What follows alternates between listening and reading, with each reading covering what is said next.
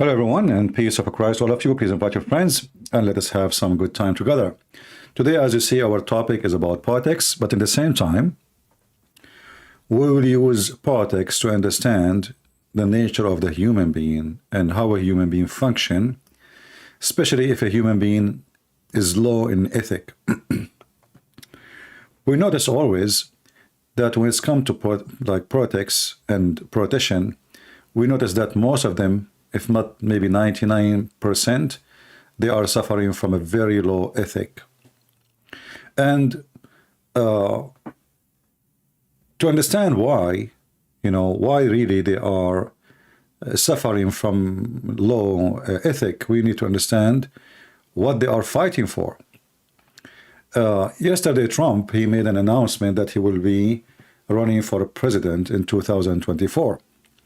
But I found in his message something very important, which is telling us the whole story. Why they really run for office. Why they are fighting for it, all of them. What is the gain? When you are in politics, anyone have the right to speak against you, to even speak about your personal life, just because you're a politician. If you do it against normal citizen, you cannot do that. He can sue you, he can take you to court, even he can make you really go pay big time or maybe even go to jail. But the second you became a politician, you became an open, or like the same as a rag, everybody can step on you, especially in countries supposedly are democratic. But yesterday, Trump, he said something very important. Explain to us really why they are voting for and what they are voting for. Listen carefully. Swamp. I will push for a constitutional amendment to impose term limits on members of Congress. It's time. It's time. And I will ask for a permanent ban on taxpayer funding of campaigns. A lifetime ban on lobbying by former members of Congress and cabinet members. If you do not know what the lobbying is, like now I want to go for politics and I can ask a bunch of businessmen, big companies, rich people to lobby for me, which means they gather a lot of money and they support me in what is called donation. And this donation, I can use it as I wish for the purpose of the election. And the purpose of election can cover anything. My hotels, my trips, my flights, my gift, my. But in the same time, it's kind of a bribe, where the rich ones, when they lobby for a person going for election, they are paying him now, so later he can pay back. Nobody give money for free. This is not a charity. Those are not a bunch of Christians or people they are donating for a cancer center, for children's, a church. No, they don't give money for people who will win election. I'm not talking about normal citizen. I'm talking about the big corporations. So when they do the lobby, simply the lobbying is that we gather all the rich people. If you are a rich man, you will receive a letter from Trump.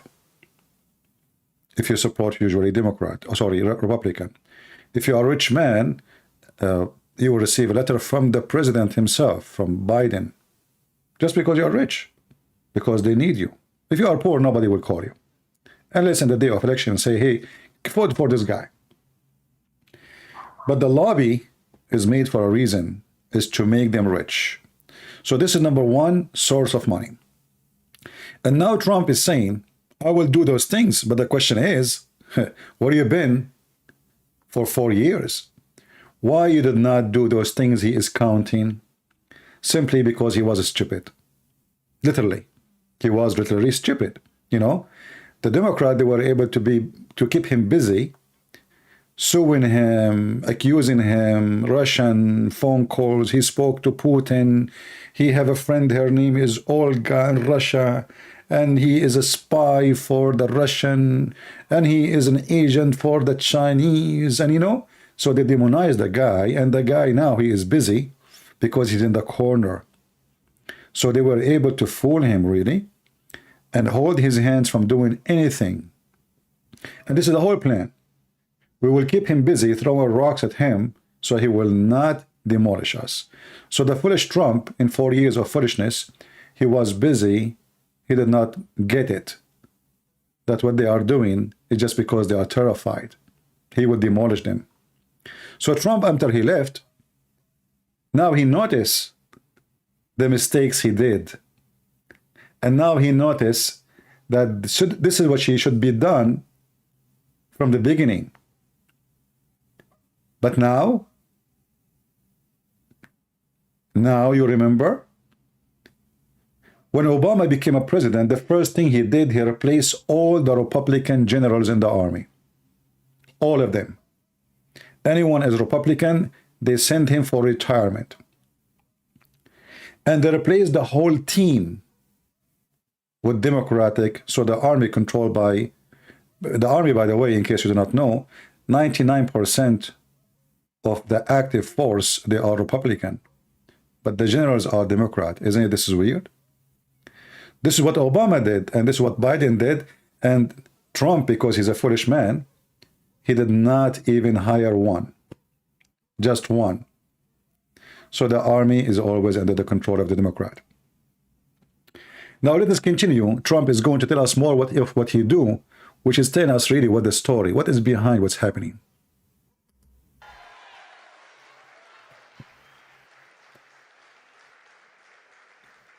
No, I see what they make. They leave the White House or they leave Congress, and they're paid millions and millions and millions of dollars a year. No, you have to have a ban.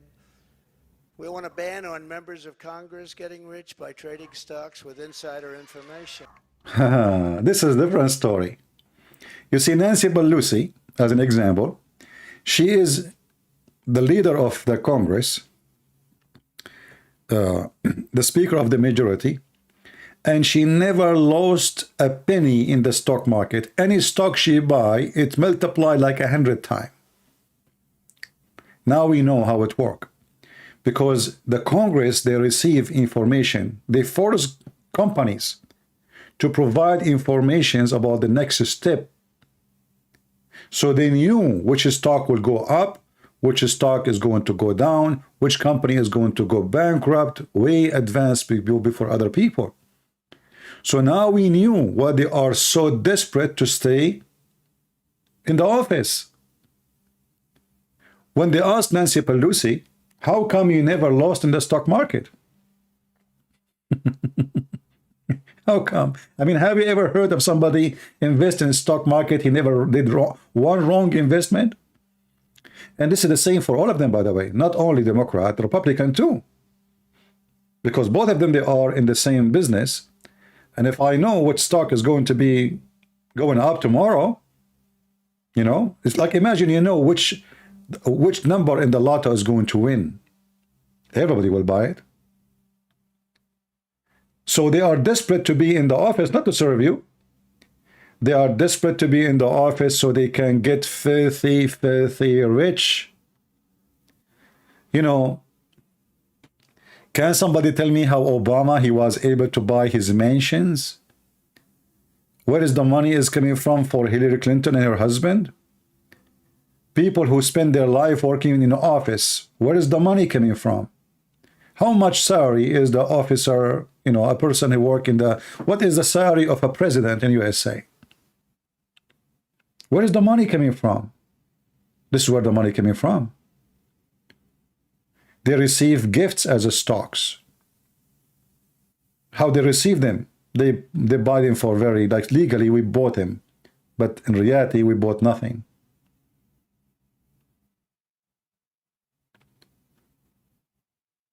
Those who work in politics, they are criminals. And the poor people, they fight for them, thinking they are fighting for heroes. And now Trump, he decided to be smart. Now he decide that this is why they are there. I'm going to ban them from being congressmen many times.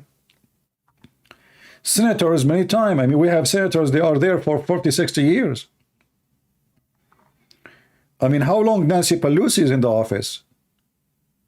Isn't it time for her to go to the museum? They never leave. You see, in the appearance, we have democratic country, but in reality, those people, they control their places. They never lose. So they control the party, the gang, you know, a gang of Democrat or gang of Republican, doesn't matter. It's a gang. They control the party, and the party controls the crowd, and the crowd is like a bunch of goats. Nobody asks himself why this guy is a senator for the last 40 years. Why there's nobody in this country deserve to be a senator? That's it?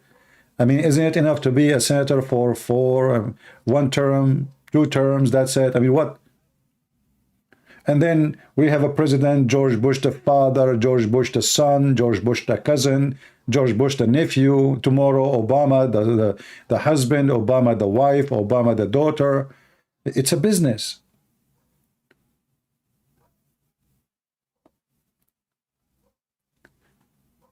This guy, Joe Biden, he was a vice president. He was, I mean, he spent all his life in office.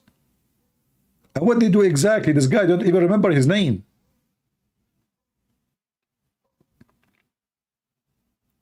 And they speak, all of them, about how to help the poor, but every single one of them, he live in a mansion, including Trump. But at least Trump is a businessman. He is not making his money from the job he just got. The rest they do. So now we are going to fix it. Don't you think you are coming late, Trump?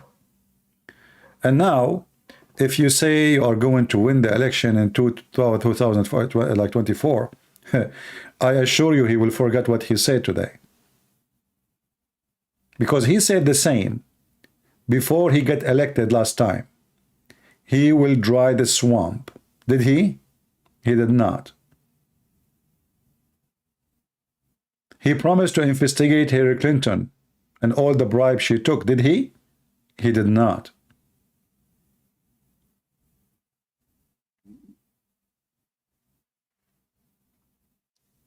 Because he was an idiot. He thought if he let them go, they will let it go.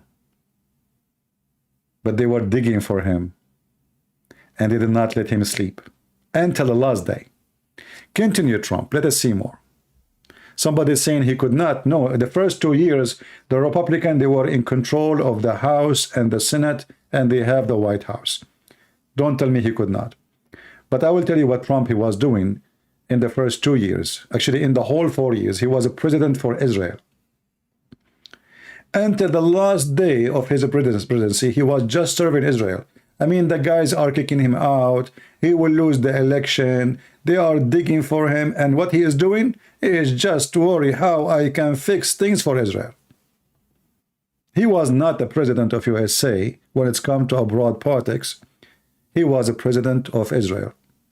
And the second he lost the election, a week after Netanyahu, he gave him a finger. He called Biden. He says, congratulations. And this is why I called my videos in the thumb the puppies, you know. And Netanyahu is one of the puppies. All his friends betray him. The Arab, the Jews, everybody. He have no friends. I feel sorry for this guy. He never chooses his friends wisely. Never. Even Fox News, who praise him every day, when the election come in less than 24 hours, they stab him in his back. Actually, even Fox News yesterday, they did not even broadcast his speech. Anyone notice that?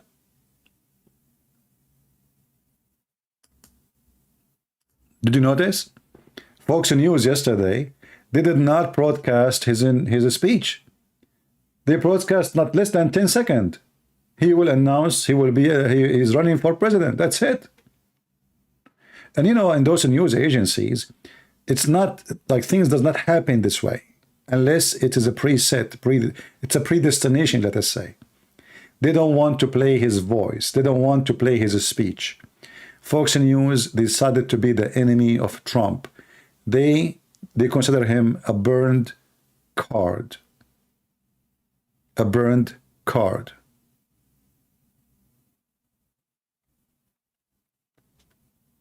This kind of equality of people, I call them dogs, even they are a human. When he is a president, everybody is kissing his ass. When he is out, everybody spit at him. And now, because the election or the result, they blame him. I mean, they blame this guy for everything. If somebody could not have orgasm in the bedroom, he will blame Trump, especially if he's a Democrat. If somebody lost his job, he will blame Trump, but the president is Biden. If the food became expensive, they blame Trump, but the guy in control is the Democrat. If anything happened, they blame Trump. No, my friend, they did not play the whole speech. Go watch it in Fox News. They play only a few seconds, and then Sean Hannity, he start talking, and etc. They did not play. Go right now to Fox News. You will see they did not play his speech. They have Sean Hannity, and they start making conversation about what he said, and they did not play his full speech. They play only little tiny part of it.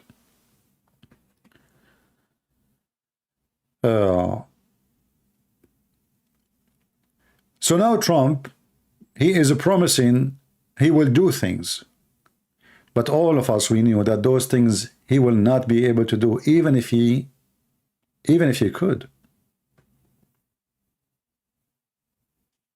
He will not be able to do it. There's a big gang against him, including his own party. If you see how many enemies he have inside his party, you will be surprised.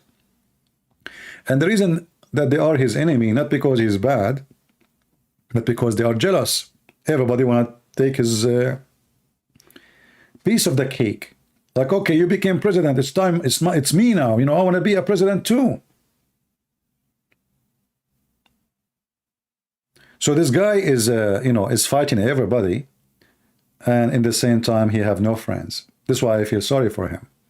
I see many comments like saying, as Trump is an actor, businessman from Hollywood, nothing else. Well, this is very funny, because if he's an actor, he should say and talk like an actor, which means he should be politically correct. And all of us, we knew that the last one is politically correct is Trump. So where you come with this from, that he's an actor from Hollywood, nothing else? Have you ever heard of somebody, an actor from Hollywood, he don't say what Hollywood like to hear?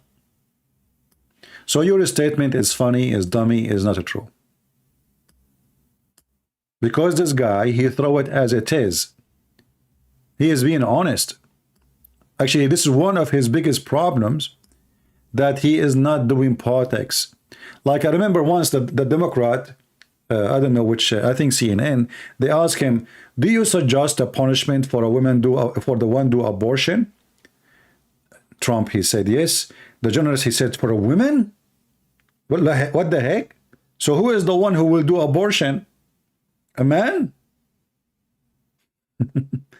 So they want to demonize him, that the guy, he hates women. Look, he want to punish women. What if a man, he forces a woman to do abortion?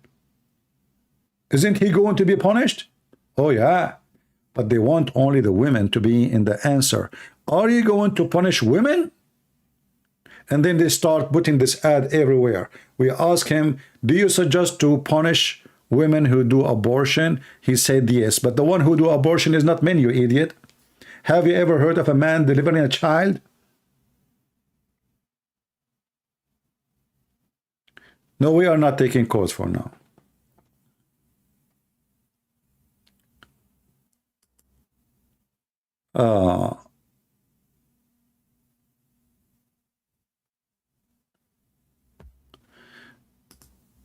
So the plan is to demonize the man, and because he is not an actor, because he says things as it is, they use it against him.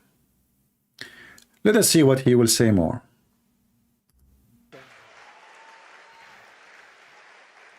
And many of our great members agree with that. They actually agree with that. And of course, we will do whatever it takes to bring back honesty, confidence, and trust in our elections. And here you notice that Democrat, they win only by mail. And this is telling you that the election is not honest. You see, have you ever heard of a party win only by mail? Where is the voters?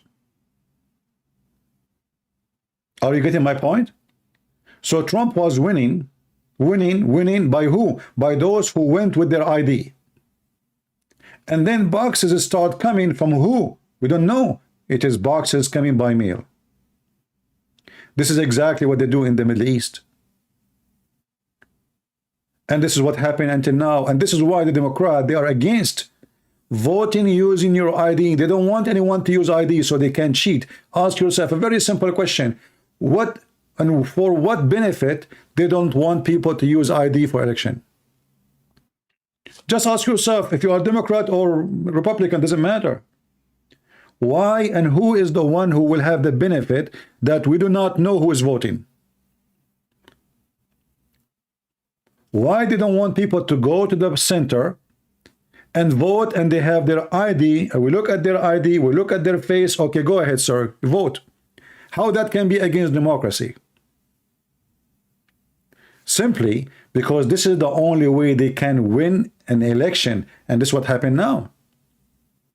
Everybody is upset from the inflation, everybody upset from the prices, everybody upset from the money value, upset from the housing, the gas prices, everything. How in the world those people, they were able to win in many places? It doesn't make sense. They won only by mail. They cheat. And everybody knows it. You will notice, if you watch any election, that when the numbers start coming, the first number is going to be for the one who voted by ID in person. Then they start counting the ones came by mail. In the beginning, you will see that the one is winning is Republican. Republican, Republican, Republican, Republican, and boom. Then the first box came by mail. Democrat. The second box, Democrat. The third box, Democrat. All the boxes are Democrat.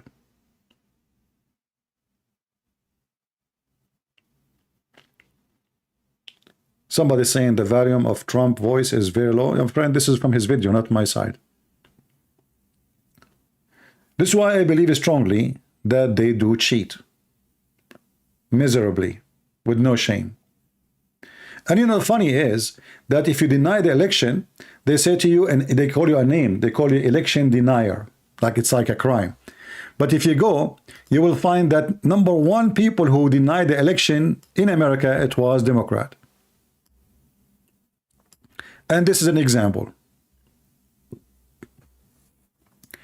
Al Gore, Hillary Clinton, Bill Clinton, Joe Biden, you know, all over. Look at those are cases one by one.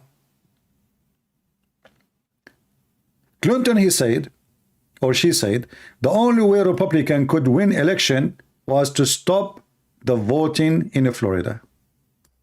They denied the election.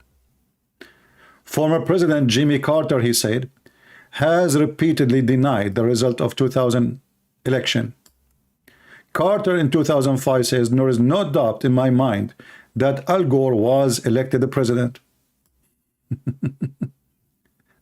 If you say it and you are a Republican, you are doomed. You are evil, you are sick, you are disgusting. But if they say it, it's okay. Carter in 2014, I don't think that George Bush won the election in 2000. And here you see all the names denying the election, one after one. And when Trump, he won the election, what happened? They start burning cars, stores, stealing, attacking like stores like iPhone stores, stealing the iPhones. I mean, what does this have to do with election? Because their gang is all over the place. And none of the Democrats consider that violence a terrorism.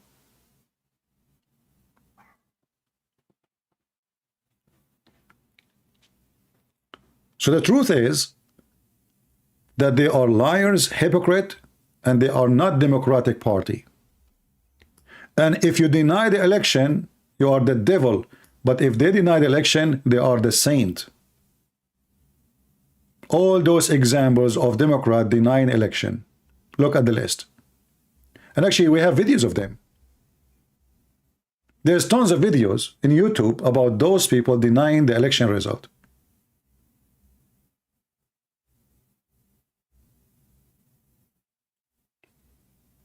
But the second you deny the election result, you are the devil, as long as they are the winners. And here we want to go and see what happened in this election before we continue with Trump. You know, many, they think that, you know, Republican, they lost. In fact, they did not. What happened is they did not win as they expected, but they did not lose anything.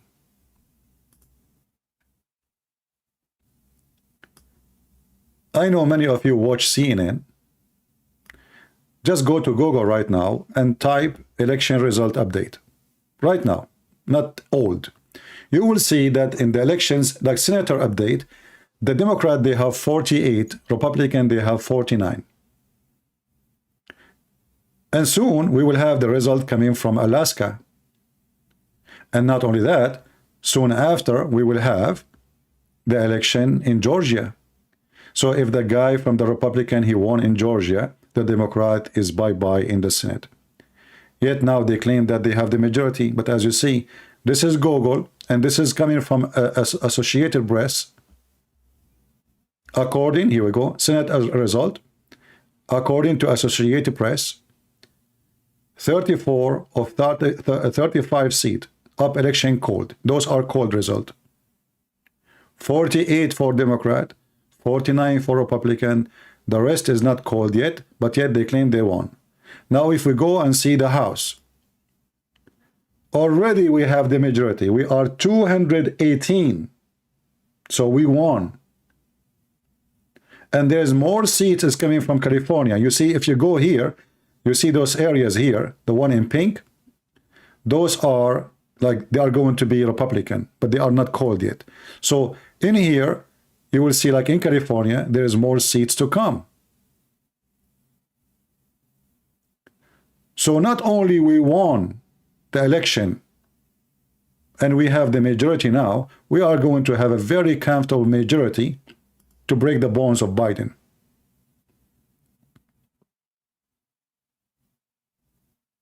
Somebody saying Alaska is counted. Alaska is counted. But I don't know, like why they are making it in pink yet.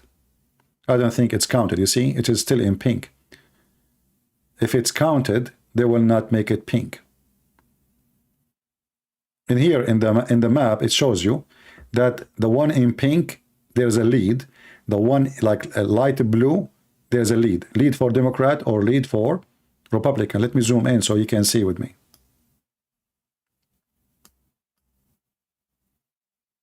See it? So if it's red, it's mean they won already. It's cold. If it's totally blue, it's mean the Democrat, they won already. It's cold. If it's light blue, there is a lead. It's not cold yet. If it is light pink, it's mean Republican, they might win. And if it's like a gray, like in Georgia, this is mean there is runoff, which mean they will redo the election.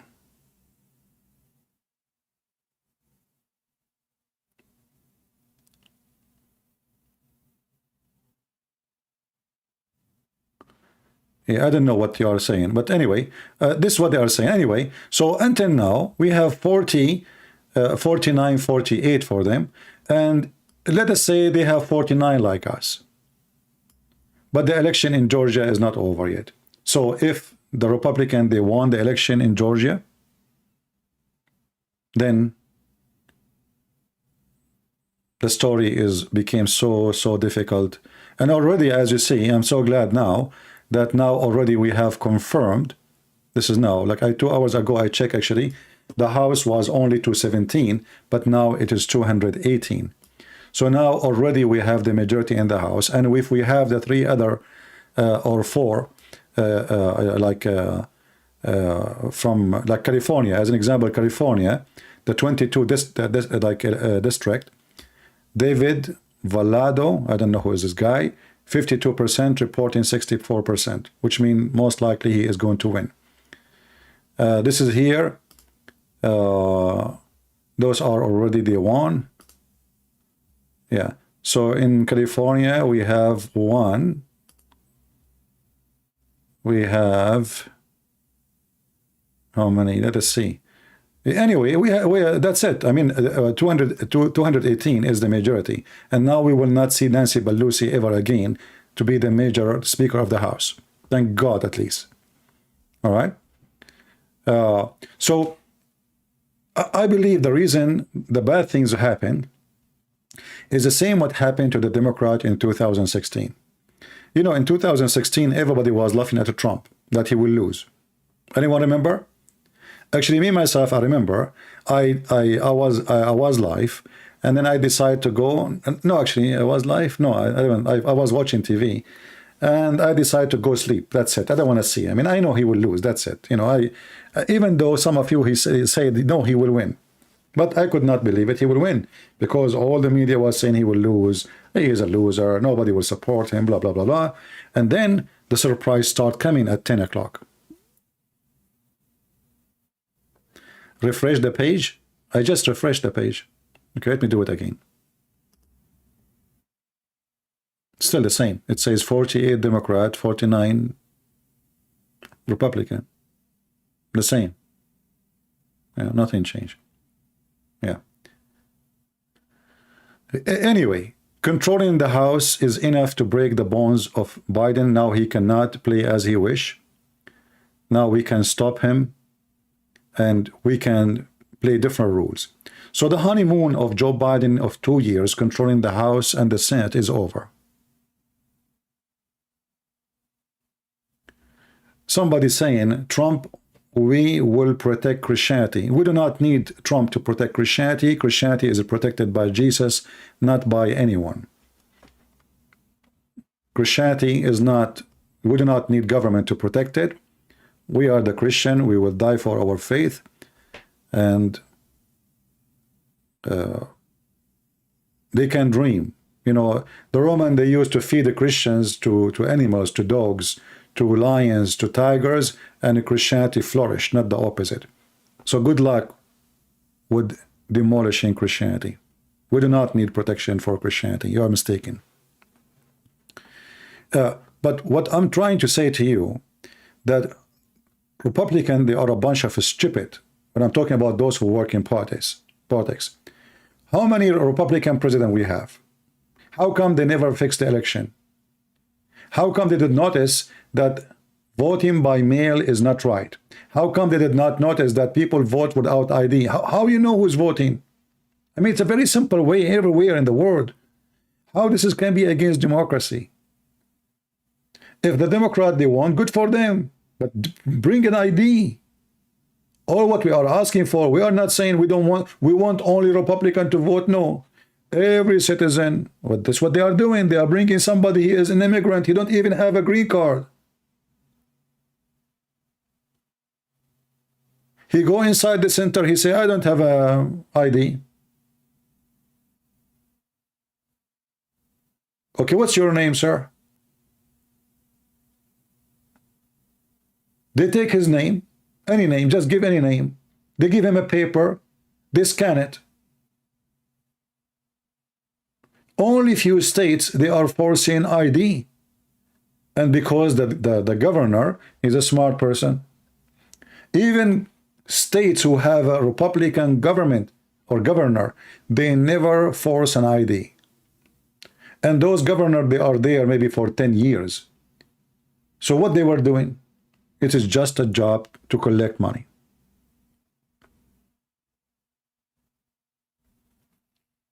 It is just a job for them. They don't care really.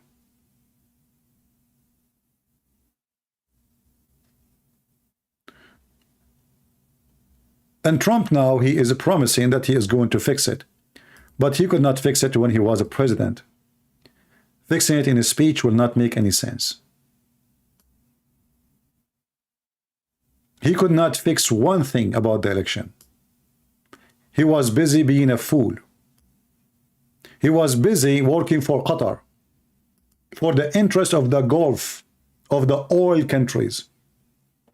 He was busy making peace between Qatar and Saudi Arabia. 5 days before his last day in the White House, he forced Saudi Arabia to shake hands with Qatar. I mean, the country here is upside down. People, they are going to jail because of June 6th, and still the idiot, he is just busy with Qatar because he worships money. Trump is a money worshipper. He is not different from them. I don't take the side of Trump. I take the side of some stuff Trump he stands for. At least as a politician. Maybe even he don't mean it. Freedom of speech. The Democrats, they are censoring people. Anyone who don't speak as they like, they are acting like terrorists in the Middle East. I left the Middle East so I can speak freely. I did not come to a country to eat hummus or to eat steak. We have a steak there. I came here because we can speak freely and we can live free. This is what they call America, the land of the free. But Democrats, they are trying to make it the land of the dead. They want everybody to be zombie.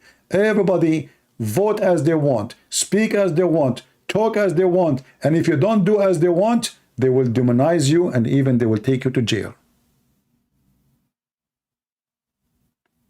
Somebody saying, stick into Islam, you are not a prince on politics. My friend, I say stick in your bedroom and don't come to my chat. This is my page and you are stupid. You don't come to my house and tell me what to say in my house, you donkey. If you don't like me speaking about politics, then don't come here. Did you see the title? Do you see the title or not? So why you enter? Because you're a donkey. The title in the menu says, we serving pork. And then you go inside the restaurant and say, I don't eat pork. That's meaning you're a donkey.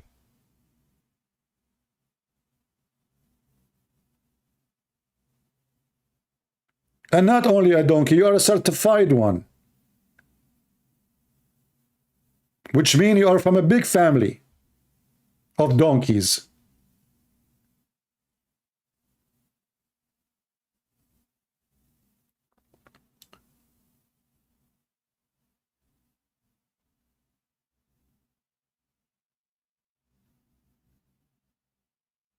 So Trump, now he claimed he is going to fix it, but he could not fix anything when he was a president, and you can give him all the excuse you want. But the result is more important. However, we have to say that when Trump was in the office, people, they can buy houses easy. The interest was almost, actually it was zero. Any citizen in this country can buy a house. For that reason alone, every American should vote for him. Now, who can buy a house? 7% interest. How much? How much? 7%. What does that mean? It's mean your salary not enough even to pay for the interest alone. Not for the mortgage. And not only that, it's enough to remember that now the prices of anything is a 3 or 4 times more from the time Trump he was in the office. It's enough to know and to remember that gas price was so cheap that you can drive anywhere you want. It's enough to know that when he was a president, nobody dared to play. Trump, he did not attack Ukraine for 4 years during Trump being president, not even a single day. The second Trump he left, they knew that they have a bunch of idiots in the White House. A woman, she take drugs and she's proud about it. Her name is Kamala Harris, and she kept laughing, ha ha ha ha ha. And a guy, you don't remember his name, and if he is a boy or a man, he introduced himself as Joe Biden's husband. So Putin, he was so happy and so excited. And not only that, the one who paid for the war in Ukraine, it was Joe Biden. He is the one, in the first few days in the White House, he stopped the oil coming to USA, or the pipeline between USA and Canada, and he opened the pipeline between Russia and Germany. If you ask yourself, why Joe Biden, he did that? I mean, Russia took Crimea from Ukraine. Are you rewarding them? Exactly. He rewarded them, and not only that, he made them earn trillions of dollars so they can sponsor their war. Have you ever heard of a stupid donkey like Joe Biden? He put sanctions in American oil company, and he left all sanctions in the enemies. What kind of a president you do that? Trump, he put sanctions. Nobody put sanctions on Russia as a Trump he did. And then they accuse him that he was working for Russia. Can you believe it?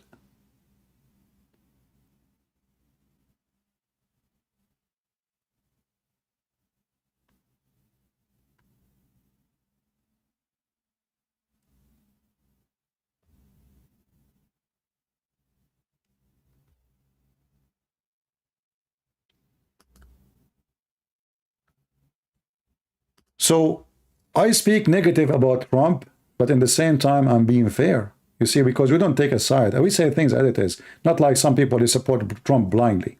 When Trump is a fool, I say he's a fool. When he says he's smart, I say he's smart.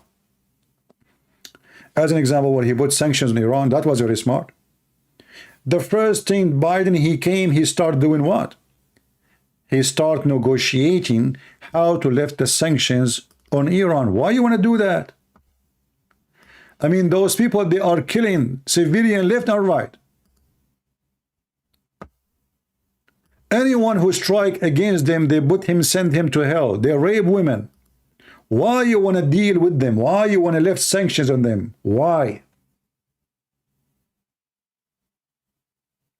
Those Democrats, they claim that they support the women's right. Is that how you support women's right? You give the regime which is killing women, giving them money, lifting sanctions on them. So in one hand, they claim that Trump is against women's rights. Why? Because he said the women should do abortion, should be punished. And the funny is, for sure, it's a women who do abortion, men. But in the other hand, they want to give Iran, the enemy of USA, the one who shout every day, death to America, death to Israel. Every day. The first thing when they go in the school, they force children, before they enter the classroom, to shout, death to America, death to Israel.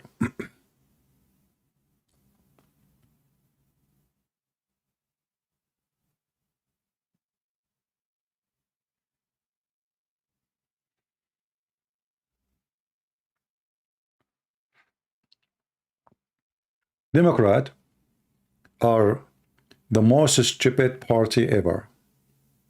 I never saw, I never heard of a stupidity can be the Democratic Party. They want to go green, but they buy more oil. How we go green? By buying more oil? I mean, you see, the intelligence is, those people, they have a very weird intelligence. We are going to go green. We want to stop the burning of carbon. How we do how we do it? We buy more oil from Saudi Arabia. You stupid, isn't it the same if you buy it from here or there?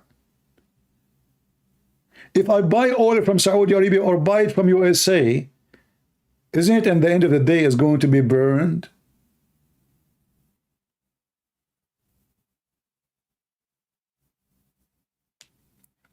My friend, Trump, he do not need to ban abortion. The Supreme Court banned it already. President, he cannot ban such a thing. He can make like an order, but this will not be a law. However, those things can change. You know, you can change the judges, a human being. I mean, the poo-poo is all over the place. Like, you can make a law, and then the federal judge, he can block it. Here we go. Now he isn't the president. A federal judge, he blocked his order in 2000, I think 18. USA system is very stupid. A president is not strong enough to the point that a federal judge in a court of nobody heard of, he can block the order of the president in the whole country. Very stupid system. And this is why the system will never function anywhere.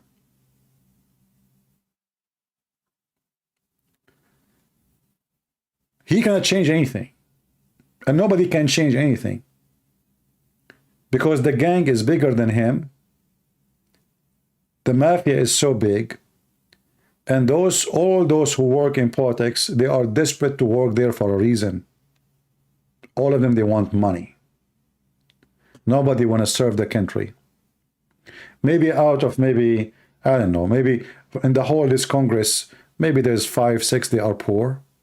They are decent. The rest, they are rich. And you need to ask yourself how they get rich.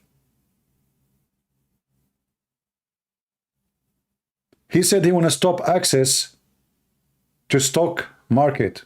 So those who they are in the Congress or senators, they cannot invest. Can he do that?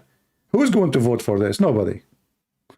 Imagine he's asking the Congress, the same Congress he is going to ban, that let us vote that if you are a congressman, you cannot invest in the stock market. Do you expect them really to accept?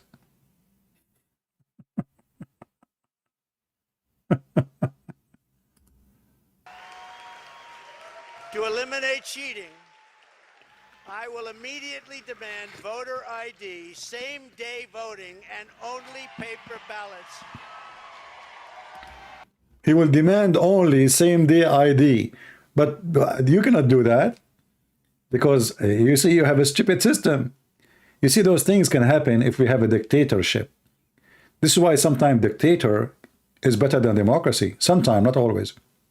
At least somebody can fix the whole country in one day. Because all those things are fault in the election. People, they go without ID.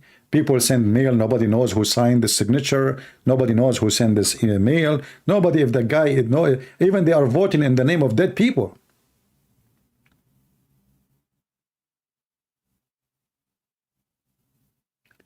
Now, His Majesty, remember that. Where you were when you were a president.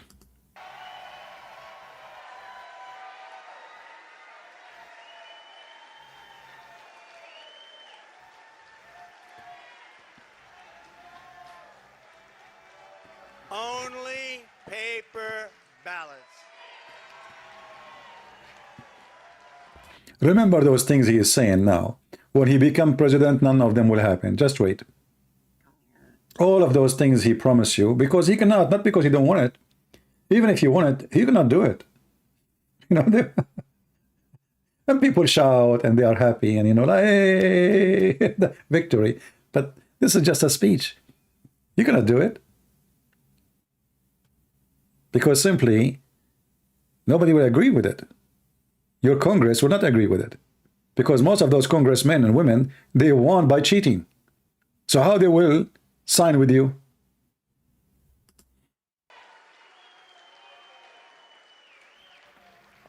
France just had an election. 36 million people voted. It was all done by 10 o'clock in the evening. No complaints. You had a winner, you had a loser. The loser went home. The winner, he's a friend of mine, nice guy. But he was happy. But there was no complaints. And if there is a complaint, you check it out, and you can fix it very easily. You can find out what's going on. No, paper ballots, same-day voting, voter ID. So simple. And we want all votes counted by election night. Can you believe it that California, who is the country, the state of technology, until now they are not able to count the vote? There is counties, they have one machines and the machines are broken and the machine is made in China. Can you believe it that the software, the American they were using, it was made in China and the owner of the company is a Chinese and he was arrested just a few weeks ago? This is America, my friend.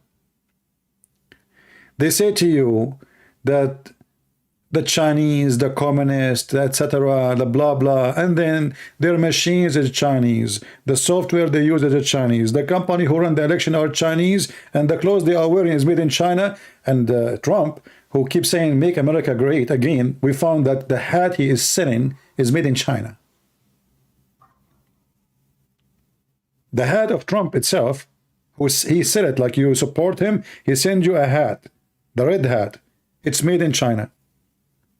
But yet they want to make America great again. Here we say things many people will not like, Democrat or Republican. But I say things as it is. I don't care who get upset, who get happy. So those things they say, and the crowd gets so excited, etc. But when they are in the office, they forget about it and they sleep over it. How many times this guy, he promised he was going to go after Clinton and he will lock her up. Lock her up, lock her up, the crowd shouting. And he promised he will lock her up because she did a lot of bribe. Did he do even one investigation? He did not. And not only that, this guy, he hired always people who they don't even listen to him. As an example, the Minister of Justice. His own ministers. His own team is against him. He was not able to hire one person who is trustworthy. Even the vice president who he chose, he betrayed him.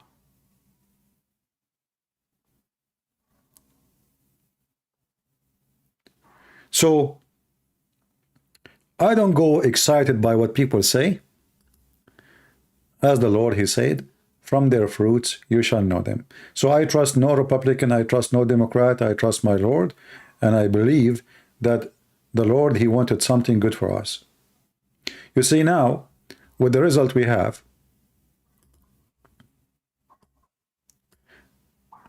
Democrat, they can go nowhere. It's like you put a chain in their foot. They can go and walk again with their agenda as they used to do before. And in 2 years from now, I assure you, the economy will collapse, will be really horrible. Because they did not change anything. You see, they raised the interest, but the interest cannot fix anything. The interest will make it even more horrible. Because that can cause a collapse for the housing market. And if the housing market collapses, the rest will follow. Nobody's buying houses. Because nobody can afford it. And even the one who can afford it, he said to himself, you know what? As long as the houses are going to collapse, I want to buy now. Just wait. And that will make it even go faster. So in 2 years from now, the Democrat, they will find themselves in a very deep hole. We do not need a Trump to make them go where they deserve to go. The economy will take them down. And then they can add in the ballot as much cheat they want. Still, if they won again, the economy will collapse and then millions of people will go in the street. They will impeach the president.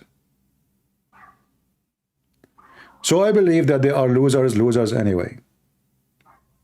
Because they did not change their politics. They did not change their idea how to run a country. They are just being stupid about like how to fight petroleum companies.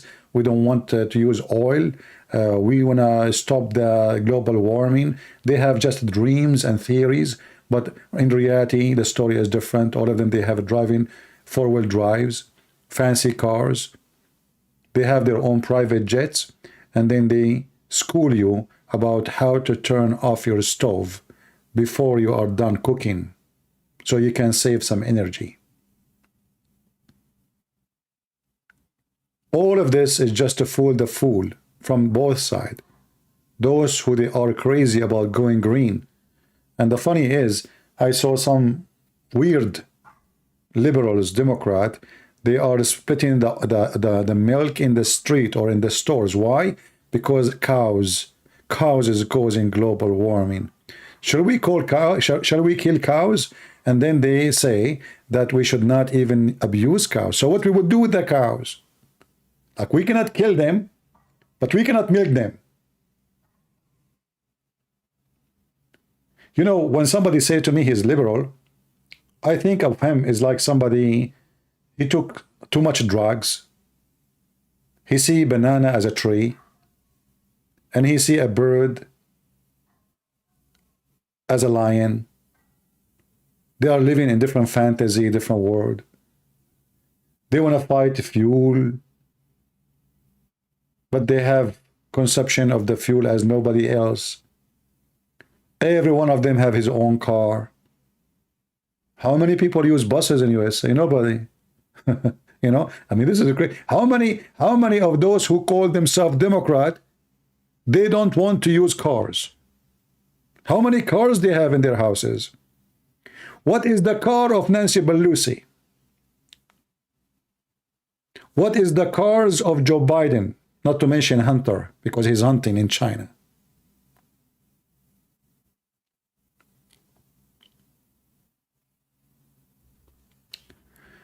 Took a look at Germany. We are 10 years ahead of America with this nonsense. I don't know what do you mean, my friend, as I know that Germany now, they are desperate for energy because they start shutting down their nuclear energy, and now they are kissing the ass of the Russian. So the German, they were not smart. They were acting so stupid. Most of European Union, they start shutting down their self-sufficient energy, which is nuke. And then they start buying gas and oil from Russia. So what you did? Nothing. Did you stop taking it? Did you stop using it? No. You are now more dependent. And not only that, you are risking your own homeland security in the hand of somebody else. So now Putin, if you want, he can make you freeze to death. So what you did?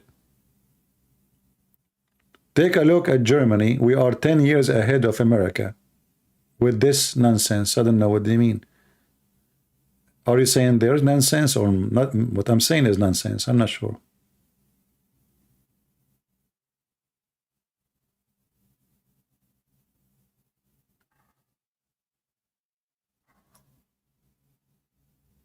Did Germany now have a better life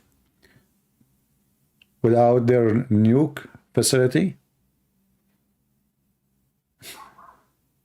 You are kissing the shoes of Putin. Literally. Why you do that?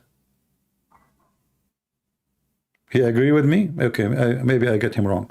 So, you know, America, we have a lot of oil. I mean, what's the point? If you are going to buy oil anyway, why you want to buy oil from your enemies? 3 months after the sanctions against Russia, we were buying oil from Russia. Can you believe it? We have shipment came to USA 3 months after the sanctions against Putin. Why in the world USA is buying oil from Russia when we have oil in our backyard?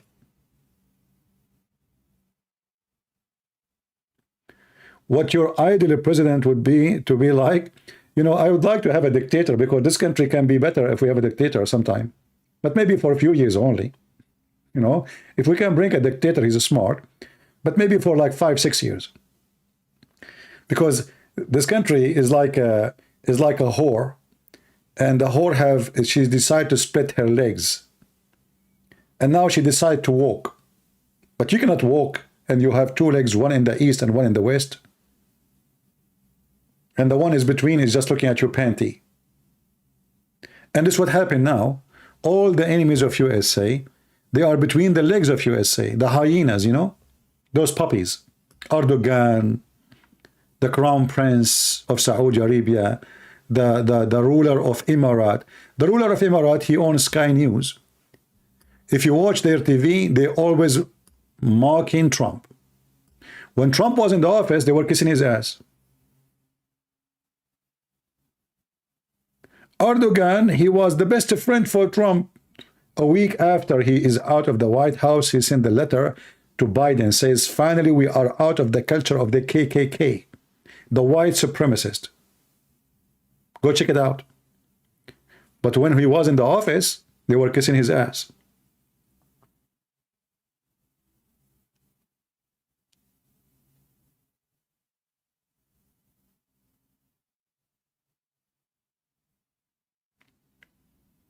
Somebody saying buy it cheap from Russia and selling it somewhere else. But my friend, how cheap is going to be? It's not going to be cheaper than here, because this is in the ground. We are not going to pay for shipping and handling, etc. It's in our land. And not only that, the American oil is way better quality than the Saudi or Venezuela oil.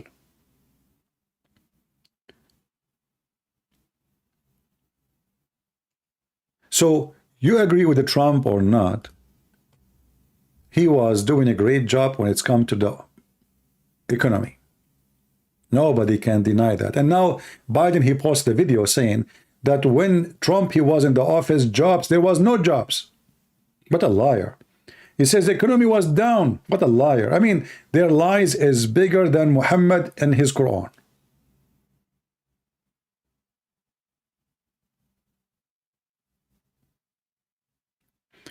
And not only that, I'm afraid now that those Republicans, because if a Trump is going to run for election, they will start biting each other. You know what I mean? So instead of making the party stronger, it might even make the party weaker, because they will be divided. And now there is big names. They are fighting to be the president, and they don't want him to be there. So he might even divide the party. Just watch out. We will see what will happen. However, I trust the stupidity of the Democrat more trusting the intelligence of the Republican. And I will tell you what I mean. I believe because Democrats are born to be stupid, they will do the deadly mistake where everybody will spit them out. In 2 years from now, economy is going to be down the floor, not in the basement, maybe 70 foot, as Muhammad said, in the grave. And then the punishment of the grave will come. And two angels will ask Biden, what is the price of the dollar today? What is the interest in the bank? Why the housing market crash? And why there's no jobs and there's no food in the shelves? And then you vote for who, it doesn't matter, because simply people will spit you out. Right now, still they are trying, to make themselves look fine. But if you go in the market, go in the shelves, go see the prices. Prices are so crazy, so scary. And this is why I cannot believe that they did good in this election. It's impossible. It's impossible, because even Democrat, you see, like this guy, with his name in Florida, he won in Florida, even the most conservative Democratic Party territories. Why he won? Well, people, they see the prices, and in Florida they could not cheat, because people, they have to vote by ID, and even the one who vote by mail, they have to check exactly if this is the person. They have a very good system. So they could not check, they could not cheat. But in other places, nobody knows where those ballots are coming from.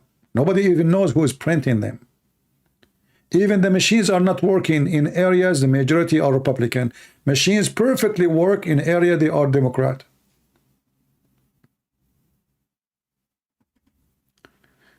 So we will see what will happen.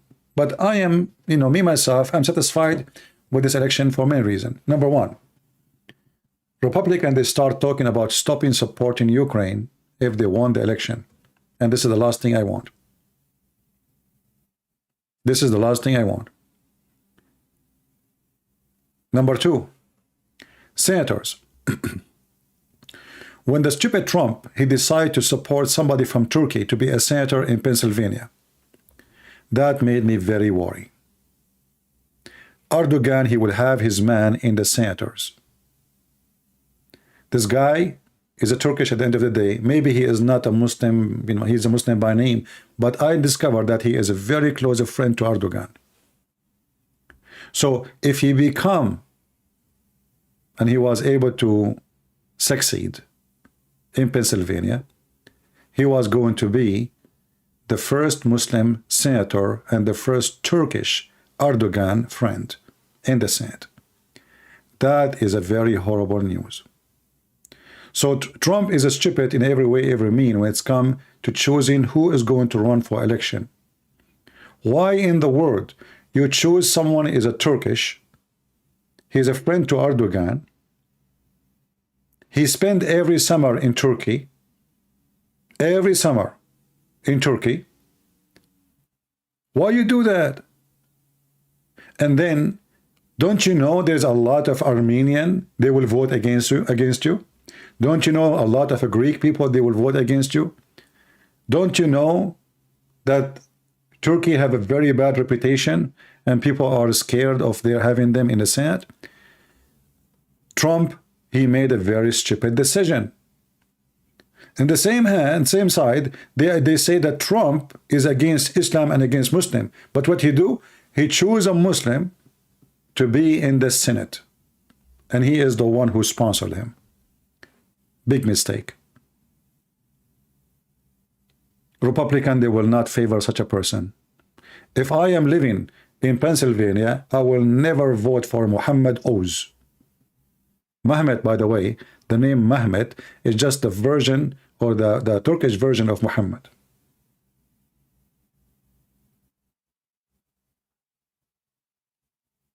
So in my heart, I was saying, oh no.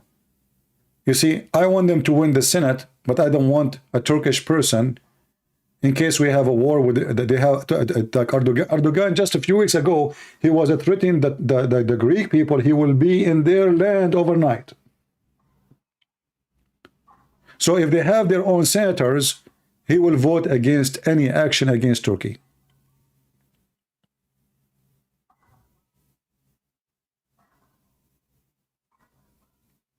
So in my heart, I was saying, I hope he will not win, even if we are going to lose the Senate.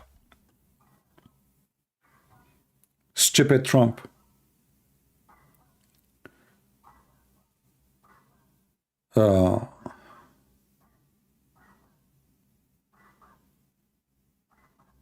Inflation is caused by curtailing the supply side. No, inflation happened by a very simple thing. It's about gas. The price gas go up, scary. Not only just up, go 3 times more. And then that will affect everything, because everything needs to be processed by oil. Even your tomato need to be processed by oil, because the farmers, they use oil to run their machines. Everything you have, you need energy.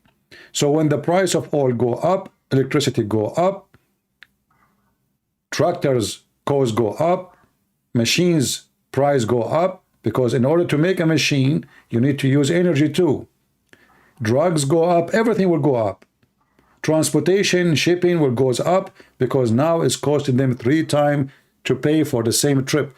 If you go right now and check the price of a ticket, last time I went to South Asia, 2, 3, 4 years ago, I forgot when, I paid $800, $750, including the insurance, it was like $800. Right now is $2,700. Same airplane, same airline, same direction. 2,500, 600.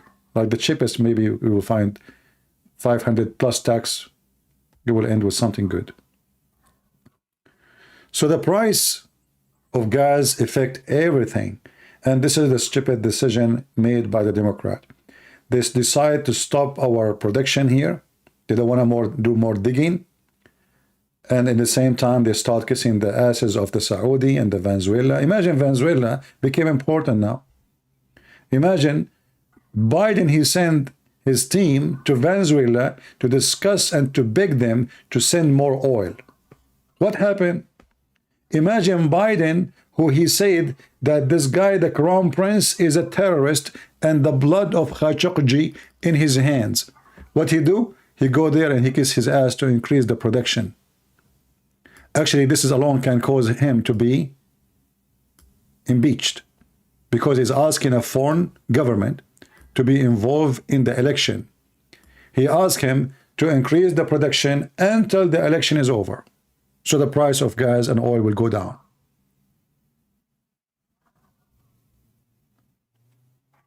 And now the winter is coming.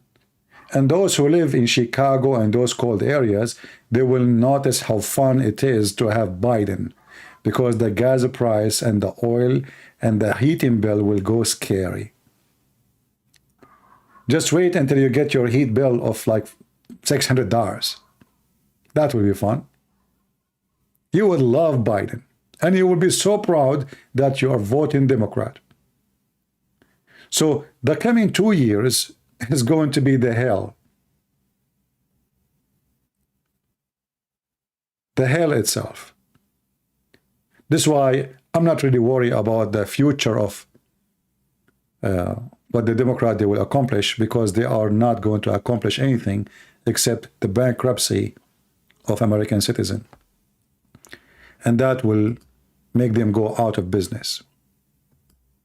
Just wait for the coming 2 years. Who want to bet in 2 years what will happen? Do you think in 2 years from now the price of gas will be way cheaper or way more expensive? You know the answer. It's going to be way more expensive. We have Democrat. As long as we are buying gas from others, as long as there is short of supply, as long as there's gang controlling the gas price, you know, they have a gang. They have a team. They meet together. They say, we are going to cut the production so they can increase the price. It's not a free market no more. It's a gang. And the stupid Democrat, they are making the gang rich. And they are making the American poor. So you like Trump, you don't like Trump, who care? At the end of the day, do you like paying more in the gas station for the same gas you used to use 2 years ago? If you like it, that means you're stupid. Do you like to pay 3-4 times for the same milk you drink? Do you like that your interest for a mortgage became 3-4 times more than the time of Trump? Do you? If you do, that means you're stupid, literally. As simple as that. And not only that, you know, somebody talking about farmers. You know, those farmers who cannot make living because the price is going so crazy, and they are putting more. You see, the funny thing about those Democrats, if you go to California as an example, they have coding for everything. If you want to build a bathroom, there's a 700 pages coding for a bathroom. Like, you can finish a PhD before you finish the code. Welcome to California. If somebody want to scratch his ass, they have coding for it.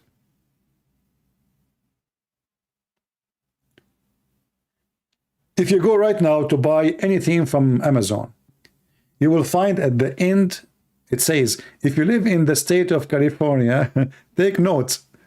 Disclaimer. And you might be surprised that the state of California, they ban this material in the state. Do you know that if you are traveling between Arizona and California and you have an orange with you, the police will not allow it? You are smuggling an orange. You are not allowed to have it. But the heck with those people.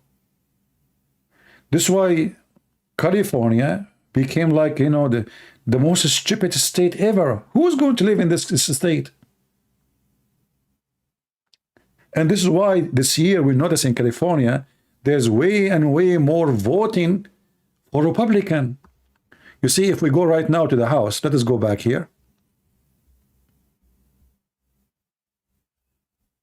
Look at this. This is California. Do you notice something strange here? This is California. The majority in California, they are voting for Republican in the Congress. Do you see it? Look at this. And I'm talking about, when I say the majority, I'm not talking about population, I'm talking about the space. Maybe more than 70% of the location is red. Like the pink and the red is red. The blue is the Democrat. So there is an area where the big population, they are centered, like San Francisco, LA, etc. But if you look at the massive size of California, people are voting more and more Republican. Why? Because people are sick of this garbage.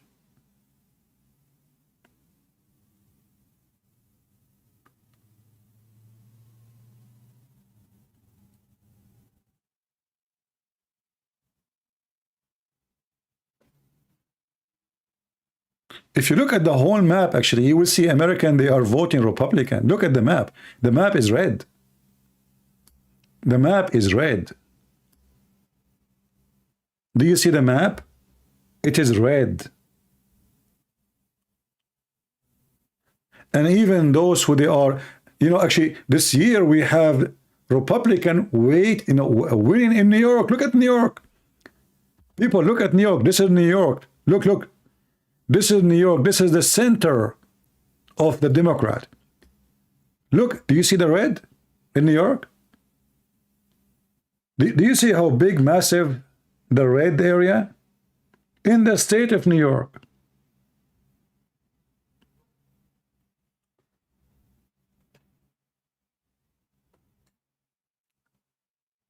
And why they are going to vote Republican? Because people, they vote for what is right for them. Food, money, salary, gas, jobs, freedom, and Democrat, they are the biggest losers when it's come to this.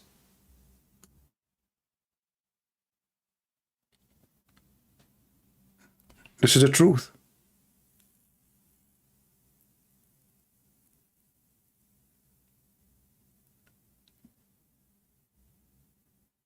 And the reason I don't believe this election was a correct election, because how in the world we won many House representatives in New York, and yet in the Senate we are doing bad, or governor? Doesn't make sense. Why somebody want to vote for Republican Congress, yet he vote for Democrat senator? You know what I mean? Like, look at Arizona. How in the world in Arizona, the majority of the people are voting for Republican Congress, but they did not vote for Republican senators? Do that make sense to you? What I know about voting, when you vote for Republican Congress, you vote for Republican senators too. You know, guys, what I'm saying? If I am a Democrat, I'm not going to vote for Republicans Congress and Democrat Senate. It doesn't make sense.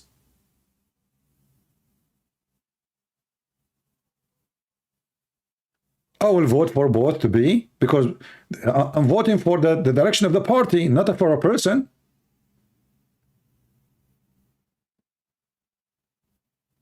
Guys, do you understand what I'm saying? Imagine I vote against Muhammad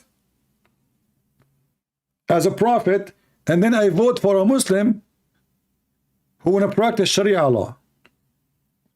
It doesn't make sense.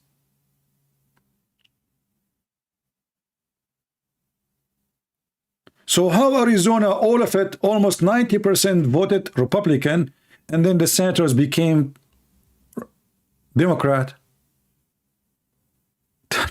That is the most weird, stupid thing ever. So what they do, they cheat in the mail they send. We do not know who's voting. We do not know who are they. We do not know if they are even exist.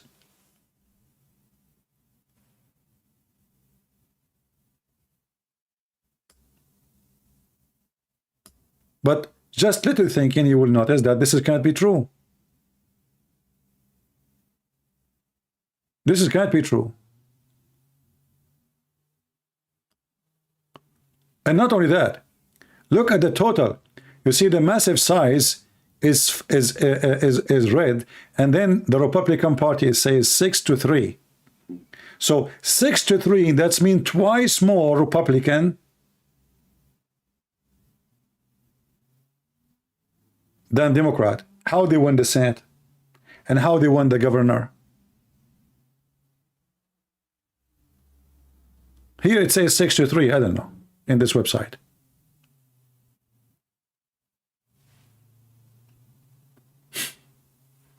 So it is very fishy, you know.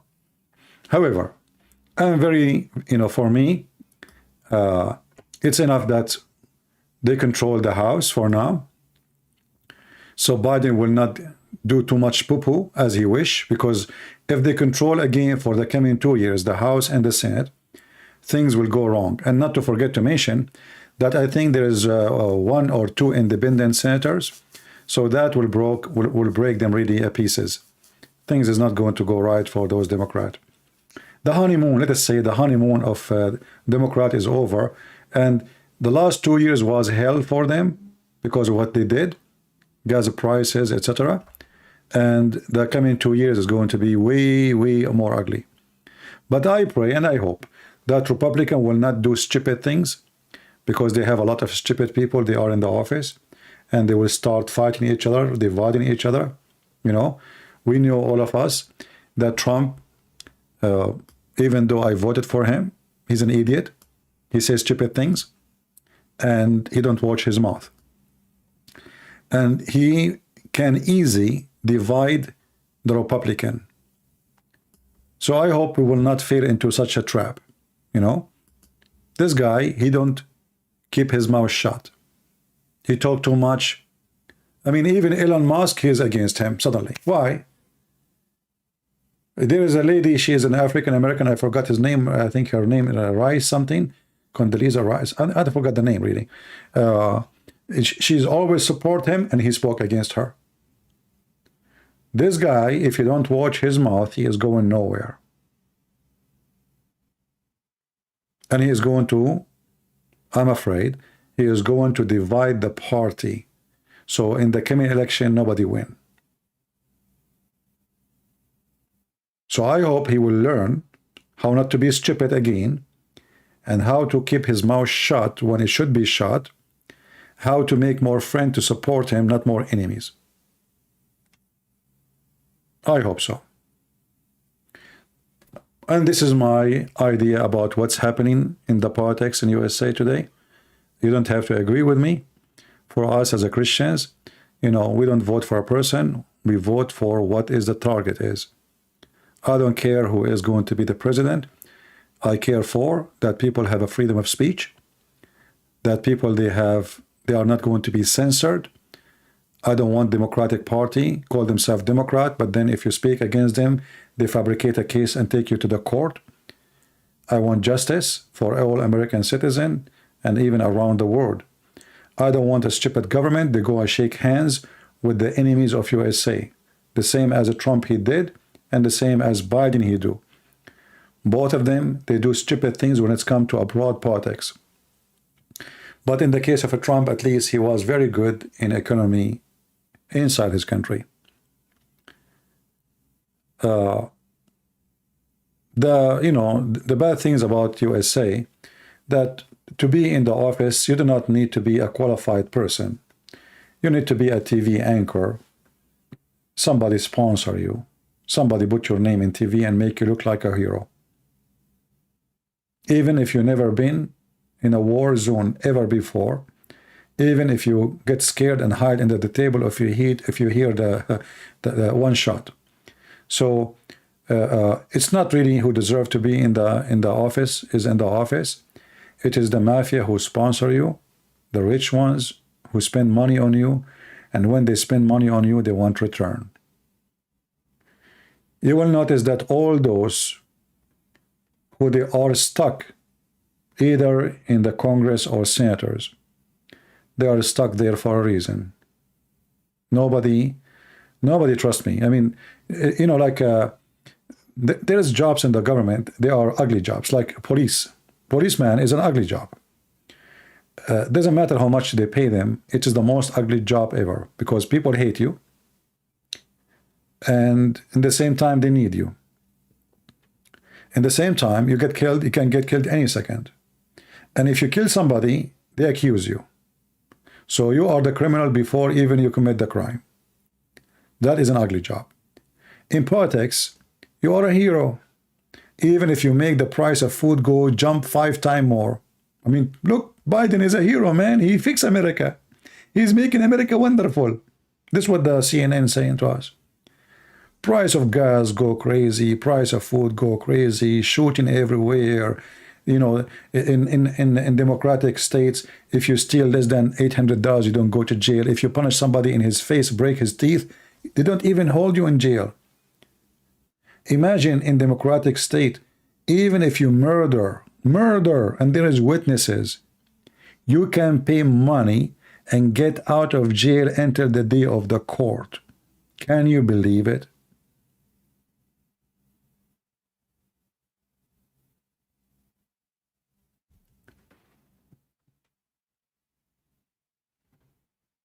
In such election we have someone like this guy Fatterman. He cannot even say his name correctly. He won election. Who in the world would believe such a thing? I mean, you tell me how that can happen. Even though I don't like the Turkish guy to win, but it doesn't make sense. It totally doesn't make sense.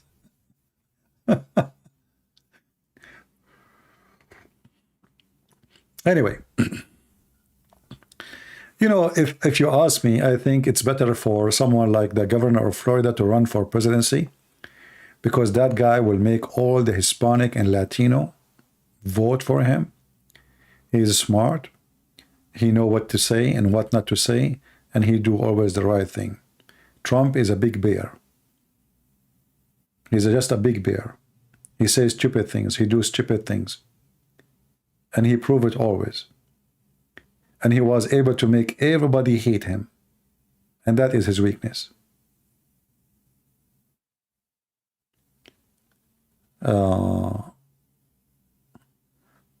I was growing up, the police was respected.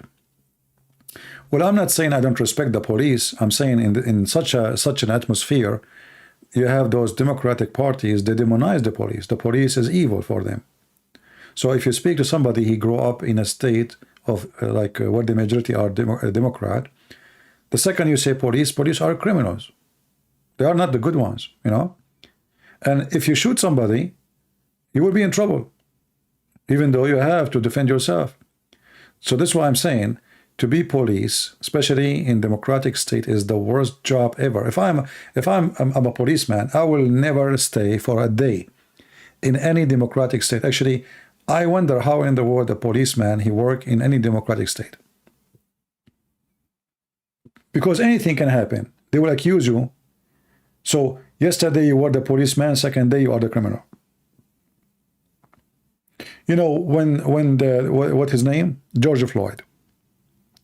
In the street, and the guys are not white, there is Asian, there is black, the head of the police is a black, the mayor of the city is black, the general attorney, the attorney of the state is a black. I mean, everybody is black, and yet they accuse him to be a racist, and they make it a racist crime. It's not like an abuse of force. I mean, we know that they don't want to kill him. Everybody know that. But look what happened to those police. They demonize them. They make them the devil. And who dare to defend them? Who is even the lawyer he will go to defend them? Even though we know that they are doing their job. The guy he resists. You can say they use extra, force. They should not. But there's no way they want to kill him. And there's no way you can say they are racist. There is Hispanic, there is Asian, there is black. How those are racist too? Their boss is a black. The mayor of the city is a black. The head of the police is a black. So how that can be racism?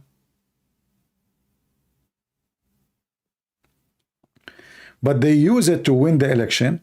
And suddenly, the guy who was nobody care for him, in his funeral, he have a coffin covered by gold. Did you see it? They made for him coffin covered by gold. When the guy he died for the sake of $20. So when he was alive, nobody cared for him. But now, because for the politics agenda, suddenly his picture everywhere, and it's just a fake party. The Democratic Party. If you care for the dead one who died because he committed a crime, what about you care for the living black people? What Obama he did to the black people when he was a president for 8 years? Nothing. Where Obama he live right now? Did he live between the black poor people, or he bought a mansion between the white redhead people? Go check where he live. In fact, Trump, he is the only one who care for the poor African American. He made a special investment, special tax cut. If you invest your company, your money, your business, if you open your business in those poor areas, you are tax free. Go check it out.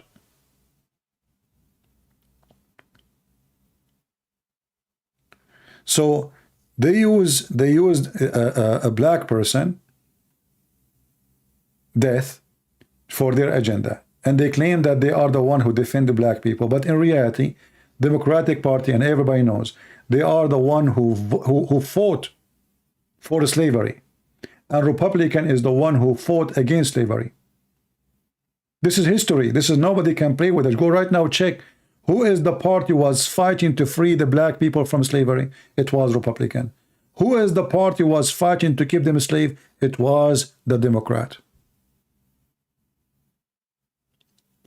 And now the Democrat, because they are like snake, they change their skin. The snake change their skin every day. So from a party going against black people, discriminating them, they want to keep them as slaves, to party claim that they are defending the black.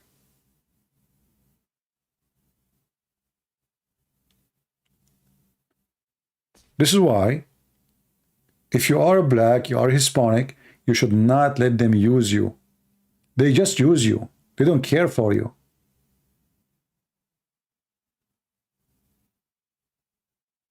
If you go right now and check what Biden he did to the black community. Here we go. You have a Democratic Party. What happened? What change happened to you? Is your life better? Just question. Did he make anything different, something new for black people? Are you more happy now? Just ask the question. Just very simple question. If he did something different, let me know. It was only Trump. Actually, black community, like colleges, they used to go to the White House every year to beg the president to give them assistance. Trump is the only one. He said to them, from now on, you don't need to come here. It's going to be automatic renew. Automatically. For the last 40, 50 years, every year, those, you know, those college community who have in a poor area where black people live, they have to go to the president and ask for assistance. They have to beg him, literally, please, Mr. President, can you help us? Trump is the one who said to them, why you are doing this? This should be your right to be assist. Should not be beg for it. Every year now is going to be automatic for you. You do not need to come here again, ask for it.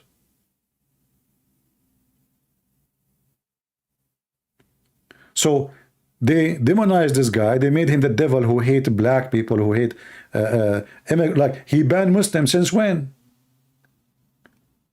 You see, you remember when they start saying Trump, he banned Muslims? Why? Because he banned countries. They cannot travel. But this is the same order Obama he signed before him. Trump, he just renew it. So when Obama he signed it first, it's Obama who come with this, that this country and this country and this country, they are not allowed to come to USA because of terrorism. And then Trump he signed the same list, which is made by Obama, not by him. What they call him? He banned Muslims. Do you remember? When the truth is, the list he signed, it was made by Obama. Do you remember the cage? Guys, who remember the cage? Trump, he is putting children in cage in the borders. Do you remember? Trump putting children in cage in the borders. And later we find out that the one who made those cages was Obama.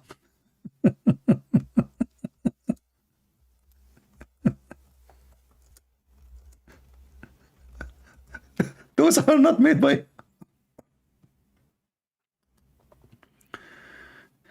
Those are not made by him. Those cages... Look, This is the BBC, the evil BBC. Who always attack, attack us and attack Republican, attack Christians. The BBC, the station of the devil, owned by Saudi Arabia. Trump immigrant separation policy, children in cage. Do you see it?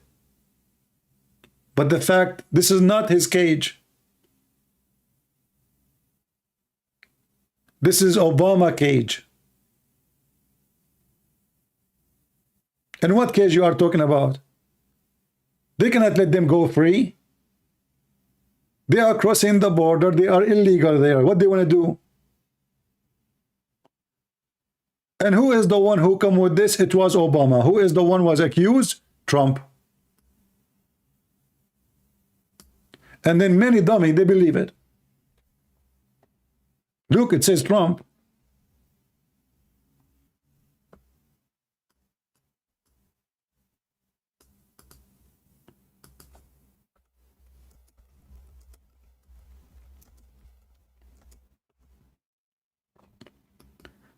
No honesty, no dignity, zero ethic, and nobody want to hear the truth. Do you think really that CNN, they do not know that the one who put this cage is Obama?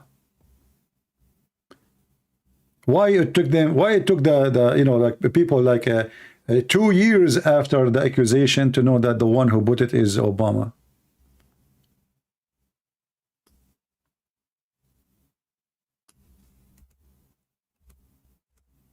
Shameful people, they demonize anyone. Do you remember the Muslim when they made the video says a Christian prince sexual predator? Why? Because he said to a Muslim woman, suckle me. I was quoting his prophet. This is what the Democrat is about. They cannot beat you in a debate. They cannot beat you with facts. They try to smear you.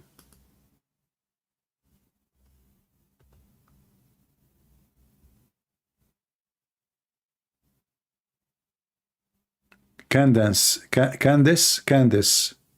Owens. Okay, I don't know. I'm saying the name wrong. Yeah, but I heard that just 2 days ago he said something negative about her. This is what I'm saying. Trump is not a good person in politics. He is stupid when it's come to that. He don't know how to make friends. He know how to make enemies. And this is his weakness. He don't know how to get really supporters. He is so good to make people run away.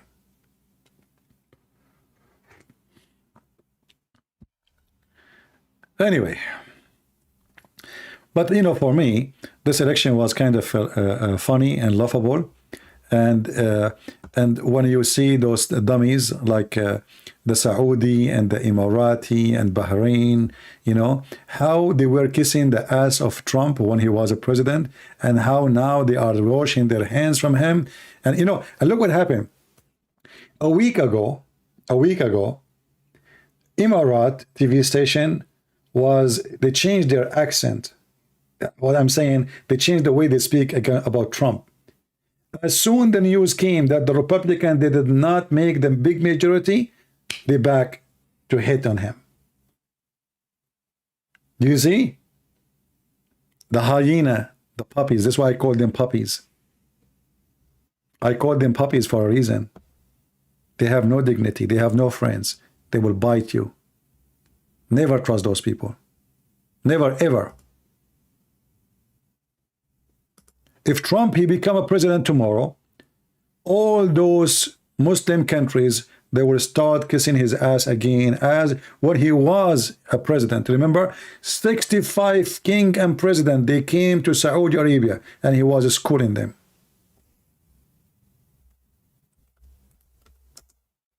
Festival. Kings.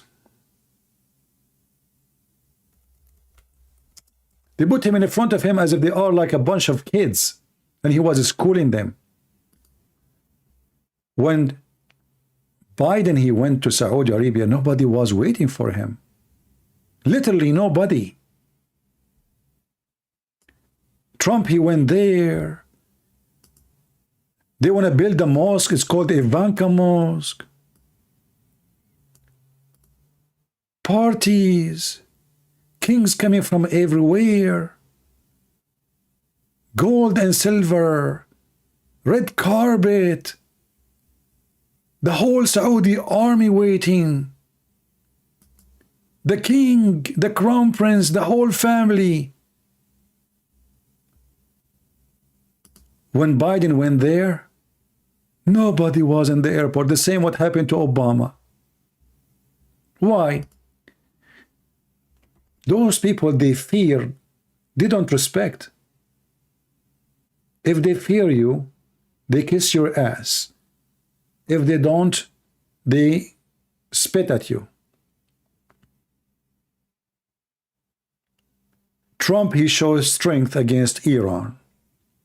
He shows strength in everything he do. Almost. Biden is a guy, I don't remember his name. His own people making joke about him. He keeps saying, I am Joe Biden's husband.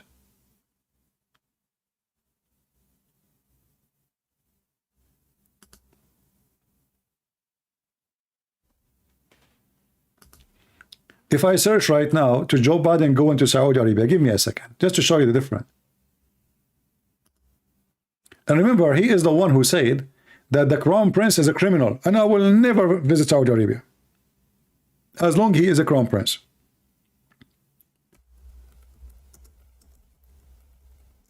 Not only he went there and nobody was waiting for him in the airport, the crown prince, who is nobody, he welcomed him in the front door. Look who welcomed Biden. Guys, look at this. This is the president of USA. Who is waiting for him in the airport? The governor of Mecca. Not the king, not the crown prince. And when he arrived, how they welcome him. Look at this. He did not even shake hand with him. But there's no corona at that time. I mean, this is just 2 months ago. What is this? He did not even smile in his face. He does go and check in Trump how it was. Oh boy. The king himself, the king who cannot walk. The crown prince is walking behind like a puppy. Shaking hands. Putting the medal of honor. The king himself is bowing down in front of Trump. What happened? Everybody want to talk to Ivanka Trump. Look at the Saudi royal family. Look, Ivanka Trump in the middle, and everybody said to himself, man, why my wife, she don't look like this? Man, oh man, what the heck is this? And then everybody became the consultant to Ivanka Trump. Look.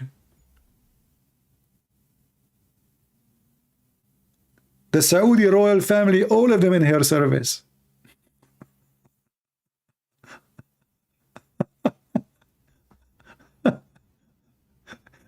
And then a party and dancing. The king is holding the hand of Trump and dancing with him.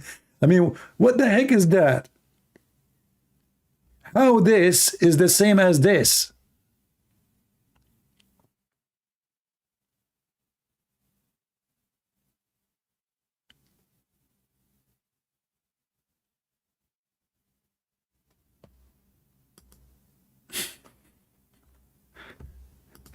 And when he, when I look at those things they gave to Trump, I said, what is that to take with him to the kitchen? Is that like, what the heck they gave him in the airport? What is this? This is flowers?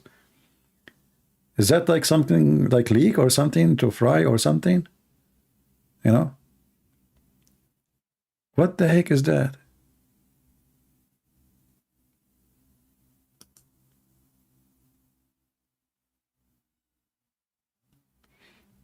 Yeah, Trump, he don't wear hijab. What hijab? This is his wife. Look what she's wearing.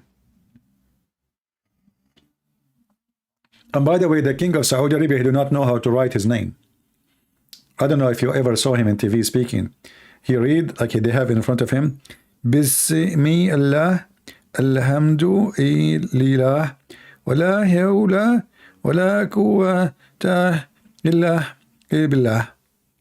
And okay, you know, he don't know. If I play the video for you, you will die laughing how he read. Yeah.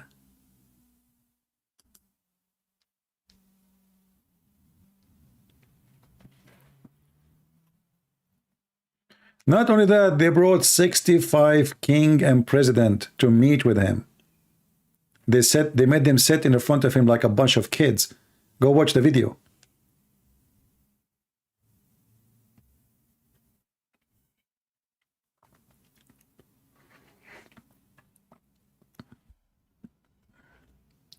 Anyway, but you see, this is how life is funny.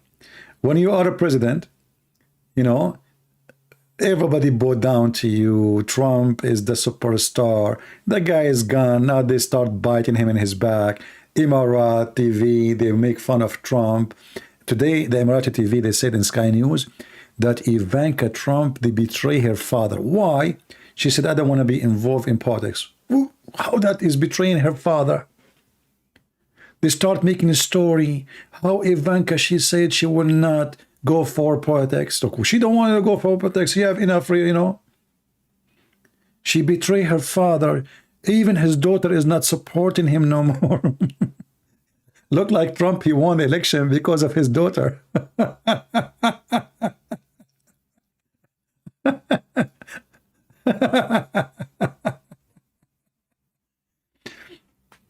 You know, this is Sky News. Sky News is owned by Emirat, and they have in English, they have many languages, right? But this is the most great example how Arab countries are. Arab countries in English, they support Ukraine in the war. Arab countries in Arabic, they support Russia in war.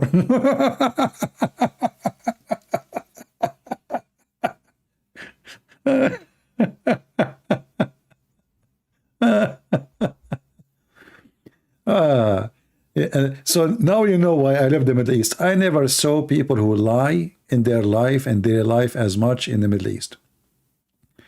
I mean, those are the countries where ethic is zero, below zero. Like, you know, you might go in Alaska and you freeze because of the temperature. In the Middle East, you will be freezing from how big the lies is. No dignity. I remember once in you know, in the Saudi TV, they were talking about 50 cars, they hit each other in the highway in Los Angeles because of the fog weather, brother. But nobody, thanks to Allah, was injured. In the same day, there was a bus full of students. I forgot how many, 60, 50, 70, I don't know. You know, the whole bus, the whole bus full of kids, all of them, they die, including the driver. Nobody spoke. It's not even in the news. But they are busy to talk about an accident happened in LA, brother. But what happened in their own town, their children, they die in the same day, it's not in the news. That's why in Islamic countries, when you watch news, there's no news because it's an angel country. There's no crimes, there's no shooting, there's no rape, there's nothing.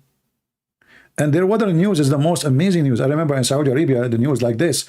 You will see the weather guy saying, Inshallah, tomorrow. Inshallah. And only if Allah will. By Allah will. Inshallah. If Allah will, we will have a speed of wind 30 miles an hour. Inshallah, remember. Inshallah. And inshallah, we might have rain if Allah will. So you have to say the word Allah every 2 seconds, otherwise they will kill him, because they will claim that he claimed that he knew the future. So weather news in Saudi Arabia, like now, is different from before. Like now they are getting better, but before it was Inshallah tomorrow, if Allah will, only and only if Allah will, we are going to have rain, only brother, if Allah will. And if Allah will, we might have a sandstorm, if and only if Allah will. You have to say it, otherwise before he leave the studio, he will be dead. You know, the first time a bicycle came to Saudi Arabia, do you know what happened? A guy, I don't know, he was studying where, Saudi. He came to Saudi Arabia and he brought with him a bicycle. They never saw such a thing before. And then they came to his house, the police, the Sharia court, the judge, and the judge, he ordered to arrest the bike for this is the bike of Shaitan. And they put the bike in the middle of the square, and then the judge, he ordered to behead the head of the bike. And then the guy, he came with the big sword and he started trying to behead the bike, and then his sword was broken because the bike, her head is hard to break. And the judge of the Sharia law, he ordered by Allah, we are going to behead the bike of the devil, and anyone he will bring such a thing to this country, this holy land, he will be punished. Takbir. I remember once there was a guy, he made in his yard, like, you know, those, like, you know, containers for flowers, you know, for a container. So he made like in the shape of a duck. He's like, he's very good in, he's a creative. But the creative in Saudi Arabia, no way, that's bad. So he made containers for flowers look like duck. You know, so like the back of them is empty, he put dirt and he put flowers. Somebody reported him that he have idols in his house. Look at this. This is true story, I'm not lying. He have an idol. They reported him to the Sharia court, to the police, the Sharia police, that he have idols in his yard. The guy was home and suddenly like hundreds of people walking together, going to his house. They knock at his door, the police, the judge, and they Allahu Akbar, and they carry on the order of the court. We are going to inspect the yard of this man. Please order your wife to cover themselves. We are going to check the house. You've been reported that you have idols. The guy was terrified, like, what the heck? You know? So he went inside the house. He ordered his wife to cover herself because they want to go inside. And they went inside and they checked and they found that he have ducks made of cement. And then the judge, he ordered by the name of Allah to execute those idols. And then the guy, he's wearing a mask. He like, you know, those Arabian clothes, you know, you put it in your face. So he put the shimach in his face, and then he came with the sword and he cut the first head, and the crowd shout, Allahu Akbar, Takbir, Allahu Akbar. And then he cut the second duck head, Allahu Akbar. And then they arrested the guy. We don't know what happened to him. This is Saudi Arabia. And now, you know, people, they say like Saudi Arabia advanced. Until now, maybe more than 80% of population don't speak Arabic, don't know how to write, how to read. This is why those, they call themselves royal family. Those are just a bunch of gang. And they have nothing to do with royal. They are able to control the country. You know, the oil money, you know, a country, people are not educated. And if somebody educated, he decide to open his mouth, they make him disappear. Yeah. But anyway, Alhamdulillah, there is no, but now listen, Saudi Arabia then is not the same as Saudi Arabia today.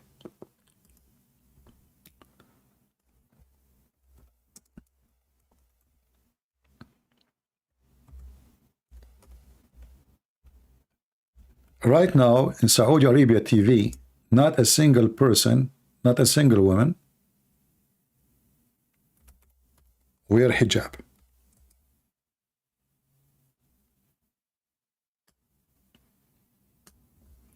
You can go right now in Saudi Arabia and you see women, they are not wearing hijab at all.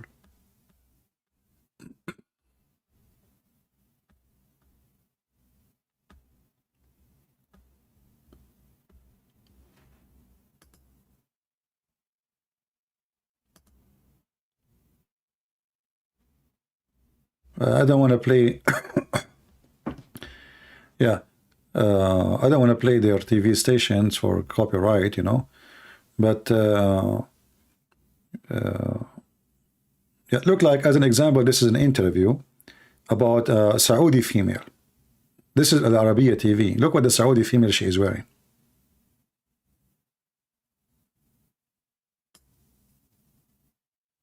Do you see? So, like, you know, things is changing so fast. Now they don't really wear hijab. They are wearing short skirt. They are driving cars. But still, the country, the majority of it is a country of ignorant, you know. But everything changing, big deal. It's not like the same as before.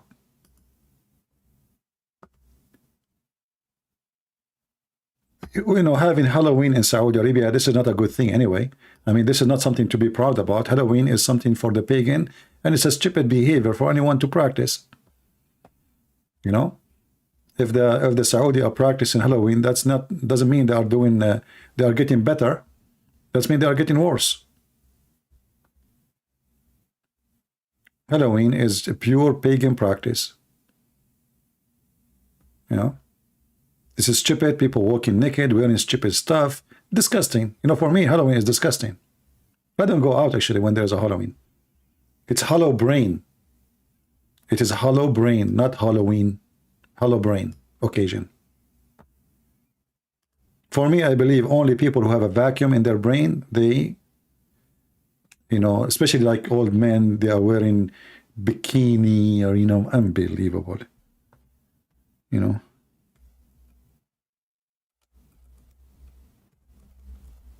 Halloween.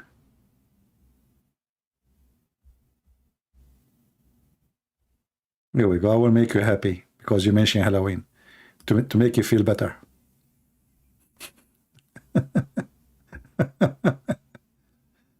uh,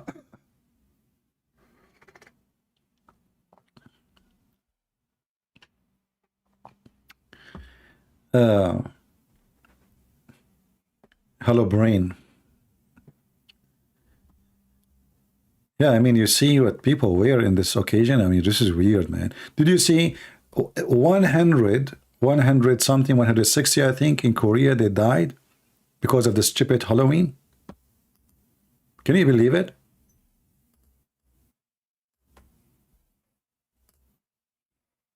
This is how stupid a human being is.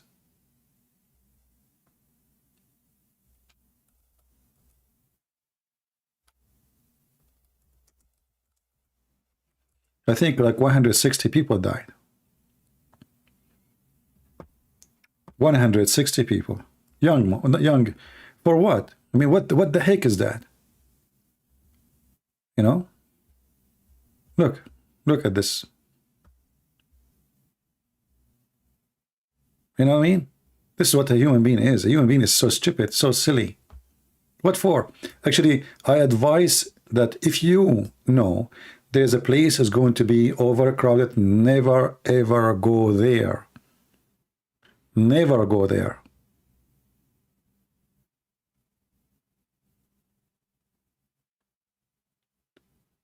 Never go to a stadium. You might get killed there. They might step on you. When the crowd go out of control, it's the same as a cows, you know, a bunch of cows running. And this is exactly what happened. And look what people are wearing. What is this?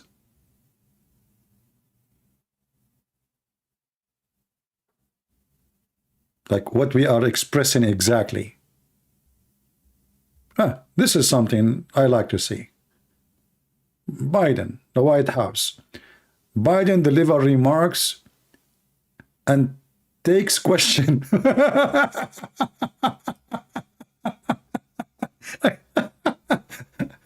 You know, the nice thing about Biden, he take question, but he never give answers, you know. Anyone want to give me a question? Okay, I took it. Okay, I will take it with me. All right, take care. I like this title. Biden, he take questions. That's deep. Hey, Biden, when we are going to get the answer? You know the thing, you know? Like remarks, President Biden deliver remarks and take questions. Who can do that? You know? Yeah. Somebody saying, don't you like the girl's outfit? Hot outfit? This is a hot outfit. For me, this is an outfit of stupidity. The second I see a woman dressing like this or a man, I find that they are empty in their head, in their heart, and they are just trying to seek attention. So this is not hot. This is stupid. You see? A hot woman, if I want to use the word hot, is someone, she can make you happy. Not someone, she make you look like a dog. if this is what the woman she did to you, that means you are a dog, and she become the bone. We are human. We are not animals. So if you are looking for a bone, well, you are a dog. If you are looking for a human, then you talk to the women. If she is smart, she is intelligent, she have good value, she have something interesting, she is attractive in somehow, some way, but not by showing legs. All women have legs, my friend. All women have breast and legs and ass and etc. without counting the rest. So the one who show it is not different from the one who don't show it, except that the one who show it, she have nothing else to show. This is how I see it. If she have a brain to show, she will use her brain. But maybe she is bankrupt. We use the last thing we have.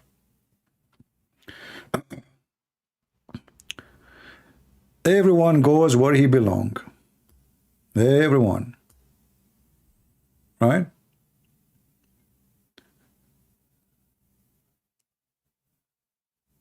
Yeah. Do we have any question? You know, I find it funny about somebody speaking about hot women. You know, hot women, this is something very funny.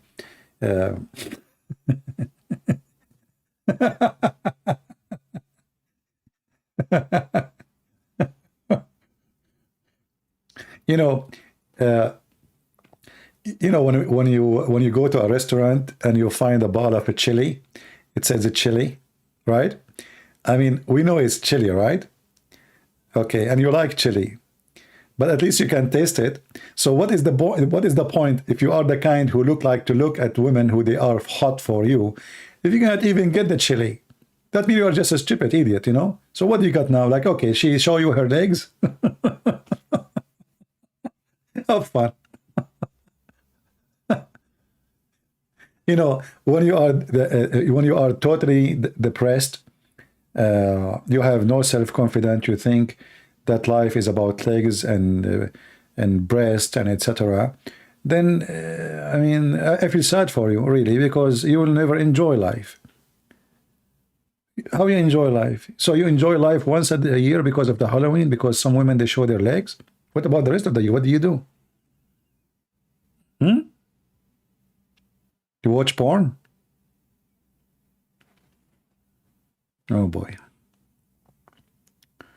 And don't remind me of hot dogs. Did I tell you first time when I came to the state, I went to a church, and then the guy met new people. So the guy from the church, one of them, he was very nice, very friendly person. So he said to me, what about we go and eat together? I said, sure. Aren't you hungry? I said, yeah. So he said, let us eat hot dogs. And I was saying to myself, what the heck he said? He want to feed me hot dogs? No way. And then I start giving him excuse. Says, you know what?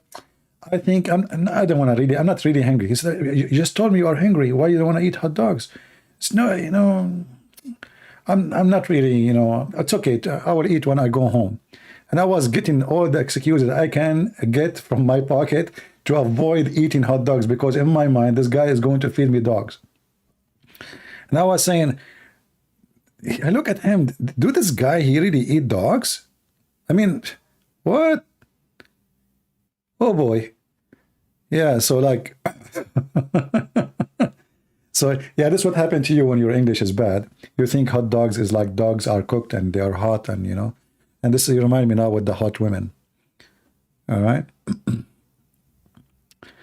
Run for your life. Yeah.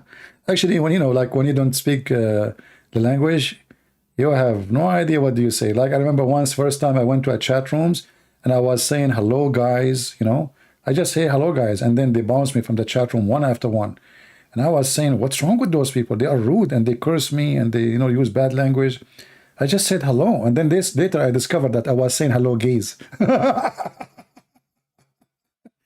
I was typing the word wrong. Instead of guys, I was typing gays. And every chat room I go to, I say, hello, guys. You coward, get out of here. You know, you are the what? And what happened? I just said hello. I did say nothing. I did not do anything wrong, you know. I just said hello, and they are kicking me out. And then I found out But it was too late, like, you know, hello gays.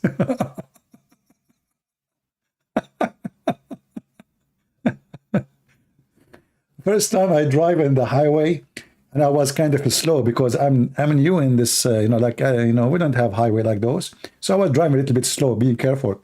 And then everybody put his hand out of the car, and I was saying, hello, hello. Yeah, man, everybody's friendly here. Everybody's saying hello. I was like, what the heck? Everybody's saying hello to me. Like, hey, hi, you know, I'm driving and people beep and hello, and like put his hand over the car, and I'm saying hello too. I have no idea what they were saying to me. So yeah, there's things that are very funny when, you know, you're just a new immigrant, you have no idea. First time a policeman, he stopped me, stopped my car. I opened the door of my car and I walked to him. And then the guy, he would draw his gun, and the other guy from the other side, stop moving. And what the heck, what happened? You know? I mean, and I was smiling, by the way. I was like, even not afraid. I mean, I was like, I keep walking.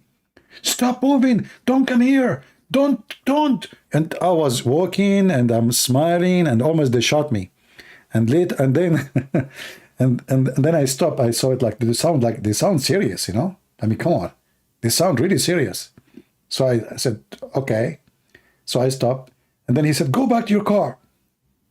Okay. So I went to the car, and they walk slowly, and they have their guns in their hands. And I would say, what the heck, what's wrong with those people? And then he said, why you get out of the car?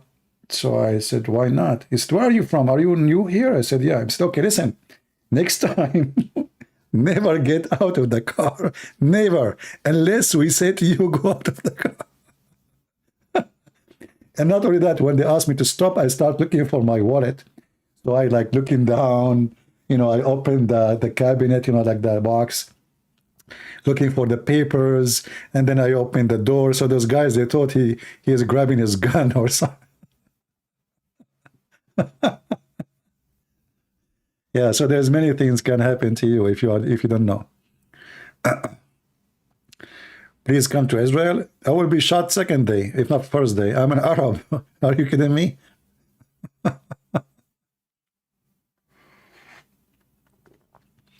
If you can grade it, what is the funniest thing that you did when you first came to America? Well, the first thing happened to me funny and with American experience. In the embassy, the girl, she said to me, how much money you have? I said to her, why, you want to marry me? She looked at me and she died laughing. She said to the guy next to her in the other window, she said, did you hear what this guy said? I mean, why in the world you're asking me how much money I have? You know? So I was like natural thing. I said, why, you want to marry me? Why you want to know? You know? And I thought they refused me, by the way, honestly, because I was in a hunting trip. I was wearing a hunting vest. My clothes is dirty. I have no papers with me. I have no bank transcript or anything. I don't care even if they give me the visa or not. I don't care, you know. So like I remember I was in you know, I remember at the last moment that, oh man, I have an appointment with the embassy. I need to go. So I don't have time even to change my clothes. So I dropped the car in front of the embassy. I went inside and I'm wearing my jeans. I have even I have to take the bullets from my vest and empty my pockets before I get the embassy. And I have no papers with me. Everybody come in there wearing a suit, have perfume, they have Samsonite, they have bank account transcript, except me, I have nothing. And then after she asked me all the questions and I was really not friendly, you know, she said, okay, go and sit down there. I said, give me my passport. She said, no, later you will take it. I said, no, I want it now. Why you want to keep my passport? She said, later, just go. So I went and sat down. I said, what's wrong with those people? I mean, okay, you know, give me my passport. I want to go. And then they called my name. They, like the guy, they said, go there. It was the counter. He said to me, I think, give me $30, $40. I forgot. I said, why you want $40? He said, for the visa. He said, what visa? He said, well, they approve you. I said, really? He said, yeah. I said, are you sure? And the guys who have papers, they have bank account, they have millions in their pocket, etc. They prove it supposedly in the account. They refuse them. And I'm the guy who did not care. I gave her all the wrong answers. They gave me the visa. You said Arab are rude. Is that true? I know they are always late. Well, this is not, for me, like when you go to the embassy, you have, especially like, some countries where they don't give visa easy. So you have to be polite because you are the one who need them. For me, I don't want them to give me the visa, actually. I mean, it's a long story, but I don't want to go, really. I'm not really interested. But just to stop somebody from knocking on my head saying, go and apply, go. So, I did it.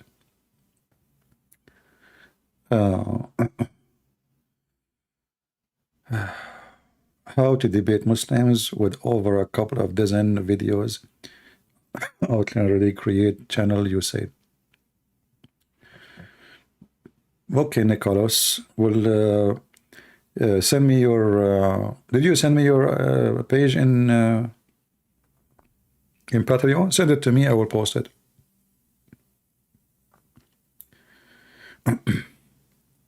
Actually, many things in life is funny. Like when I came to the state, I have only 5 minutes left for my visa to expire because I don't want to go, I don't want to come to USA. So at the last moment, I decided to buy a ticket and go. And then I arrived to USA. It was 11:55. I was in the front of the custom, the window. The lady, she looked at that, she said, you know that you have only 5 minutes left in your visa? I said, okay. Should I go back? She said, no. It's okay. I was hoping they would send me back, but they did not. Only 5 minutes. Yeah. Very funny. Were you popular in the army as well? What rank did you get? Thanks. Well, for sure, I was not the president the general in the army. But I don't like to talk about what I did, really. But a funny thing happened in the army, that we were doing the training, like the drill sergeant, he was ordering us to jump in the mud. And I look at this mud, look disgusting. There is oil in it. It's crazy. So I said to him, no English. He said, jump in the mud. No English, sir, no English. He said, what the heck?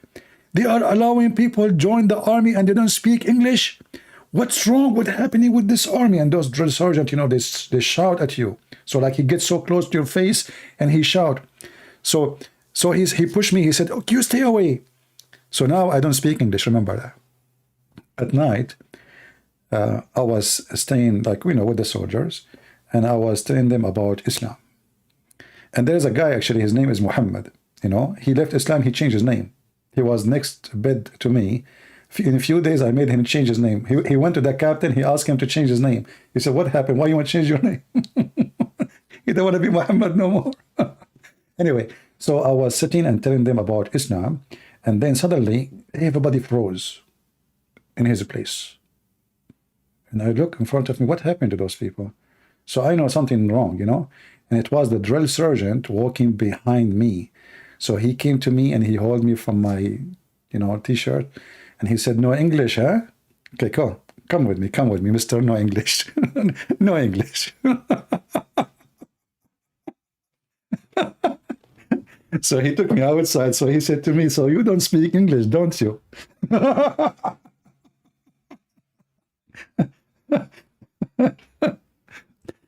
Yeah. So then he said to me, listen, I was going to punish you severely, but I like what you were saying. So now what you need to do, I want you to go and make your clothes dirty and come back to your room after 2 hours. Okay? But don't tell them I did not punish you. Make your clothes dirty like I did wipe the floor with you. The beach? I said, okay, sir. You like what I was saying? And then the funny thing is, This is not long time ago. I was in the airport, and then I met a guy was with me in the same location. So he forgot my name. I forgot his name too, but he remember one thing. He says, "Hey," like he see me. He say, "Hey, English. How are you?"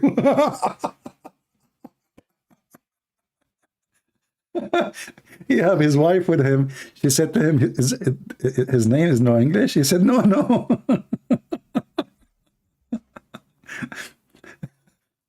They thought like I'm Johnny English, like he don't remember my name. He remember only no English, because he remember that story. No English. No English. Yeah. Anyway, do we have any other question about our topic, which we are out of it already long time ago? So I'm really happy, even if the election did not go the way we want, but I think God is good.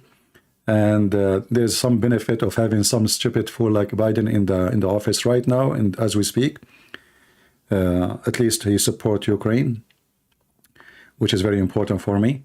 But always there is some benefit and some negative, even of the fool, So you have to take it. What is your favorite caliber when it comes to rifles? The Quran.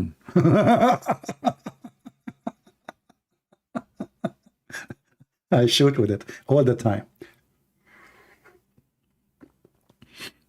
No, depend, like in the Middle East we have like a very popular rifles, which is we call it the Kalashnikov, because this is the Russian machine. In USA, AK-47, But rifle is depend on the maker and the kind and the quality and what you are looking for and what is the target. If the target is your mother-in-law, the caliber have to be changed.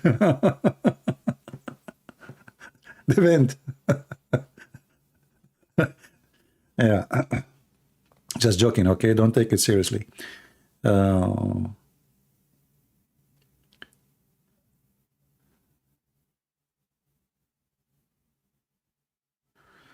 AJ-47. Do you look much like Arab? Wide legs? Arab have wide legs? What the heck is that? Arab have wide legs. What? Are you serious, Shalom? Arab, they have wide legs. What does that mean?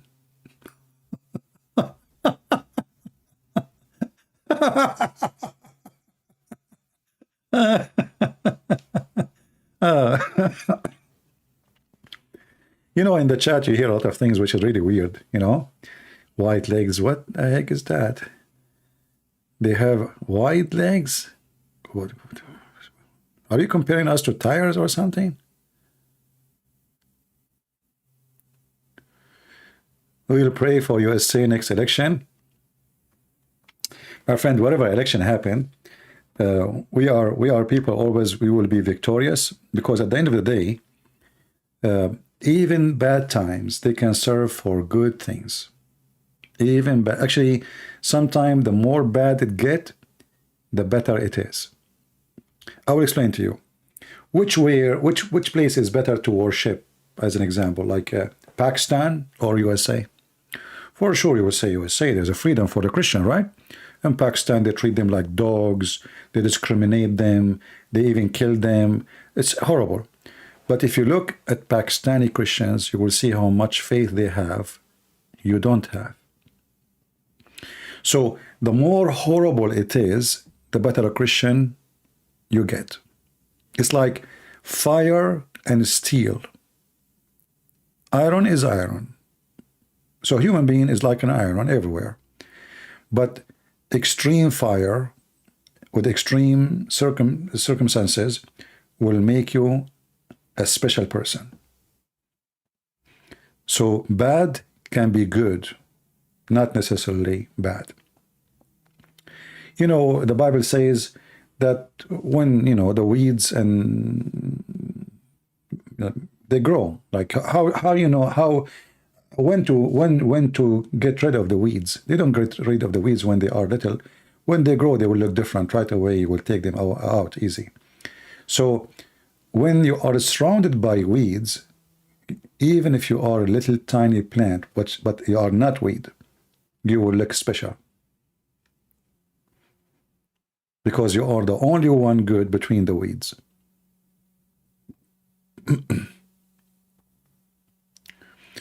Islam has a teaching relation with the human and relation with God.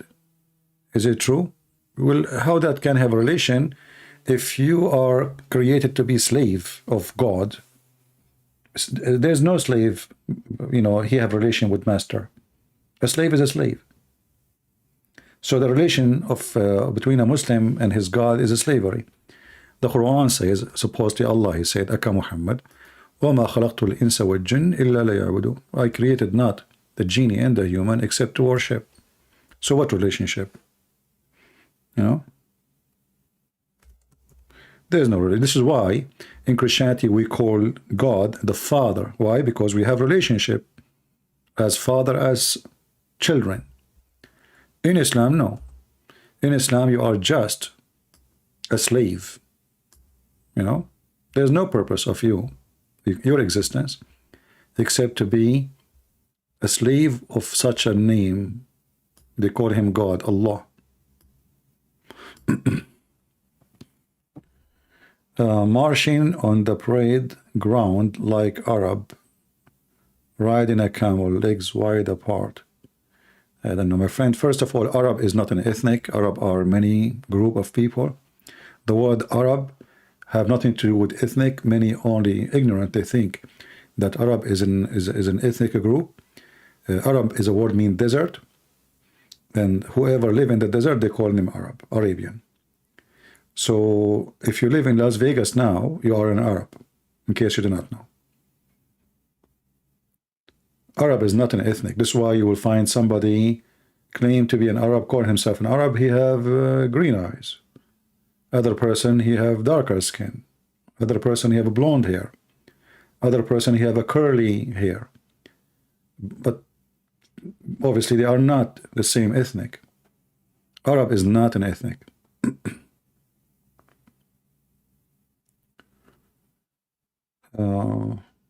But you know, we just copy paste what we heard from before, or people before us. The same as when they say to you that you know, the Muslims are from Ishmael.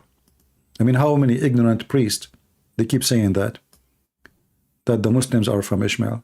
Always they keep saying the same thing, right? And they will not correct themselves. But nobody asked them, where do you get this from? Did you see anyone asking those priests, where do you get this from? Nobody.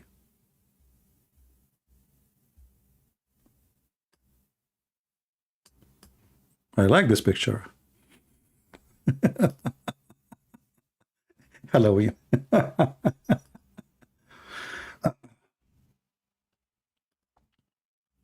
You know, the problem is that we have teachers who don't deserve to be teachers, and they are the one in the stage, and the one who deserve to be in the stage, they are cast out. This is remind me of the story of Paul. Paul, he was cast out of churches because he was so conservative and they don't like what he say.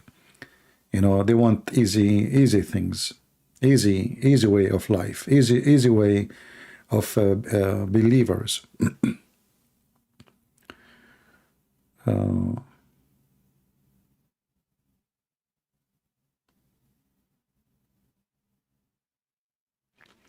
Can you my messages, Dominique? I understand your English even though you are immigrant. I am an American. I speak better English than you, Dominique. Can you see my message you mean? See, I can correct people, see? Take a beer.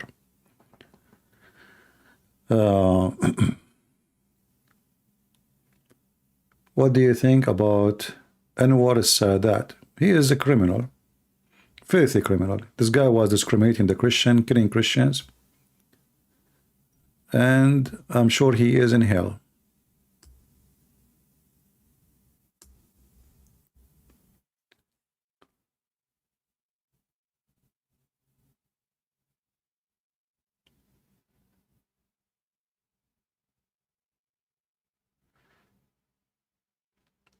Can you see my messaging? Yeah, we can see it.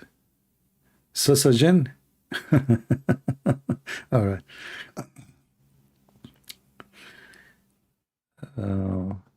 Anyone have any serious question?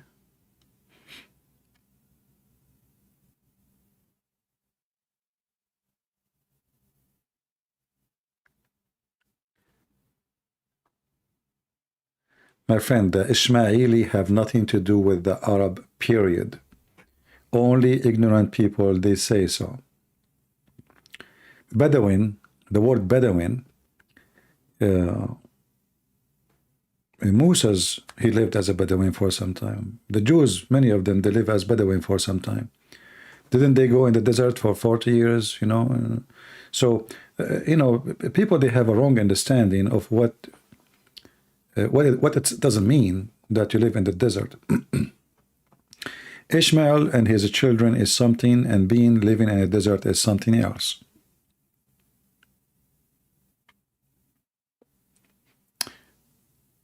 Same time, the Arab will exist before Ishmael was exist. So how he can be the father of the Arab? People are silly and stupid.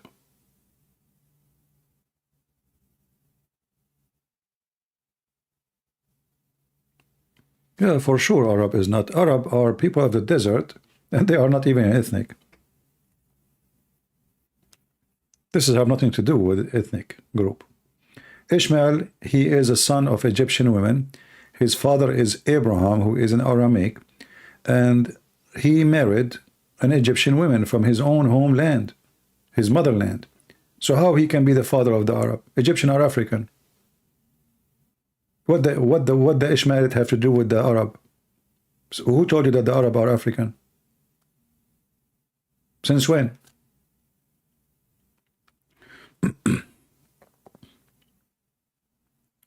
You know, we don't have too much a trace of Ishmael family, because he was not important for the Jews, you know. So we don't know much really about what happened exactly, but and the reason for that, because he's not important. Simply, he's not important. But it's very false to say that the Muslims are from Ishmael or the Arab from Ishmael, and then you will see priests keep repeating that. Any one of you ask them where you get this from?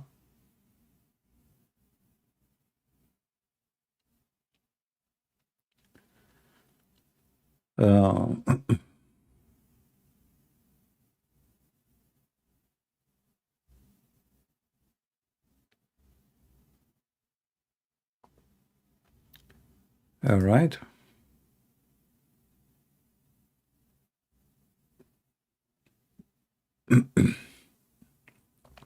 If you have a question about Quranic verses, maybe we can save them for other time. We don't want to open really Quran now. Let us have better time for such a garbage.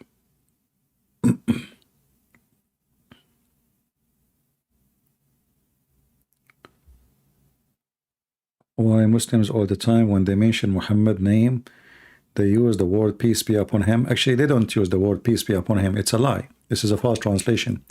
The Muslim, they use the word sallallahu alayhi wasallam, which means pray on him and salute him, not peace be upon him. You see, do you see a Muslim saying the same thing, sallallahu alayhi wasallam, when he say the name of Isa or Moses? No. So if it's peace be upon him, then they should use the same Arabic sentence after the name of every prophet. But they don't. That statement only after the name of Muhammad. Will you go back to Arab country? Why I want to go back there anyway? What for?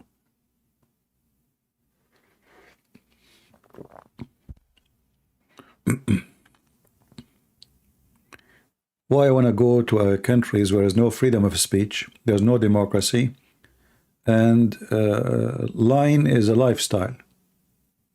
method of living.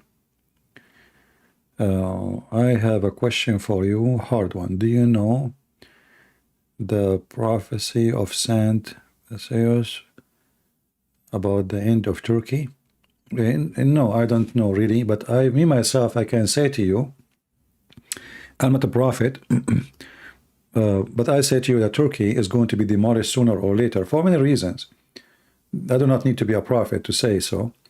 Turkey contains many nations, many ethnic, and there's a lot of contradiction in the society and a lot of hatred between the people, and that is alone is enough to destroy a country. And you know, the Turkish, let us say the one who call themselves the Turkish, because not everyone in Turkey is a Turkish. They look down at every ethnic group, including the Kurdish, and the Kurdish are big number. I think they are 21 million. 20 million out of such a country, that is a huge number. Add to them other, you know, nationality and minority, and add to that the corruption and the mentality and the way the country is made. Add to that the bad economy. The end of this country. Actually, Turkey was going to be collapsed not long time ago when the American, they gave him a big loan to help them. Otherwise, the country went bankruptcy. So I believe Turkey is going to be demolished sooner or later. There's no future for such a country. Another one I say about a dream. You know, once I saw a dream, horrible dream about Turkey. I saw an earthquake which is merging like something crazy, not normal earthquake. I saw the whole country is being demolished. Me myself, you know, I don't want to say like this is a vision, but I have in my life many things I saw, they come to be true, you know. So I believe this country is going to face a big disaster sooner or later. And sometimes you see, you know, things they happen maybe, you know, a year after, 2 years after, some maybe they take a few years, especially when we're talking about destruction of a country, not destruction of a house. But I am sure that country, like Turkey, is not going to be a country no more. I believe in maximum 100 years from now, the name even will be changed. Actually, Erdogan just changed the name just a few weeks ago. It's not Turkey no more. It's called now Turkiye, right? I don't know. He changed the name. Turkiye.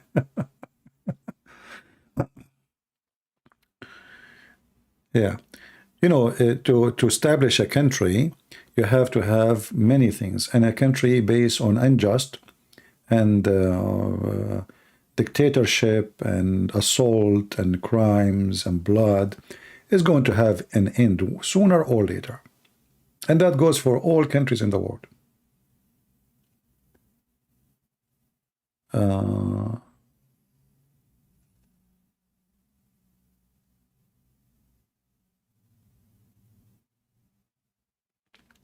Cass Lee saying, so Cass Lee, you are a Muslim, my friend? Are you a Muslim? Our friend here, Cass Lee, is saying, let us see what he is saying. We know for fact that you distort a lot of verses of the Quran. Now people can do word for word translation. Chapter 65:4 talk about growing women who cannot menstruate, not kids. Well, my friend, as long as you agree that this verse about women who cannot have menstruation, isn't it stupid of your God to say to you, you have to wait 3 months even though they cannot have menstruation? And they are old women? I mean, a Muslim Abdul, he think, he scratch his ass. He scratched the first ass. He scratched the second ass. How we can beat Christian Prince? How we can beat Christian Prince? Okay, I will write this. You stupid, if they are old women and they cannot have babies, so why you need to wait 3 months to be sure that they cannot have babies? You just said they are old women and they cannot have babies because they cannot have menstruation, you idiot. So who is the stupid here? Second lab dude, if we open the interpretation, which is made by your scholars, they say it's for kids. Do you want to see it? So who is the one who is distorting the verse meaning?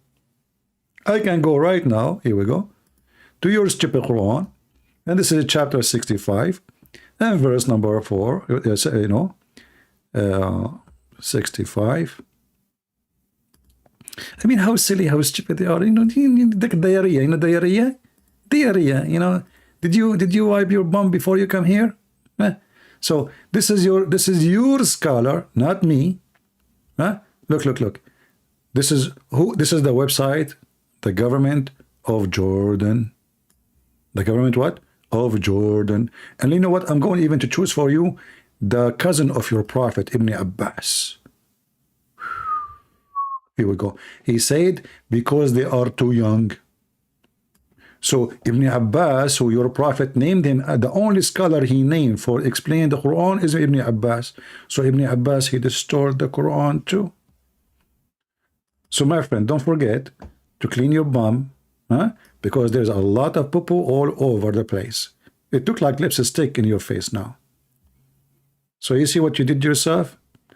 Don't play between the legs of a Christian prince, because you will be smashed by one of his foot, not both of them.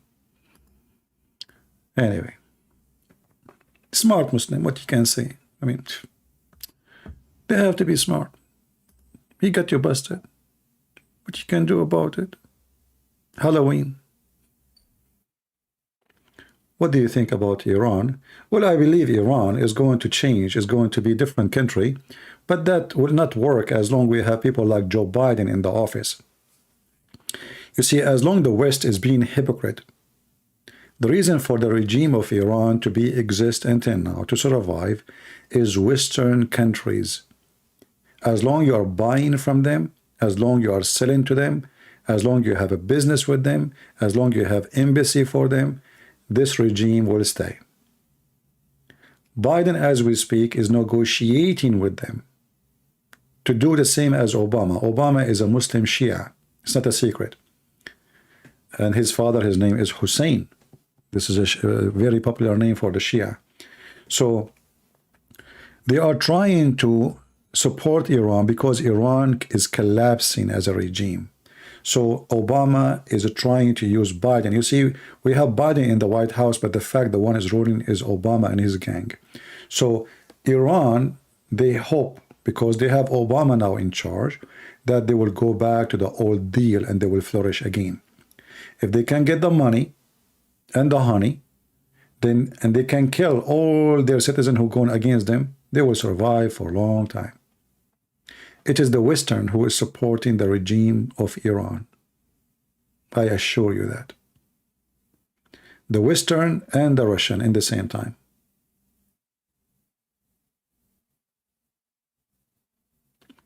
It says immediately after giving birth.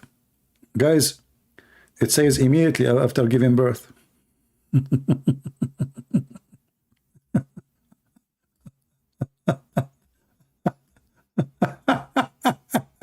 I mean, this guy, he's like an idiot. He wanna go to the stage and do boxing. You hit him the first box, he lost 10 of his teeth. Then he come and you give him the other box, he lost like 4 teeth. And now he come back again. You idiot, you stupid. It says here, waiting shall be 3 months. And you are saying to me, it's not about 3 month waiting, it's about immediately.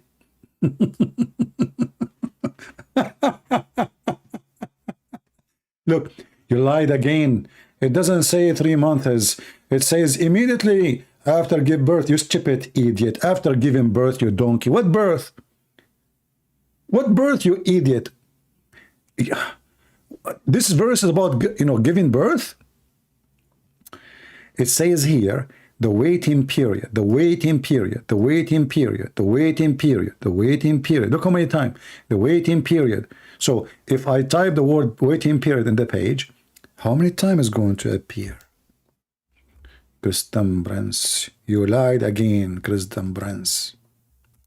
My friend, I think the Chinese, when they made this statement, he left as a donkey, never come back as a horse. They were talking about your prophet, Muhammad, and you, specifically. So do you see it? Their waiting period. Their waiting period. Period. Waiting.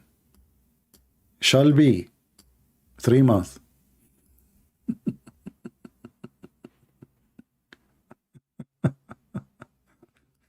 Just get out of here. Next time you come here, bring your mom. Okay? Don't come here again.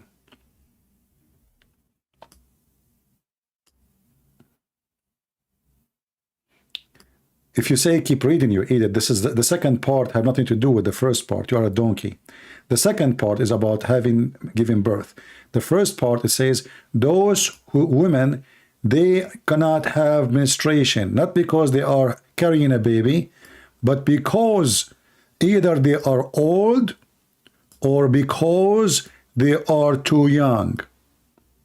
What a dummy you are. They cannot have menstruation, not because they are carrying a baby. They don't have a baby. Then the second part have nothing to do with the first part. This is the second case. Idiot.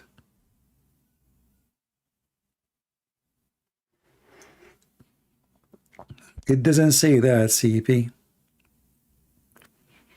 This is how Muslim they refute me. Christian Prince. Do you remember the guy who offered me 5 BMW? What's his name? The funny, anyone who make those videos, he die. Who's next? BMW, brother.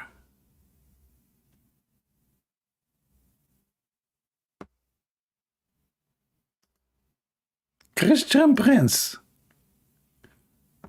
Christian Prince. Trinity was not exist, Christian Prince.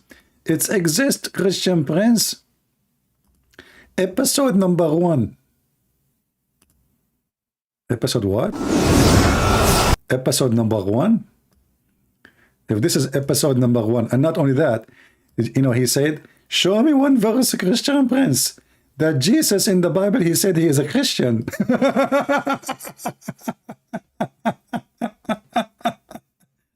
I mean, the intelligence of those people are beyond. You want to see a verse in the Bible, Jesus says he's a Christian? I mean, are you sure? Jesus never said he's a Christian. That's deep. Do you see how they got you busted? Not a single verse in the Bible. Jesus says he's a Christian. Who can be that? Only Muslim they can come with such a thing. You just face it, you know? You know that this is only Muslims. Nobody. Show me one verse Jesus says I'm a Christian. That's deep. The other day I posted a picture in the thumbnail. You told me all those guys, they died. And I said to myself, how they died? I mean, they are young. Is that true? Or haven't they died? Ustaz insane. You know insan what mean? Insan mean a human. So this guy obviously, he chose an Arabic name for himself, but the name doesn't make any sense. And the funny is, if you see the comment here, you will see how the Indonesian, they are like, wow, brother, amazing, brother, subhanallah. Alhamdulillah, brother, I'm so proud of you, brother. Allahu Akbar. Look at this guy. Allahu Akbar. Somaga Ustaz Salu, Diling Dagung, Aluh, SWT. Saya yakin kabat. Like, what kabat patat, man? I made the guy shish kebab. Allahu Akbar. By the way, my Indonesian, which I learned in Philippines and I spoke in Brazil, is getting better. You know? Okay, I start learning the Indonesian alphabet. It's very easy, actually. It's not really, I mean, it's not really hard. So I think I can learn Indonesian fast. Yeah, now he is in heaven. He is getting all the versions. Yeah, look at the Muslim Excellent, excellent. I'm proud. You pack Ustaz insane Magagonita. May Allah bless you. This guy is mixing shish kebab with hummus. Indonesian with English. Like 2 words in English, 2 words in Indonesian.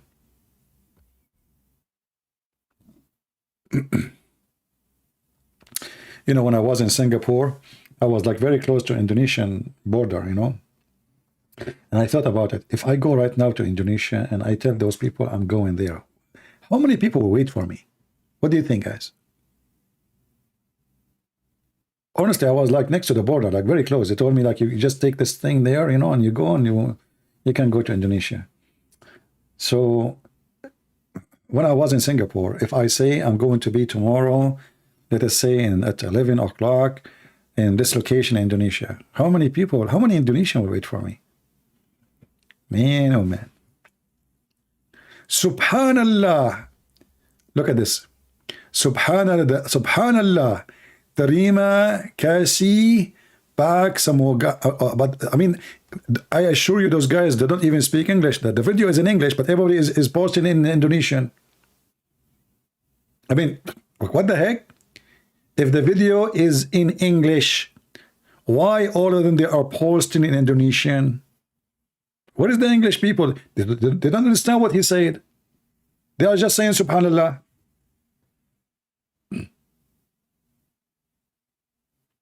How long you are in Singapore? Well, I was, you know, I went to Singapore for one purpose. They told me you can sing. Still, you can be poor.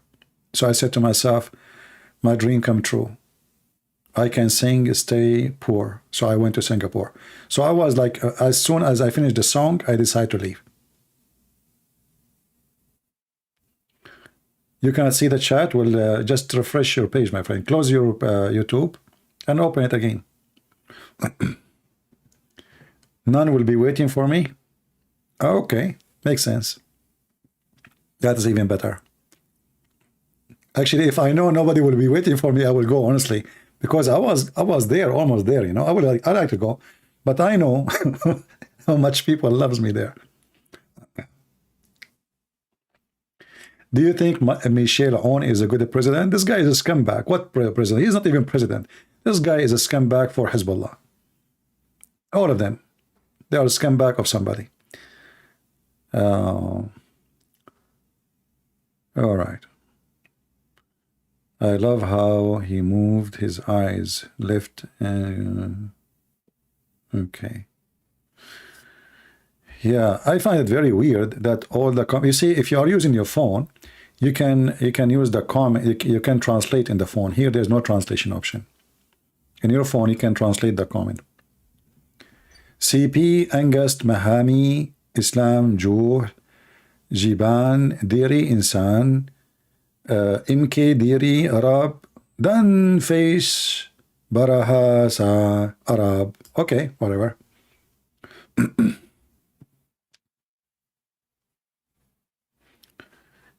Yeah. Actually, I was in the garden there and I saw an Indonesian girl. So I said to her, orange, orange. She looked at me. She have no idea what I'm saying. I said, orange, orange. She said, what? I said, aren't you Indonesian? Are you sure you're Indonesian? She said, yeah. I said, okay, orange, orange. She have no idea what I was saying. So I said, what the heck? Why should I speak good in Indonesian? I said, again, orange, orange. I said, I don't know really what you are saying, you know? So, yeah, orange, orange, orang, orang, like too many people, like too many people. I was saying to her, like too many people, right? You know? But she did not get it, you know. Her Indonesian obviously is not good, like mine. I speak all languages. You know, Al-Hassan and Al-Hussein, they speak 79 million languages. Some they say even 80 million languages, just not 7 languages, millions. Orang, orang, not orange, orange. It doesn't matter, my friend. It's just an E. You take it, you leave it, it's the same. You know, Indonesian people, they are not too much like, you know, they are very friendly. You know, you add E, you take E, who care? You know, you can take the whole alphabet off. They will not complain. They are nice people. How to send money here? You can send money here. That's why I went to Singapore, because I want to sing and stay poor. YouTube don't allow anyone to send money here to me because YouTube hate me. I was always one, sorry, the event that caused a Christian prince to openly expose Islam in public, to the public. We all do things a reason. I'm happy. Well, there is, you know, the reason actually I came in the internet and I found a program, like a chat program, and Muslims, they have chat rooms, and everybody, they are inviting somebody converting to Islam, saying Shahada. So I said to myself, what the heck? Those people are lying to people, fooling them. I'm not going to let that happen. And this is what happened. Orange, orange. And then all those who converted to Islam in those chat room programs, I made them leave Islam. And even I made many of them and admins in my chat room. So this is how it started, you know. But, you know, I mean, speaking against Islam, you know, I have a long, long journey. But then it became like a daily thing with the internet. But, you know, in the old days, the internet was horrible. We used to use dial connection. I don't know if you guys remember, depending on your age. We used to have a dial up. So like you have to have a phone line and a modem and you know, and then sometime you can log in, sometime you cannot log in. Horrible. Not like now you turn on your computer, you're in the internet, you know. If you like to support me, or friend, you can go to Patreon. You know, in Patreon you can do that if you care. Shalom, my friend. Have you ever met Father Zakaria Batros? No, I never met him.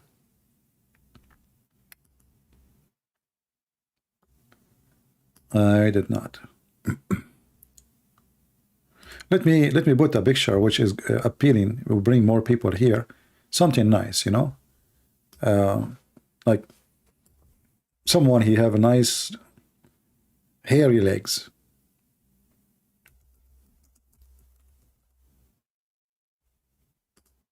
So we can get more people here.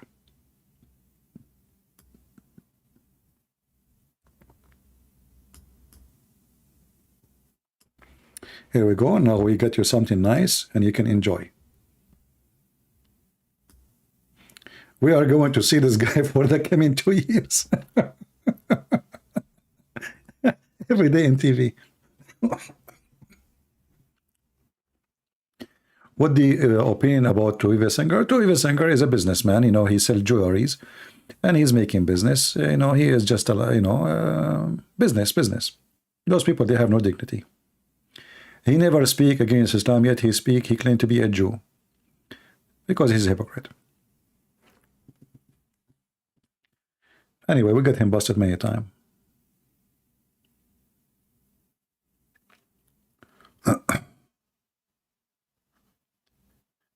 Well, at least if we have Joe Biden in the screen, we can get some Democrats. It's like a trap, you know, like a trap.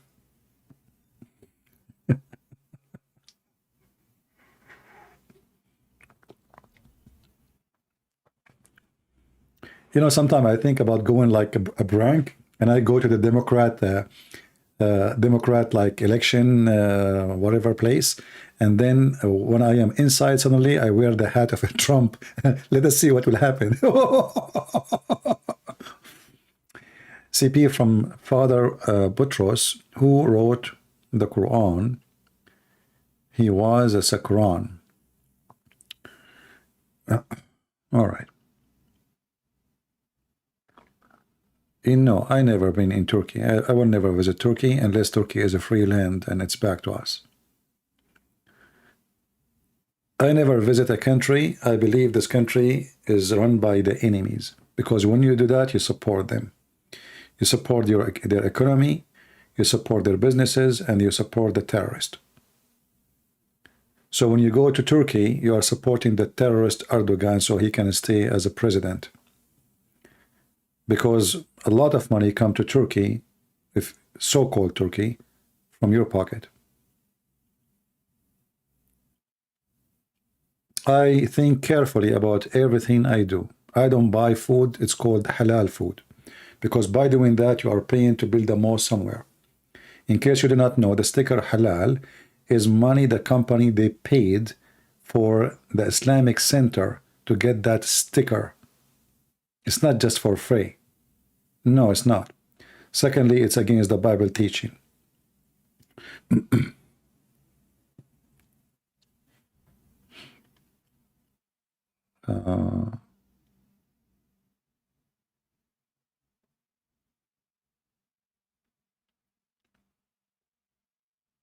If I want to go to a country to visit, I will visit a Christian country. I will visit Greece.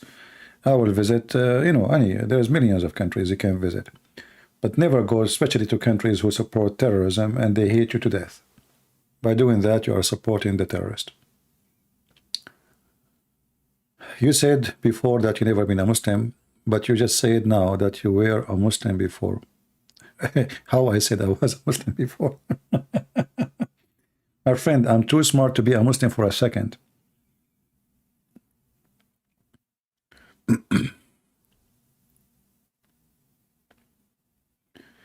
No, I will never visit Turkey, and no excuse. Even if you want to visit Hagia Sophia, that is not excuse.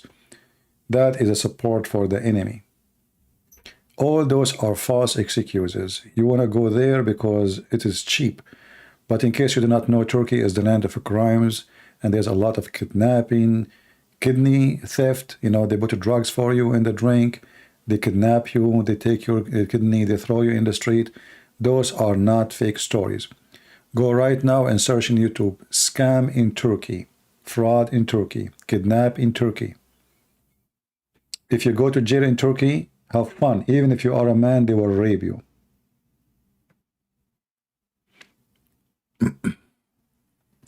And I believe that the one who go to such a place, he deserves what will happen to him.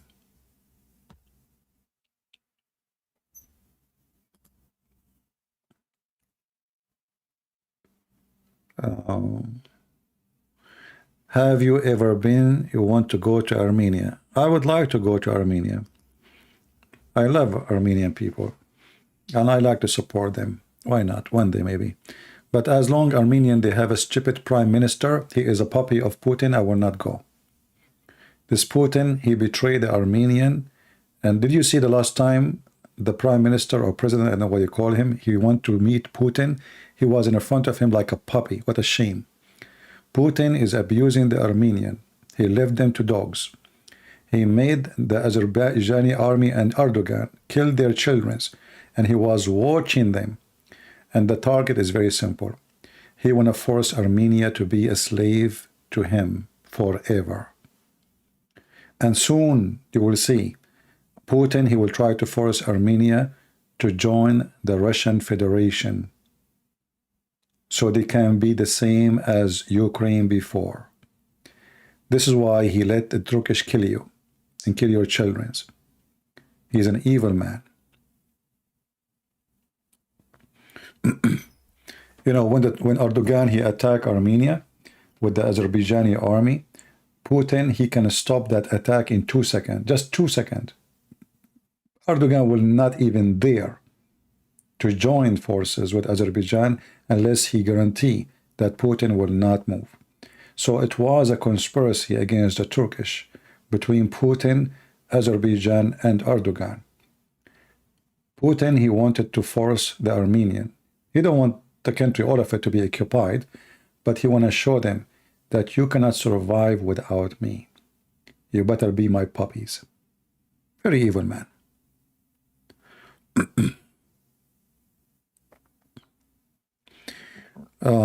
Did you notice the colors of the 4 horses in the Revelation? The same color as the most Islamic nation flag. Well, the book of Revelation, it's not a book to speak about things unless it's revelation. It's about things will happen.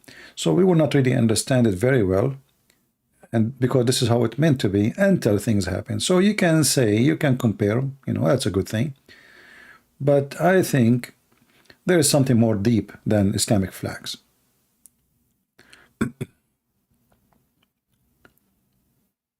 I never been a Muslim before. What's wrong with you? How many times I will repeat that to you? According to Islam, everyone is born as a Muslim. According to Muhammad, me, you, all of us, we used to be Muslims. But I'm saying to you, I never was, and I will never be. Because Islam does not make sense. Even if I was a kid, I'm in my diaper, I will not find Islam convincing for a second. So why you need me to repeat many times? But Muslims believe everyone is born as a Muslim. So according to Muslims, all of us, we are ex-Muslims. Are you going to repeat the same question again? Alin Hinin?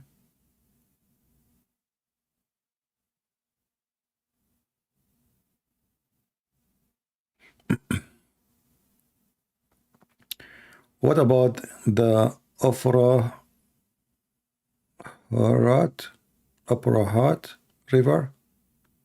I'm not sure what do you mean. But you mean Euphrates River? Euphrates River?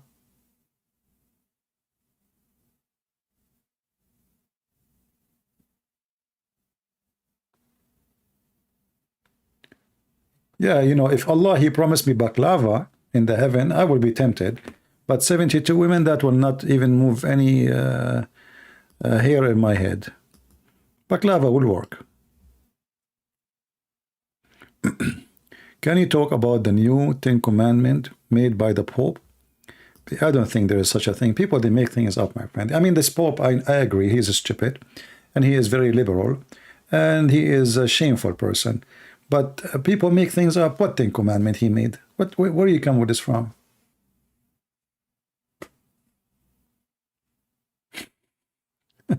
I mean, people, they come up with crazy stuff. You know, if you ask me about the Pope, I believe this guy is just he's a false leader, and he's an idiot. He's a liberal, you know, and he's trying to be a moderate, and he's politically correct. For the same reason, he is a false person, because a Christian cannot be politically correct. As simple as that. Either yay, yay, or nay, nay. But don't make things up.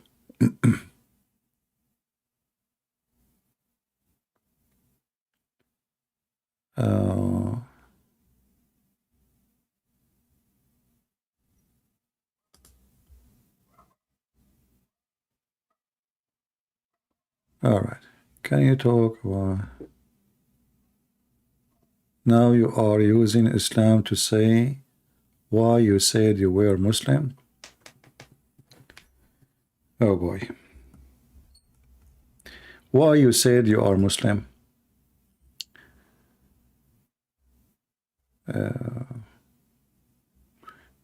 I think you're a stupid person. I said a million times, I'm not a Muslim, I've never been a Muslim. According to Islam, I was a Muslim. But you are a donkey. According to your stupid prophet, I was a Muslim. Do you understand? According to your stupid prophet, I was a Muslim. So I am an ex-Muslim according to your stupid prophet. Do you need, I need to repeat that? All right? And this is what your prophet said. Let me show you. Obviously, you are a certified donkey. And most likely you are ultimate fart. This is your stupid prophet. Let us show the hadith. Give me a second.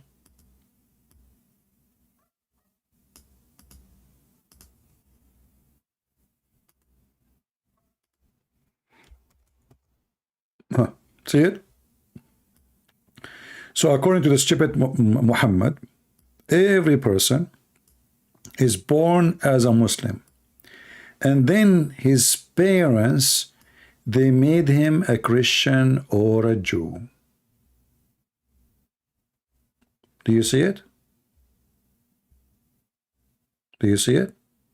Okay. So everyone is born as a Muslim.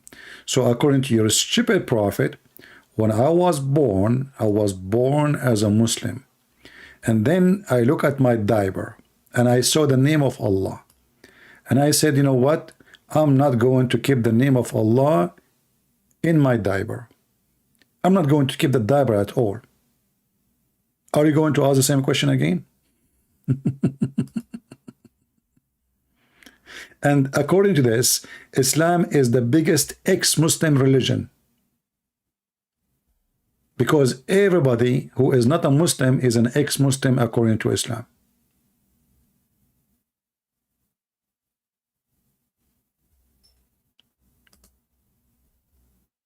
All right?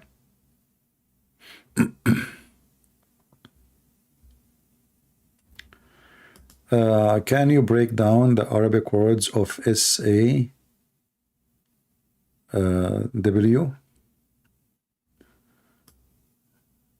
Okay.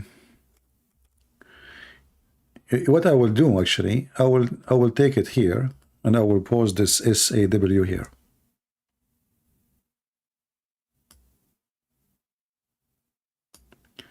SAW, as you see here, is coming from Sallallahu Alaihi Wasallam. Sallallahu Alaihi Wasallam.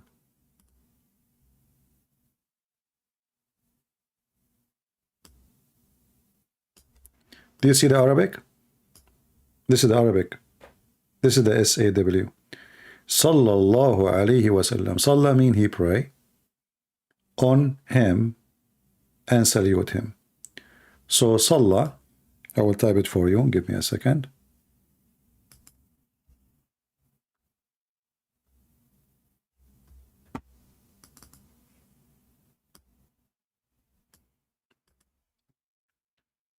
All right.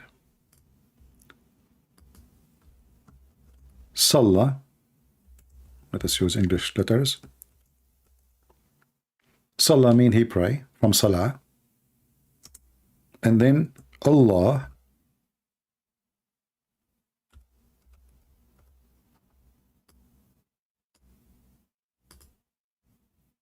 alayhi on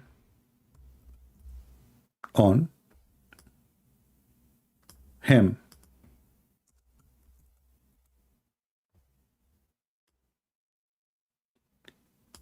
Wa sallam.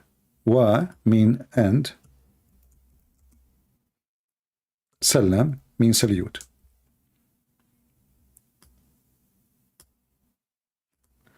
Sallah, pray, Allah on him, and salute. Do we need to say it again? Simple, right? And we type it for you in in Latin words, Latin letters, so you can read it.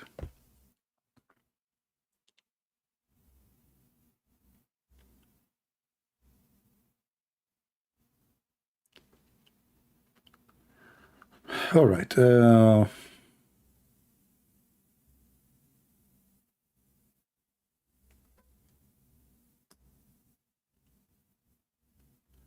are trying to see if there is any question deserve to be answered.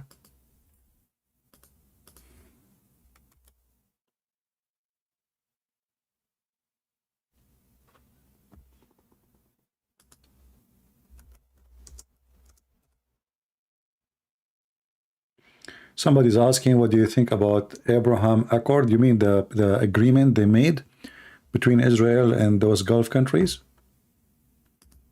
Is that what you meant? Abraham Accord?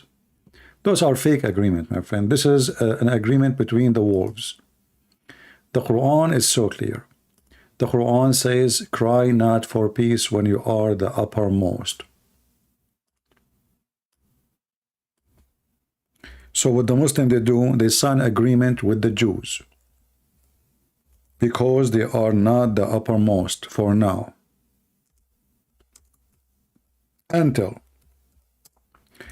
they are the uppermost, then they will kill them. So the peace agreement is just an agreement of death. It's just a waiting list of death. Only foolish people will believe in it and trust it. Chapter 47, verse number 35 says, be not weary and faint hatred, crying for peace, when you should be the uppermost. Muhammad, he signed a peace agreement with his enemies. And then the same person, He made a chapter, it's called today At-Tawbah, but the real name is Bara'ah, which is mean washing my hands. Chapter 9 in the Quran. What it says, a declaration from Allah that those who you do sign an agreement with them, we wash our hands with the agreement. Go and kill them. You see it? So a person who he believes that there is an agreement of peace between Muslims and Jews is a stupid person, because this is against the Quran. Muhammad, he said, actually, time will come and the Muslims will attack the Jews and they will kill them all. And if a Jew he hide behind a rock or a tree, the rock and the tree will say, there is a Jew behind me, come and kill him. Do the Jews knew that? I don't know. Maybe don't. But always Jews, they seek friendship with the Muslims, not with the Christians, sadly. And actually, me, myself, I believe that time will come and the Jews, Israel, will join forces with Muslim armies against the Christians. Time will come. This is what they did when the Persian come to attack Jerusalem. This is what they did when the Muslim came to attack Spain. They always join with Muslims against the Christians. History repeat itself. And then the Muslim, they do what they do with them.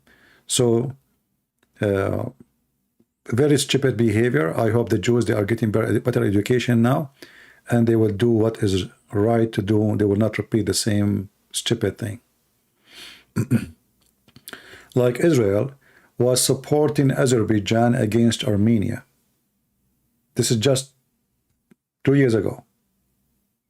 All the drones, all the missiles was coming from Israel.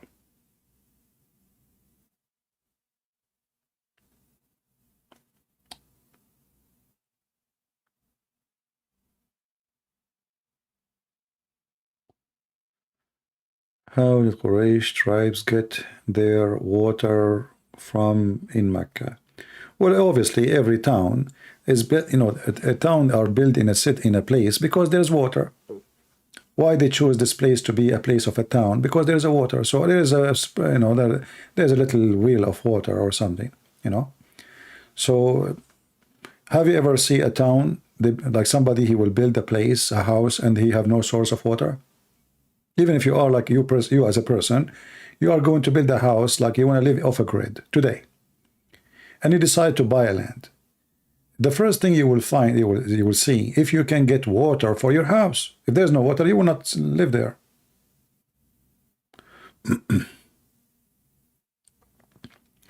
Why Islam is horrible? Because it's horrible. Because it's satanic. Don't you believe that Satan exists? Do you believe that non-decay body of saint are displayed by Catholic churches in Italy is indeed a miracle? My friend, I always, everybody knows, I hate division between the Christians. Correct Christians? You heard me 1,000 times speaking against division, right? But if you ask me questions about certain church, I will honestly answer you. You need to ask yourself first, do you need a decay or not decay body of somebody to believe in Jesus? Do we need that? Regardless if it's true or not. Is that why you are a believer in Jesus?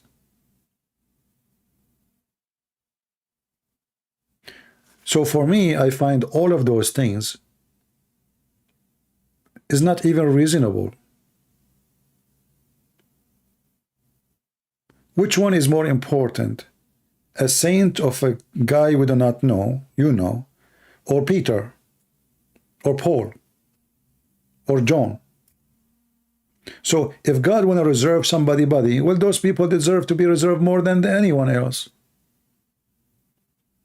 Secondly, what the point?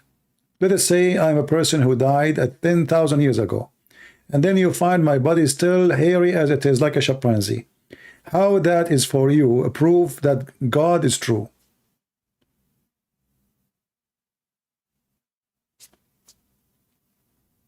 What does this have to do with God? You call it miracle, you call it anything, but you know. ساعدني في موضوع وغلبت الروم في أدنى الأرض. All right, my friend. We have a friend here is asking question. Help me with the topic of the Quran mentions supposedly a prophecy that the Roman they lost in the lowest spot and they will win again. So he's asking to help. My friend, this is not a prophecy. This is something Muhammad he said after it happened.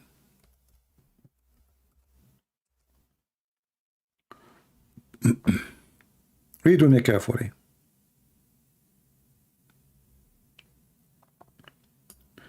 Abu Sa'd narrated, on the day of Badr, the Roman had victory over the Persians, so the believers were pleased with that. Then the following was revealed. Alif Lam Mim, the Roman have been defeated, up to his saying, the believer will rejoice. So this is not a prophecy. This is something Muhammad he said after it happened. After what? After the Roman became victorious. And the hadith in front of you. And this is authentic hadith. I hope I answer you. قال لما كان يوم بدر ظهرت الروم على فارس فأعجب ذلك المؤمنين فنزلت ألف لام ميم غلبت الروم إلى قوله يفرح المؤمنون بنصر من الله etc. I hope I answered you. So it's a false prophecy. Same time actually, if you go with other reference, you will find that Muhammad he says Bida Isanin, which means it should be between 3 to 9. And the Roman, they have long after period, because the last war with the Persian was not their war in Jerusalem. You see, like now the Ukrainian and the Russian, they have a war. But we cannot say if they take Kherson, the war is over. No, they just took a city.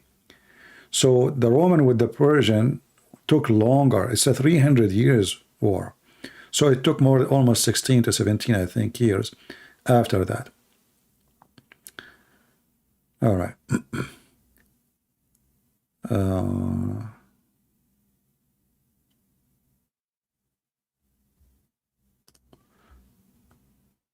Do we have any other person have a question?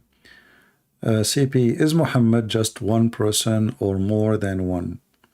Or a story in the Quran came from a different Muhammad? First of all, there's no person, his name is Muhammad. Because, you see, even the Quran, if you ask the Muslim, what is the name of this guy, Muhammad? You say Muhammad, but the Quran even mentioned different names. As an example, Ahmad.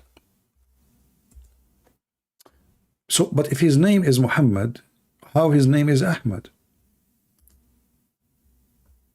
The Quran says in chapter 61, verse number 6, that Isa, not Jesus, this is false translation, Isa, the son of Mary, said, O children of Israel, I am a messenger from Allah, sent to you, confirming the law, it's okay. And then to tell you a glad tiding of a messenger will come after me, his name shall be Ahmad. You ask the Muslims, who is Ahmad? They say the same, Muhammad. But how is Muhammad, he is Ahmad? They will say to you, it's close in the meaning. So it's a title. Muhammad means the praised one. And the praised one is God. So I believe strongly that the name Muhammad is a fabricated name. For someone, we do not know really who he is. However, there was a person who claimed to be the Messiah. His name, or he called himself a Prophet Mani. Prophet Mani. I don't know how many of you heard of him.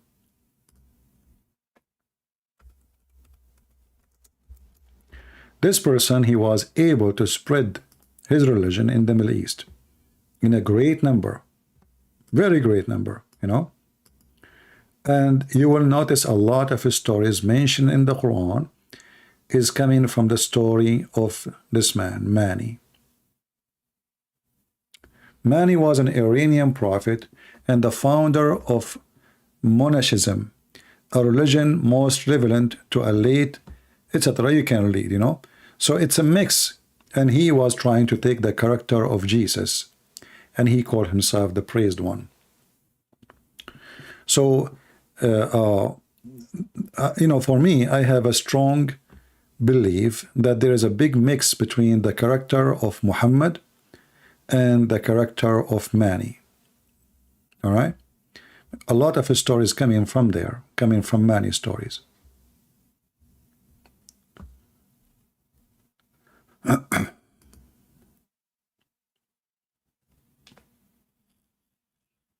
But obviously, there's a lot of similarity between them, you know. Actually, there's a website. Let me see. There's a website until now. He have followers, you know. They have his book. Let me see if I can find it.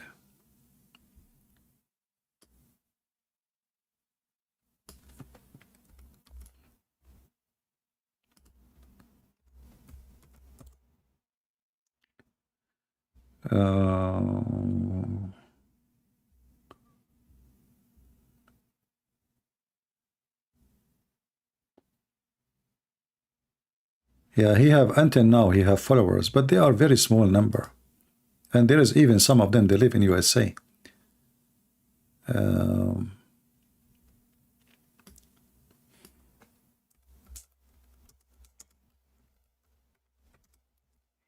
just searching. Give me some time, please.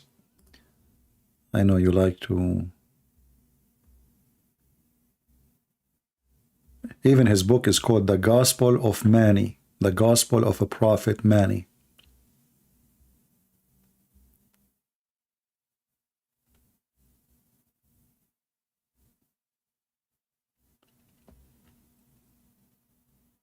But he's a fraud for sure.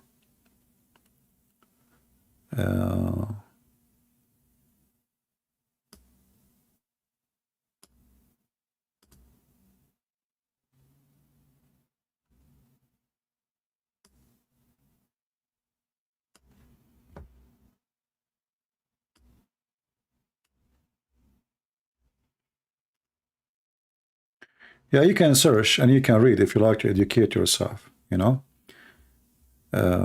I need to find where, like, his group, the believer, they have a website. Once I found it,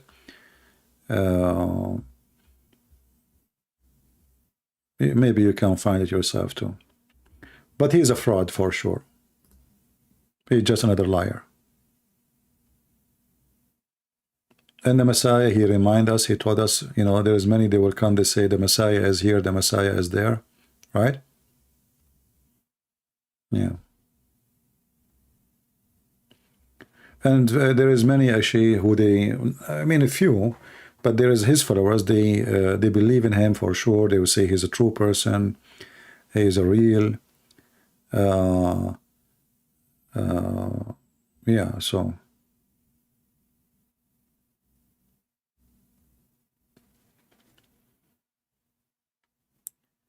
Did Mani exist in any Islamic hadith? You do not need to find him in Islamic hadith.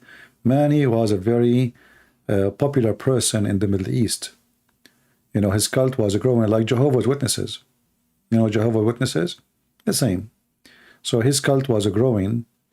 And there is many written by the church father against his, you know, against his scam.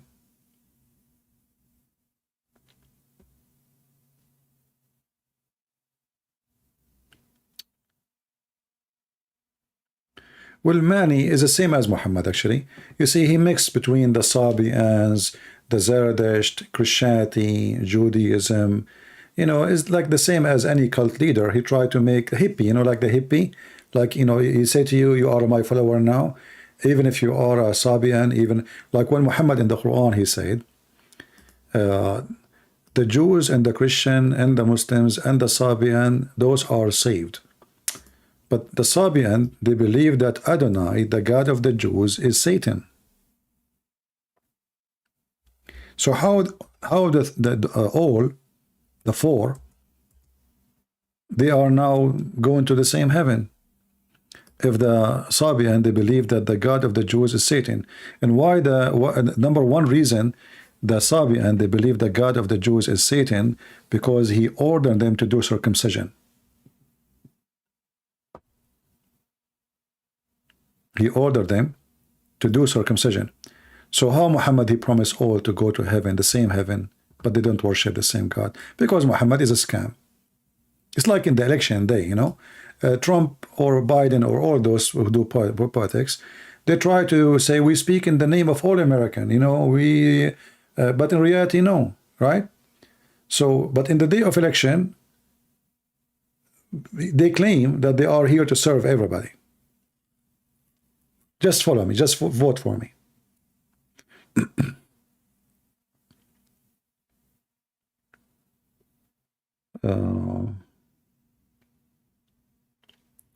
Well, Muhammad, he lived in the Arabian Peninsula, and obviously he heard the stories about him, and he learned from him. You know, if you go in the Quran, you will find that Muhammad was accused that he is learning his religion, his false, you know, stories, from two people who came from the borders of Persia, from the north of Iraq. So you will see here, when they accuse him in chapter 16, verse number 103, Muhammad is trying to tell them where I'm getting my information from. If you read the reason for this story behind it, you will see that they accuse him that he is learning stories from two slaves who they are speaking Aramaic. They are coming from Iraq or north of Iraq. So they are slaves who speak Aramaic and they knew Arabic. So they are telling him stories. He keeps sitting with them and he learned from them. So Muhammad now is answering them. He says, well, what he is saying, Muhammad, what they are saying to Muhammad, that what he is learning, he learned from people. You know, we know what he is learning from who.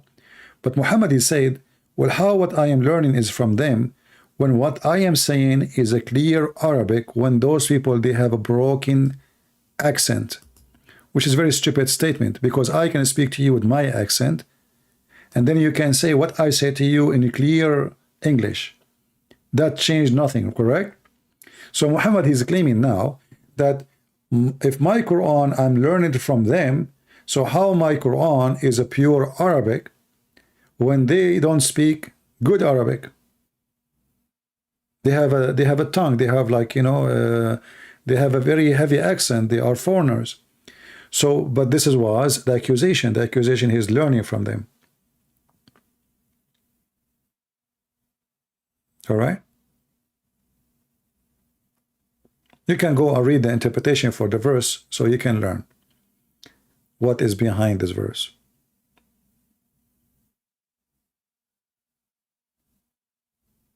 So he was cheating. He was taken from those people. And actually, even the Muslim, they knew their names, you know.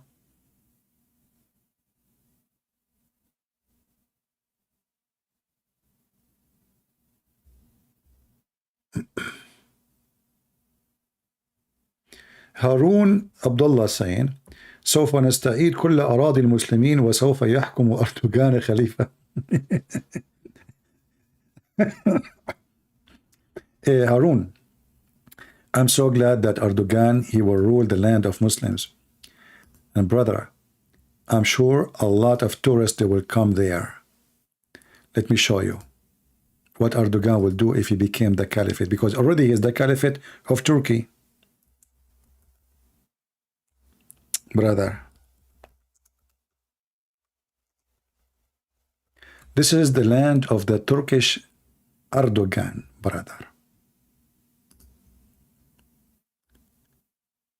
I mean, you see the caliphate, brother. So this is the caliphate who you are talking about.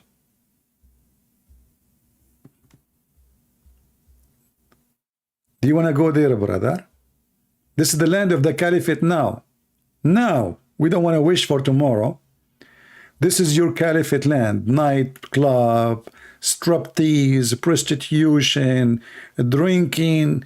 Brother, this is the van in Turkey. I want to go and take a van in Turkey. The caliphate Erdogan, brother. This is the caliphate Erdogan land, brother. I love it, brother. Ankara. Nightlife in Ankara. Do you like to go to Ankara? Harun, the caliphate. I want to go to Ankara, brother. Man, oh man. Ankara, and look at the girls dancing in the what the heck is that? It says the name, the title. Hold on. I want to save this name here. I want to go there. Baralara Sogagai Mogal, Turkey. Marmiz Bar Street. That's deep. Brother, the Caliphate Erdogan, your caliphate, he established a very clear Islamic state, brother. And he is going to free all Islamic lands by those girls. If they come to me, I will surrender. I'm telling you, I'm not going to use my guns. I will right away, I will say, I surrender, okay? Now it's time to arrest me. And then I will ask them, isn't it time to inspect my body to see if I have weapon with me? I don't want to go in that direction. Harun, you are just a stupid idiot. You have no idea.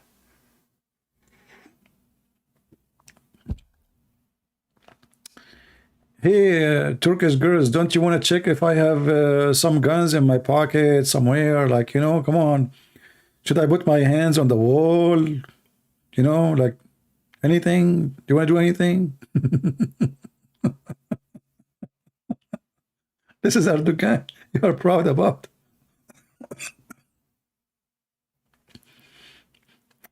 You know, I find it very funny that the Muslim, they knew the second they say something, I'm going to whip the floor with them with their caliphate. But still they say it. I don't know. They look like they are working for me. Do you think the government will never ever change the law about stoning innocent people in California, or they do not know about it? What is stoning, man? I mean, this is all just garbage. Muslims in their country don't do stoning no more. You see, Muslims, they don't practice Islam in their country. Go to Morocco, go to Tunisia, go. Islam is dead long time ago. All of this is just, you know, like those are YouTube believers. But in reality, ask them, who is the one who stopped them from practicing Islam in Tunisia, in Algeria, in Morocco, in Egypt, in Syria, in Iraq, etc.? Who is stopping them? Nobody. They don't want to do it. Muslims themselves, they don't want Islam.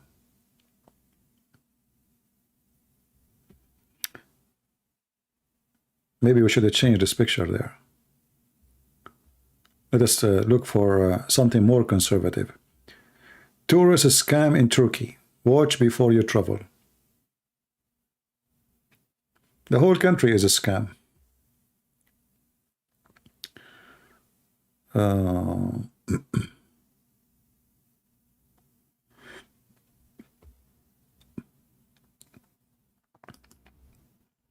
want to go and visit Harun Yahya in jail. The leader of the Dawah.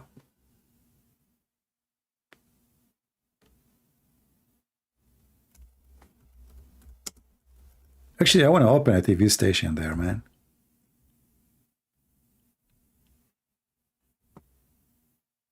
Look at me now, sitting here. I mean, look, I will have those. I will hire the same team. You know? And I will ask the Muslim to donate for me. I will say to the Muslims, if you like to get more blonde girls, please give more donation, okay? We can get you more blonde, even better than this. This is why Muhammad, he said to the Muslims, attack the Romans so we can get the blonde girls. Attack the Roman so we can get the blonde girls. Look at this, look. I search Dr. Zakir Naik meet Harun Yahya. Who meet who? Zakir Naik.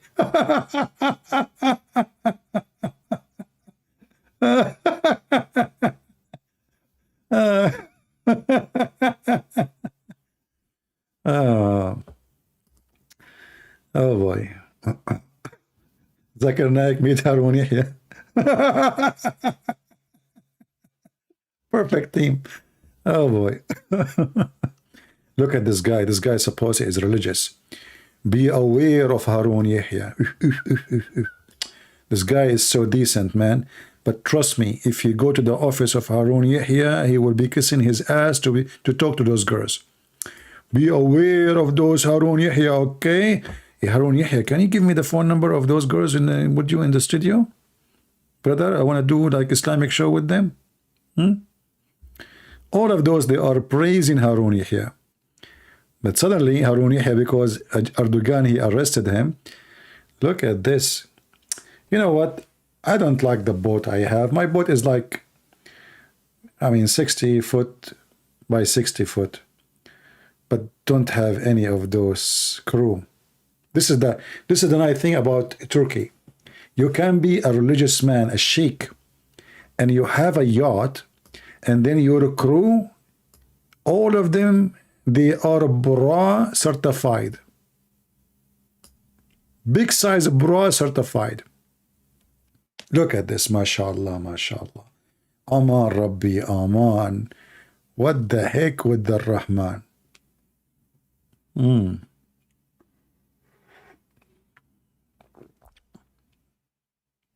He is released? Oh, that's mean he agreed to support Erdogan. So Erdogan he let him go. I mean, Turkey is the land of scam as usual. They accuse the guy, they release the guy. He will release him now. Just support me. Yeah, lack of evidence. I mean, all the evidence around him and the pictures. Those are there no evidence? Still, they want evidence.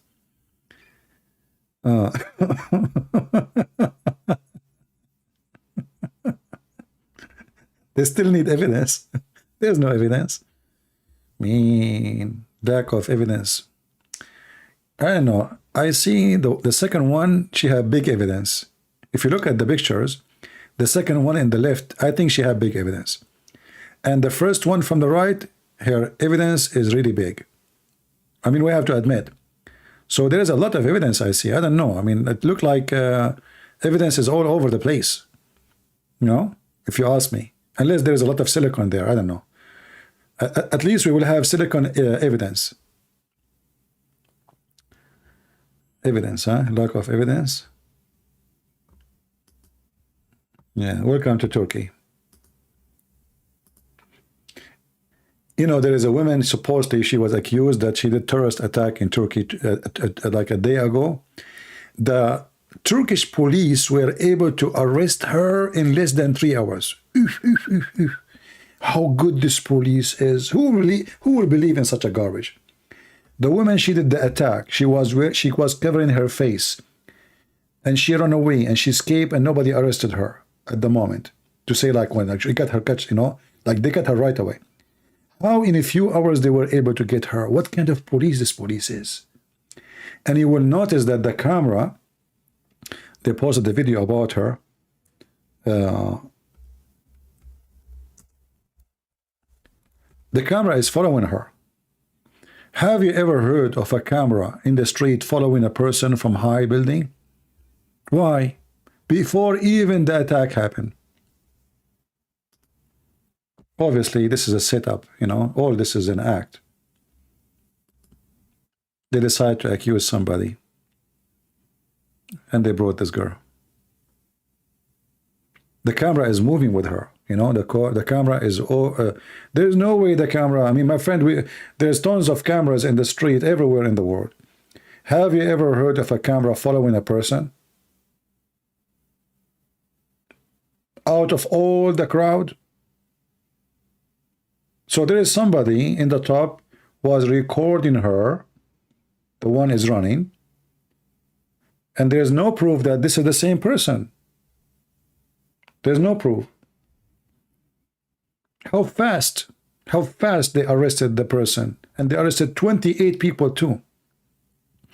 They want to accuse the Kurdish, you know? Yeah. I mean, in Turkey, there's people are missing for a century. Nobody find them where they are gone.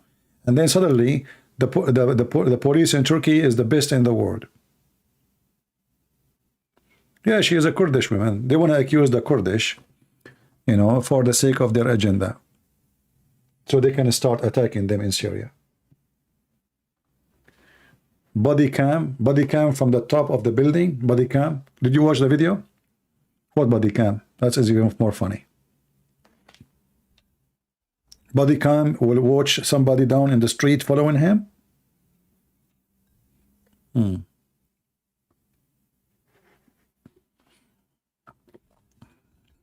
It's a false, my friend, a false. You know, all those Islamic countries, they bring anyone, they put him in the stage. They will make the person say anything they want. Anything they want. Because they will torture you. If they arrest me, and I am there, I will say, yeah, I am the one who killed them, yes, etc., and blah, blah, blah, because we know what will happen. No, you can watch it, go and search for it. Why you want to watch it here? If I play it for you, they will, you know, they will claim copyright. But you can watch the video, and you can tell her easy, it's a fraud.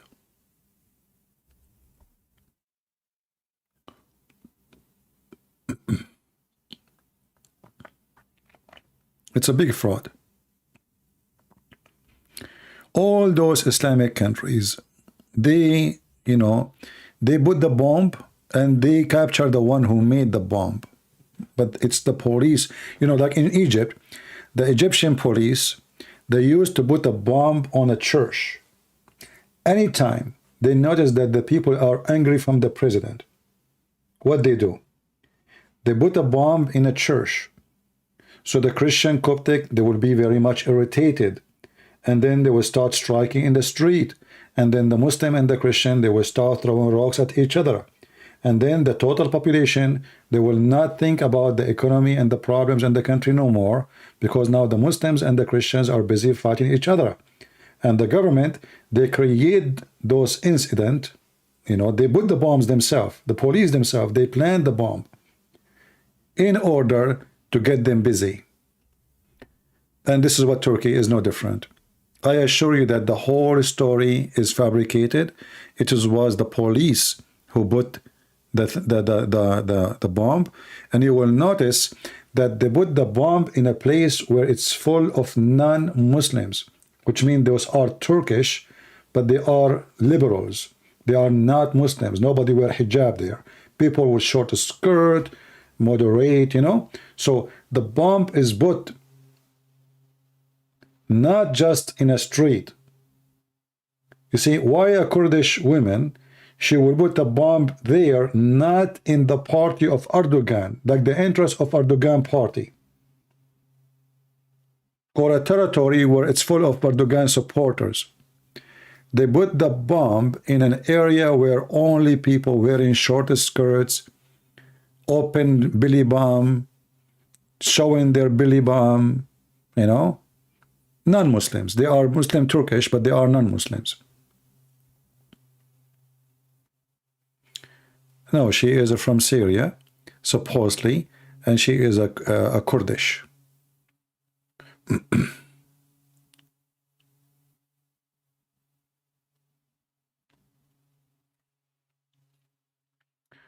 Good for you, DPL.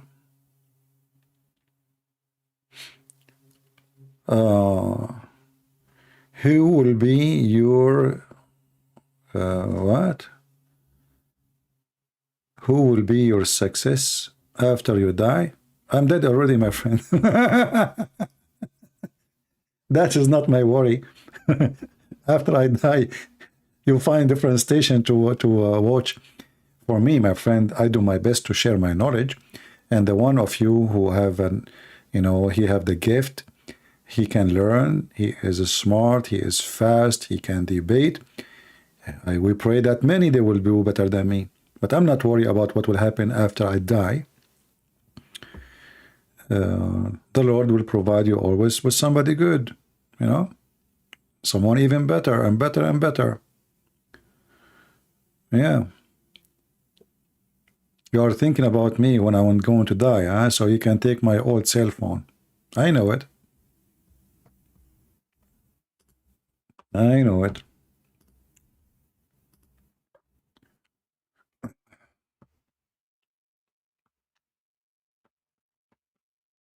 You're all of us, we will die. I mean, what a big deal.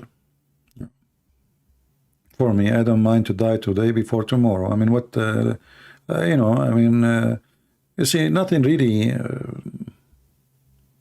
mean, this life, nothing special about it. And actually, I notice, this is my experience, that people who attach themselves to life, they are the one who fastly they go to death. You know, the one who is so worried about their life, they die before the one who don't care. You know, when you are too much worried and paranoid about your life, please visit Canada. Let us be your host. Well, I will be happy to visit you, my friend. But you don't do it this way. Just say visit Canada. You have to make an invitation.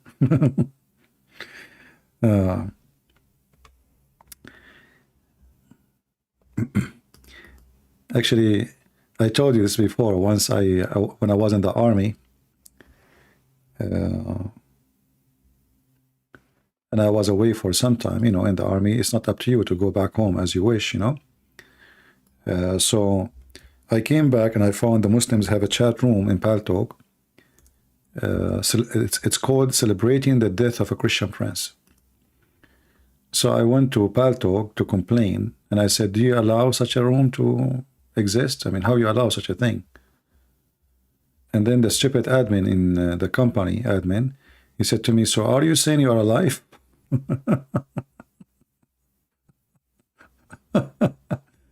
I said, no, I'm not sure really, you know. Are you saying you are alive? I'm talking to him, and he's saying to me, are you saying that you are still alive? And I was saying to myself, I mean, stupidity sometimes is beyond description. Which Christian debater is the best to your knowledge? I don't know. I mean, Christian debater, I don't know what does that mean exactly. I believe every one of us, he have some powerful spots and weak spot. You know, nobody is perfect. However, I believe even if you are a good debater, but you allow them to make you work under their rules, you will not be a debater no more. Refuse their rules.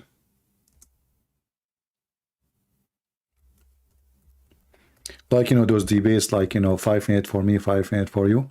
Even if you are the best debater in the world, if you follow those rules, you don't have a debate, and you are not going to win a debate, or you will not even have it. I mean, it's a joke. And as long as all the Christians, they follow such a rule of debate, there's no debaters. Because until now, all of them, they do the same.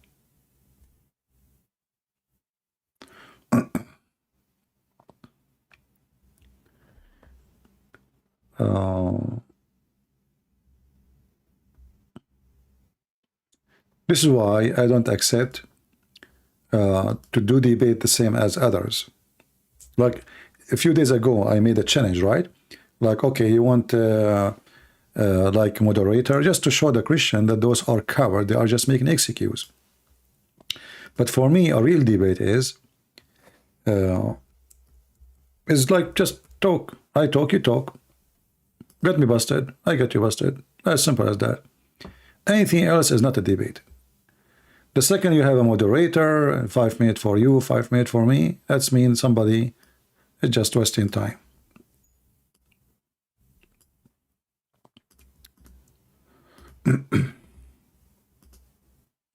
If you go and watch any Christian debate with Muslims, or any debate between any group, as an example, I saw a video of this guy, his name Sad Guru, and a Jewish rabbi. you will notice that both of them supposedly are smart, but both of them are stupid, because not a single one of them is trying to prove that the other person is a liar. So what's the point of this debate? None of them is trying to prove the other one to be not honest or even wrong. So what this purpose of this debate? Is it a debate really? There's no debate in this debate.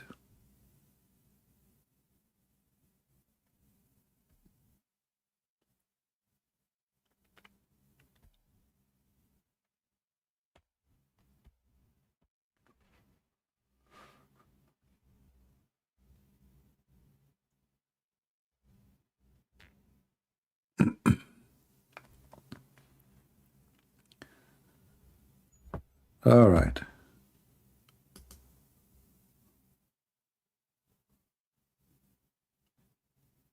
Yeah, you know, like Sadhguru, you know, he is a person, like he is, you know, we have to say he's smart, but he's smart in front of the fool.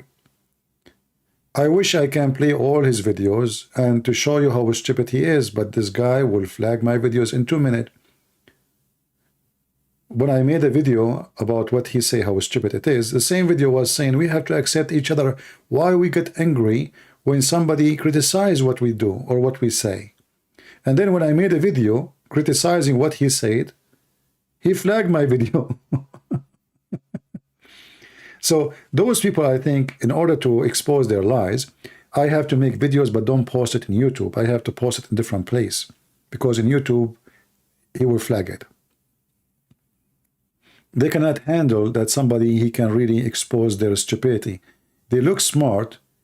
You see, those people, they are great in business, only in front of the fool. So they play with the words. But in reality, they never answer a single question. Not a single question. They never answer. They play with the words. Like they are the kind who will tickle your brain with the smart words, but foolish answers.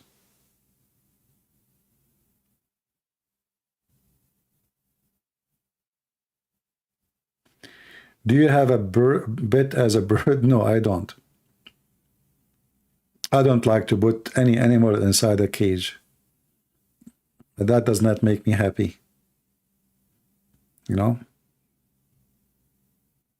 Especially bird. I mean, why you want to do that to a bird? Do you like to somebody to put you in a cage? I will not be happy to do that.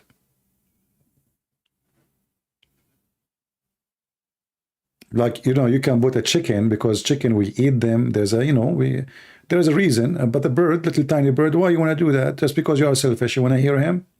Let him fly.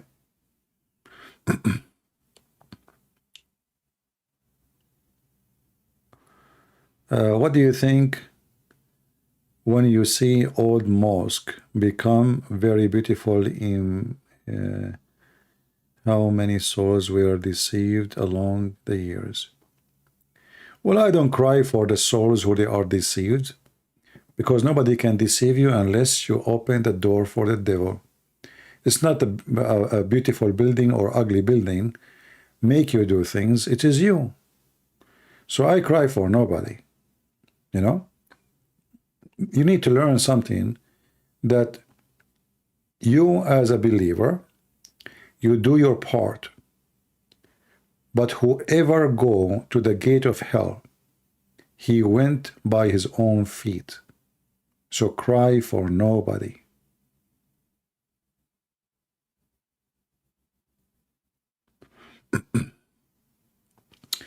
I have a question about debating Muhammadan. How you manage to keep your mind and never let them run away, and keep yourself to be patient. You know, you have a target, right? You have a target, and the target is not accomplished. Let us say you are a sniper, you know, even though maybe that's not a good example, but just imagine you are a sniper, you have a rifle, and you are aiming, and the target keep moving, okay? So if you give up, then you will never do hunt. Because all targets, they will move. They will not stay there and say, hey, take me. So you have to have patience. and you have to keep your eye on the target. And then there's a moment where the target will go down. Can any good come from Islam? Yes, there is many good things can come from Islam. As an example, because of Islam, we are here. That is a good thing. Right? Because of the attack of Islam made us as a Christian join together and gather together. So the attack is bad, Islam is ugly, is evil, but we joining here is a good thing.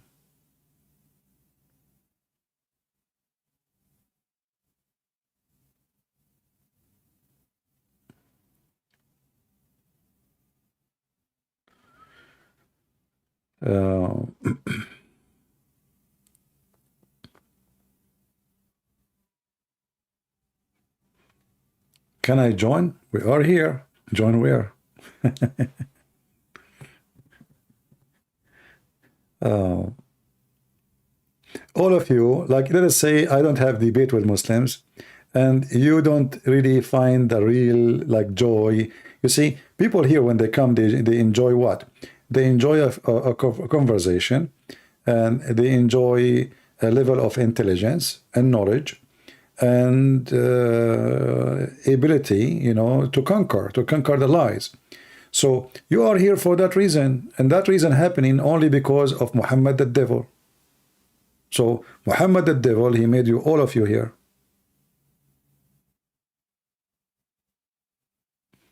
Can you email me? My friend, you can contact me in Patreon, but why you want to contact me there when you can talk to me here? Patreon is only for people who have something very important.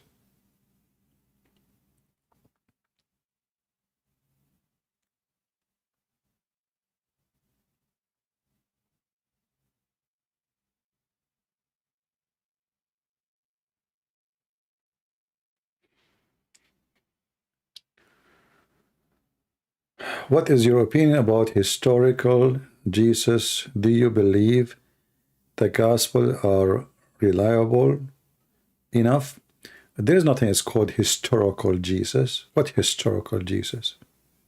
What does that mean?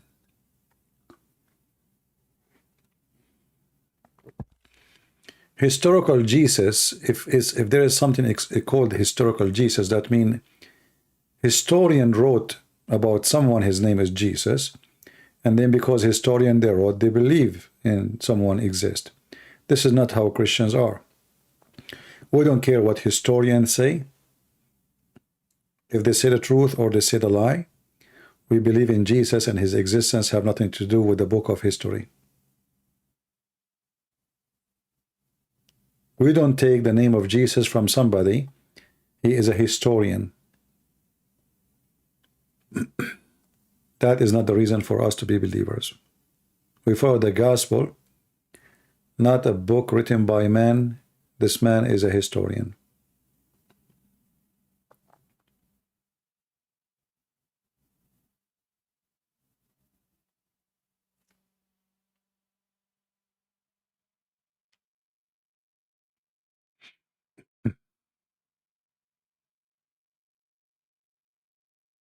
And you know, remember always that history is written by agenda. As an example, if we read the history of Muslims, what the history of Muslims?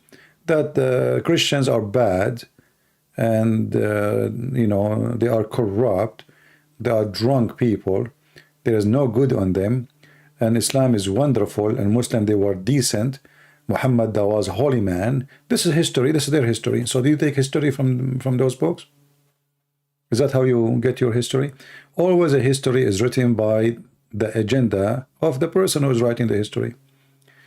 If Hitler, he won the war, listen carefully, if Hitler, he won the war, do you think one historian will write against Hitler?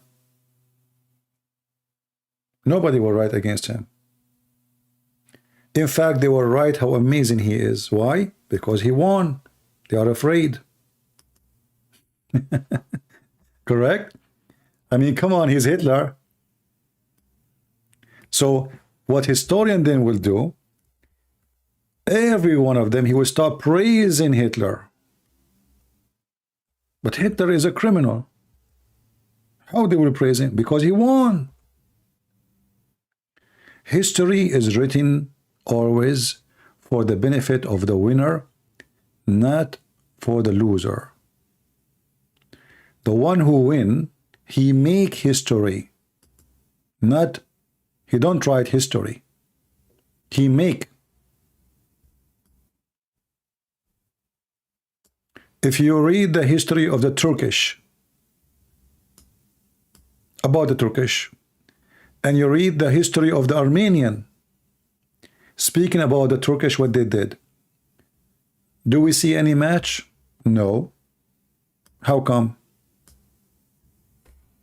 Someone is the victim, someone is the criminal. And the one who win in that territory, he write his own history. An historian, if he's an atheist, is he going to speak really of history? Secondly, a historian who was not exist in the time of Jesus, how he can speak of Jesus if he was not there? You might say, well, he collect evidence. There is a book, I forgot the name. They were talking about it, media, newspapers, TV stations, and then they found that the whole thing is a fraud. It's not real. But this book was examined by historian, by in laboratory for a long time, and they were agreeing it's true, it's authentic. So, you know, if you go in that field, you might get, mostly you will get lost, because we don't know who's writing and why he's writing and what is the agenda and how truthful it is. And even if a person is truthful when he writes history, if the evidence he based in his study on was, one of it was fabricated, the whole study is fabricated.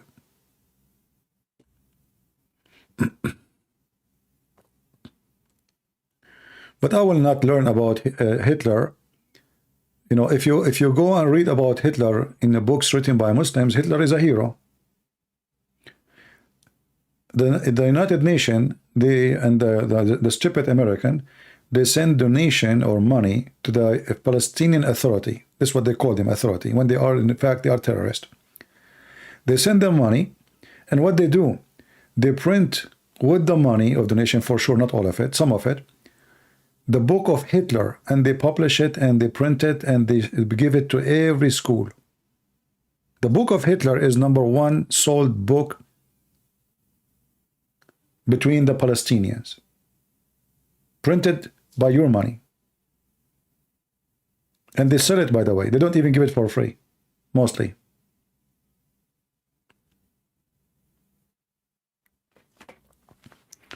So the band you are talking about who? If we ask now, if you try to write a book about Putin in Russia, who dare to say that Putin is a donkey now? Nobody. He will end in jail. But if Putin is gone, and then the Russian, they notice how stupid he was when he went in this war, then people will write books about him. But right now, those who witness Hitler, and Hitler is in the office, nobody will dare to speak against him.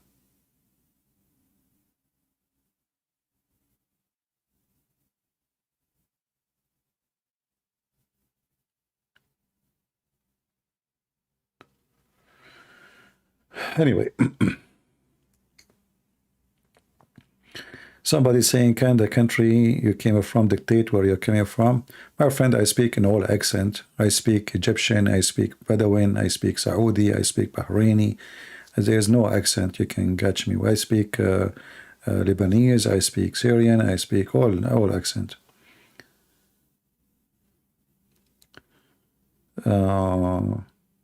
Is it possible to have an authentic Arab culture with zero influence of Islam? First of all, there's nothing called Arab culture. You see, Islam destroys all culture. There's no culture. What culture? If there is culture is exist, is in the places where Islam is not exist. You will notice that somebody who live in Pakistan, what they are wearing, they dress like Arab, their names is like Arab, their hair is like the Arab, their food is after the Arab, their words is Arabic words. So what culture? There's nothing left. So Islam come with Islamization, as they call it, you know, like it killed the culture. There's a guy, he was proud about his inheritance as an Arab. Muhammad, he said to the Muslims, "A'idduhu bihinni abi." Tell him, go and bite the penis of your father. Go and tell him to bite the penis of your father.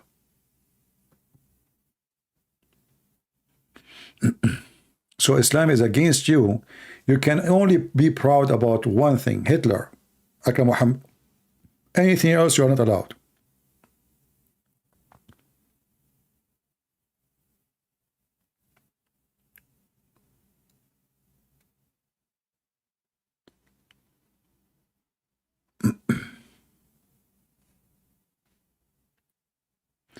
Do you also follow sport? No, I don't follow sport because simply there's no sport.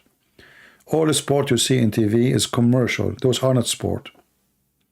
Anything you see in TV is for business and money making. Do we agree?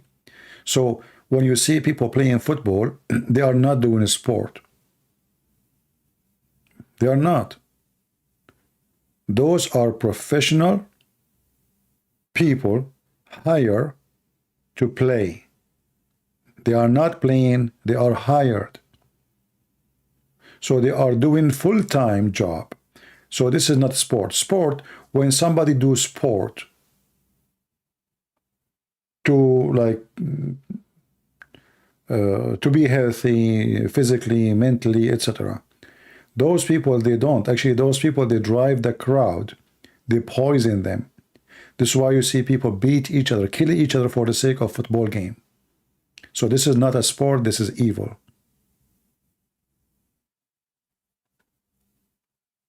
All the action you see in TV under the name of a sport is nothing but pure evil. The purpose of it is money. There's no sport in the sport.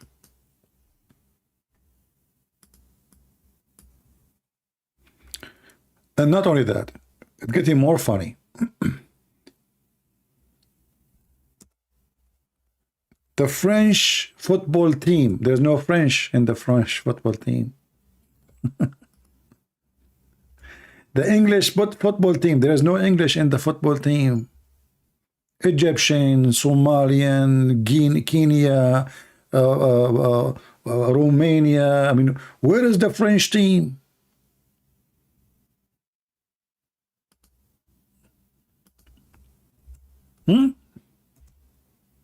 Spanish team. There's no, look at this. This is what team is that? This is the Portuguese team. Look at this. Look at this joke. This is Portuguese. I just searched. This is the Portuguese team. Where is the Portuguese in the team? Since when the Portuguese are African?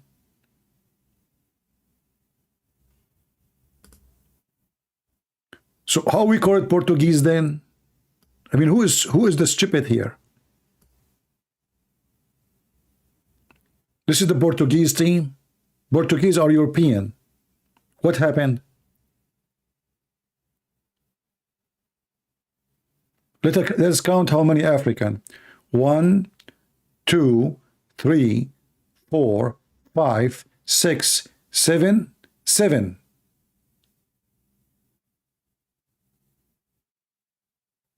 Okay, how many Portuguese? 4.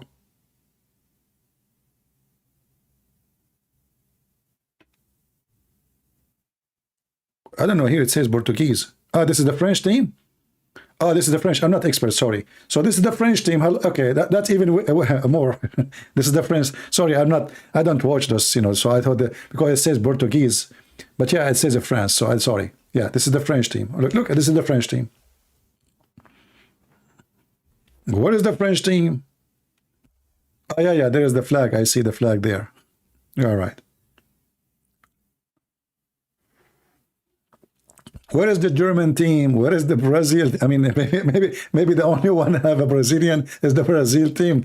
So Qatar team, even Qatar, they have a team. I mean, where is the, you know? So it's a joke. It's just, it's horror, you know.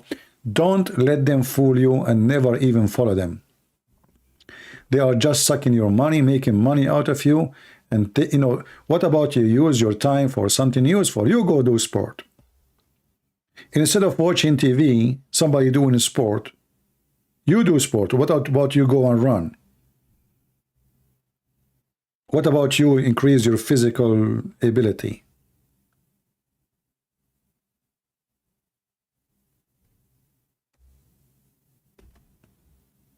Those are fake teams. There is no team in the team.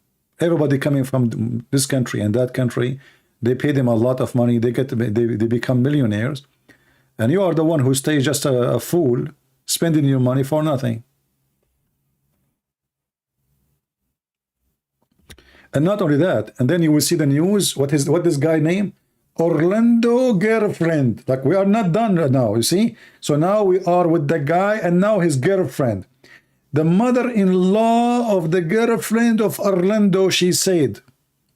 Like, I open every day the apps to, like, in the news to see. I mean, I see the most horrible, and I keep saying to Google, not interested in this news. And the stupid Google keeps sending me those news. The mother, the mother of the girlfriend of Orlando. Who is the heck of the Orlando? And why it's important to know what his girlfriend, she said, or her mother.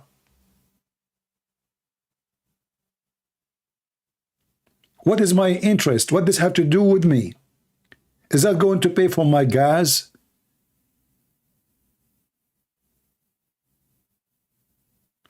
What do you think about Muhammad Ali, who converted to Islam? You know, he is racist. And, you know, the Muslim, they fooled him. They told him that Islam, you know, give a place for the black people. So they fooled him. He's a victim of the ignorance. It's not his fault. You see, if you don't bring the truth, people will be deceived. So if this guy, Muhammad Ali, he once at that time, but, you know, he's way older. So he was exist when I am, like, let us say he was young, like now, and he was saying to me, he will never convert to Islam. He will see Islam is a joke, and Islam is against black people.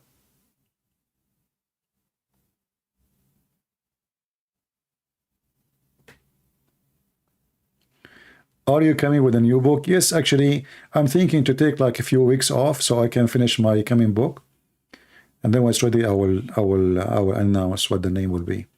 But I'm thinking to take like I will see when I will decide to take a few days off, a few weeks off, because you know, to focus and keep writing, it takes too much time and energy.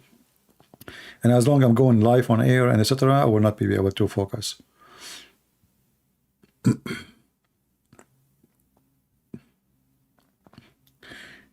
Sport is something good, but this is not sport. This is a pure business. Do you know that the one who lose and the one who win, both they get paid?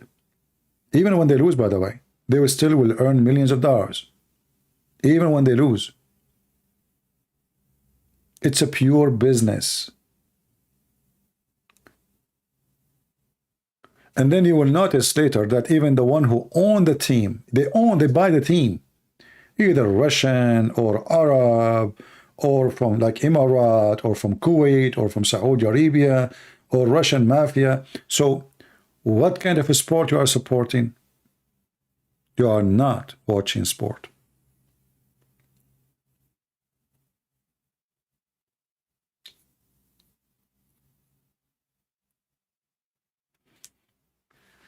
Yeah, well, if I take a few weeks, that will make me be able to finish, you know. Otherwise, it's going to take forever. Right?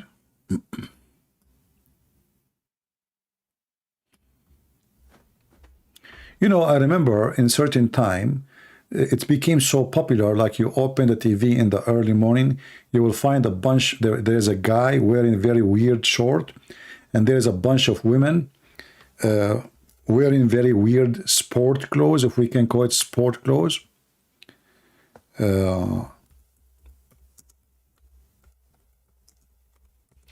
And women bending over and the camera zooming in their ass, and yet they call it sport. And those sports became so popular, but in reality it is so sexual, have nothing to do with the sport. Like in the Middle East, every TV they have the morning sport, and the men, they sit in the front of the TV and their mouth is open, and he look at those women in the TV and he look at his wife and he say, why in the heck my wife, she does not look like those. He said to her, why you don't do sport like them?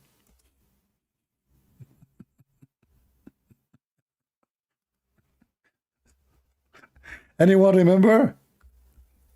Every single TV in the morning, a bunch of women almost naked, a guy, he have like nice shape of a body, and all of them, they are doing weird stuff on TV. Very weird. And they call it sport.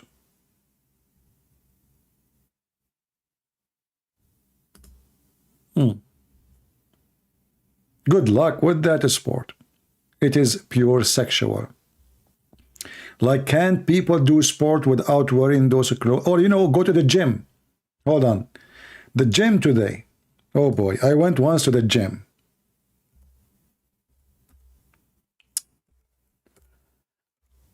Oh boy. And I said, what the heck is that? What happened in the gym? Are we really here coming to practice a sport? Or women coming to show their panty, and men, they are coming to show their penises?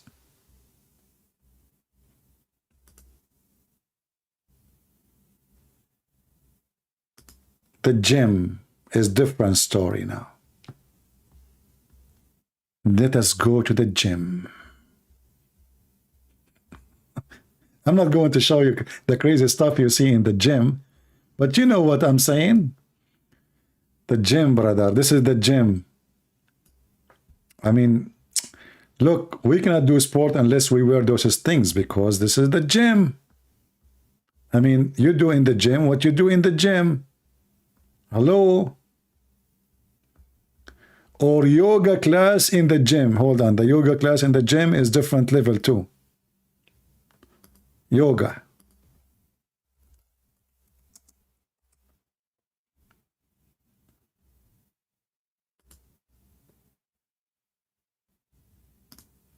I'm going to change my career and I will start teaching yoga in the gym.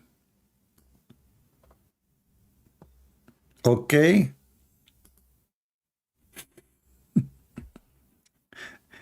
And it's not like a private room where women, they are like nobody see them. And the one who's teaching them is a guy. Well, I mean, okay. Maybe we are coming from the old days, from like the cave time. Right? Yeah. This is the gym.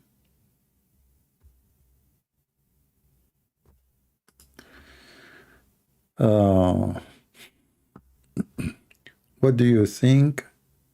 Khabib, Nurmag, UFC. Who care about those stuff? I mean, those are stupid.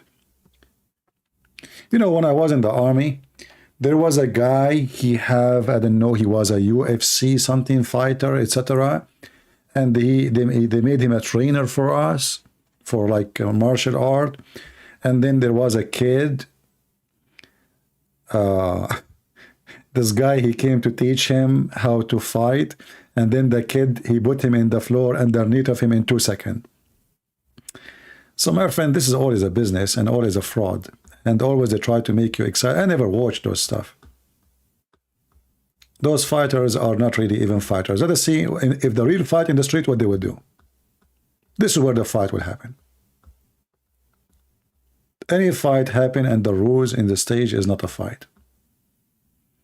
But anyway, I mean, what this would do, I mean, even if you are the best fighter in the world, those doesn't save you. A little kid with little gun can take, do you know what, have you ever heard of somebody, his name is David? Anyone remember the story of David, guys? Who remember the story of David?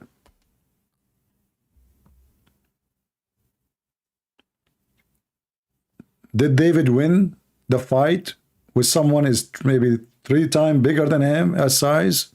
Professional fighter, criminal, killer?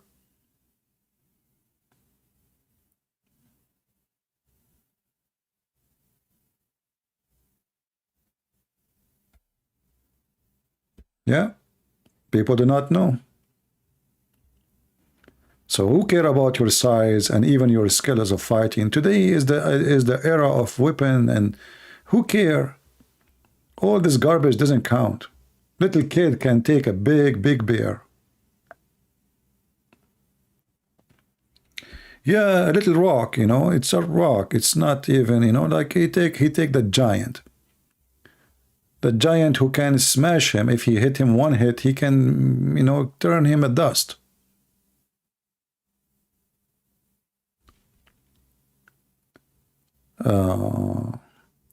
Have you ever thought to talk with Father Boutros in your channel? Well, my friend, I respect Father Boutros really. He is a brave man. I respect him. But I'm a person, I don't do the kind of interview, you know what I mean? I don't do those things. All people know I don't like them.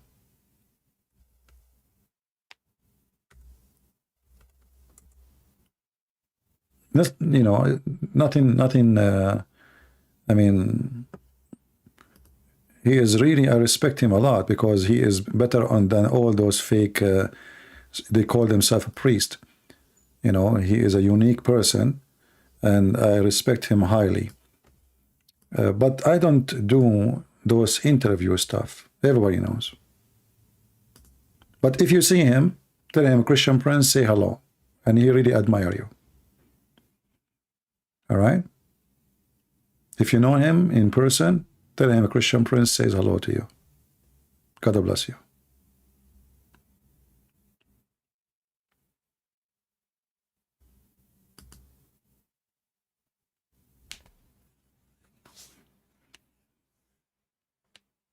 For some reason, I don't find a reason for me to join any others because I can do perfect work by myself. And the second I have somebody else with me, like I'm the kind who don't like to have anyone with me in the kitchen.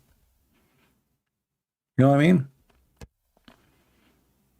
Because I'm afraid they might burn my food. Even if they are good in cooking too.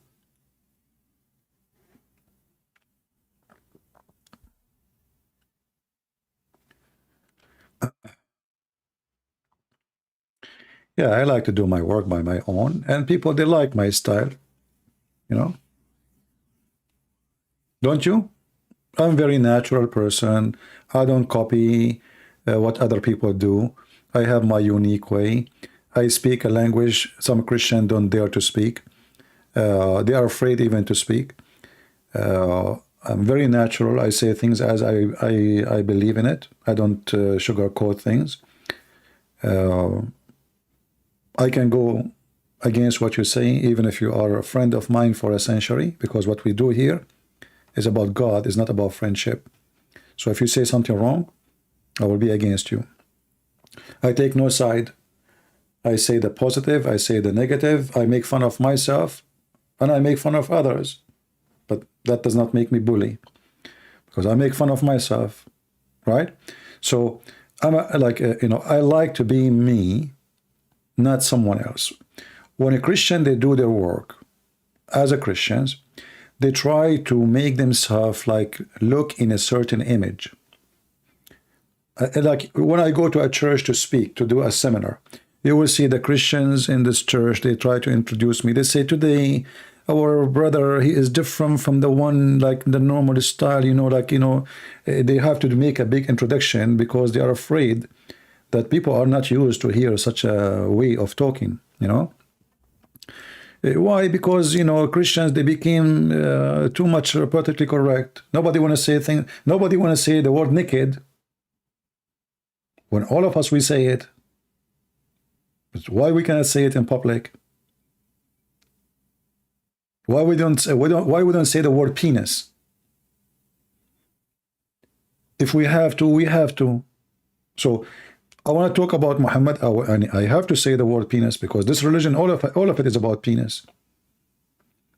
But you will notice Christians, when they speak, they avoid using such a language because simply it's not suitable to say it. But I find by not saying it, you are covering a lot of dirt of Muhammad for the benefit of who? Right? Just because you are a Christian, you cannot use such a language? Well, we have to be truthful and we have to be bold about it as it is. You know?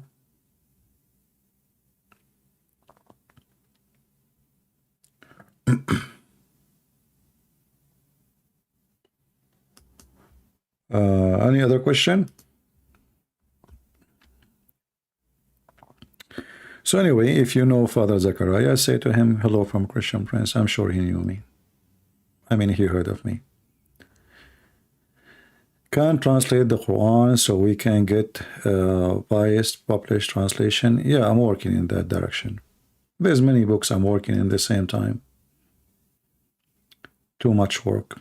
And actually, I'm waiting for what it's called the Black Friday to purchase a screen, like little screen.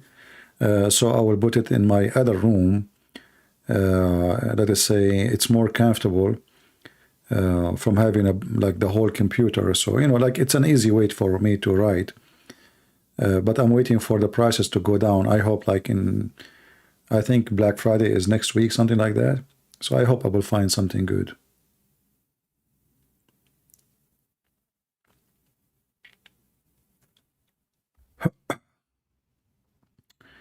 228, please explain to me. What do you mean 228? You mean the Quran 228? Is that what you are saying? You want Quran 228? Yeah, well, you know, the Quran is a stupid book as usual. So when the Quran speak about that you were dead and then Allah, he made you alive, and then he made you die and he make you alive. Muslim, they come with many explanations. They say, as an example, Muhammad, he said, there's two deaths. There's death when you sleep, and there's death when you are a real death. And they say, like, you know, you were a sperm and then he made you alive. You know, and you were in the darkness of your mother belly.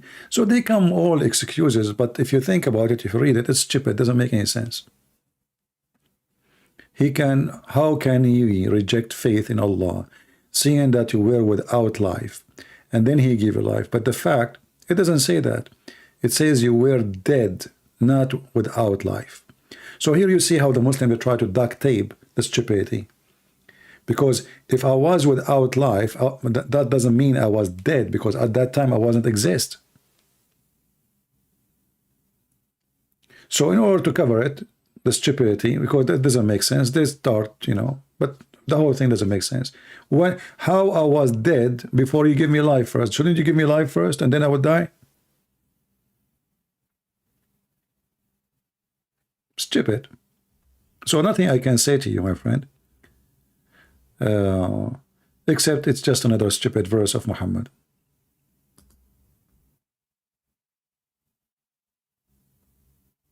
None of it make any sense, because I will not die unless I was alive first. And the translation is false. It says you were without life, when in Arabic it says kuntum amwatan. You were dead, not without life. What without life? If we have no life, we will not exist. We are exist after we have a life.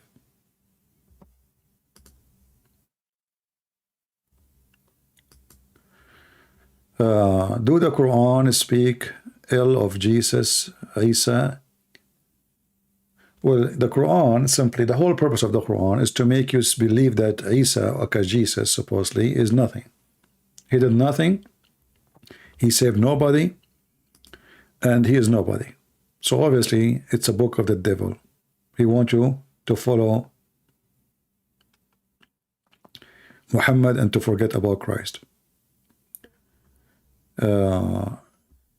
Christian Prince, can you briefly explain how all ulama, which mean scholars, through Imam Hanifa and the vast majority of the Abdul follow Hanafi fiqh?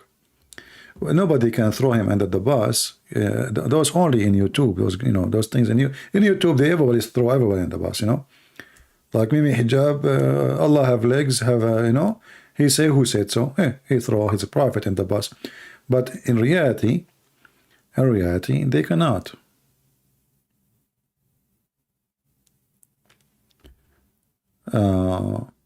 Lot daughters, Simon saying, slept with him and bore him kids. Through that lineage came David and then Jesus. Does that make Jesus not a clean lineage? First off, my friend, Jesus is not from the lineage of anyone, for Jesus is Son of God, not the Son of Man. This is number one. Number two, if I go with your logic, Adam sons, they have sex with their sisters. So that means all of us, we are not from a clean lineage. Number three, if your grandmother, she was a whore, I'm not insulting you. If your grandmother, she was a whore, and she gave birth, let us say a grandmother, you know, like not your mother, like, you know, far. And then she gave birth to grandfather. And then grandfather, he gave birth to your, what is your fault? So, you know, we have to be logical. The Jews, they avoid having somebody having a bad lineage. But in the case of Lot, he did not have sex with his daughters. It was the daughters who made their father drunk, and he was not aware, and they slept with him. For the purpose of having children, not the purpose of having sex. They thought there is no man is going to see them anymore, and they were worried about their future. So there is a story of somebody doing fornication and lust and incest, and somebody is doing something for the sake of, let us say, surviving.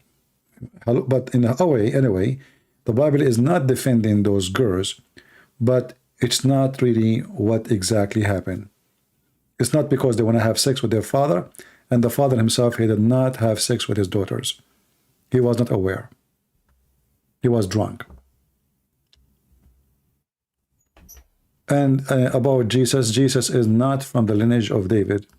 Jesus, he asked, like even the Bible says, like from the son of David, but this is by birth.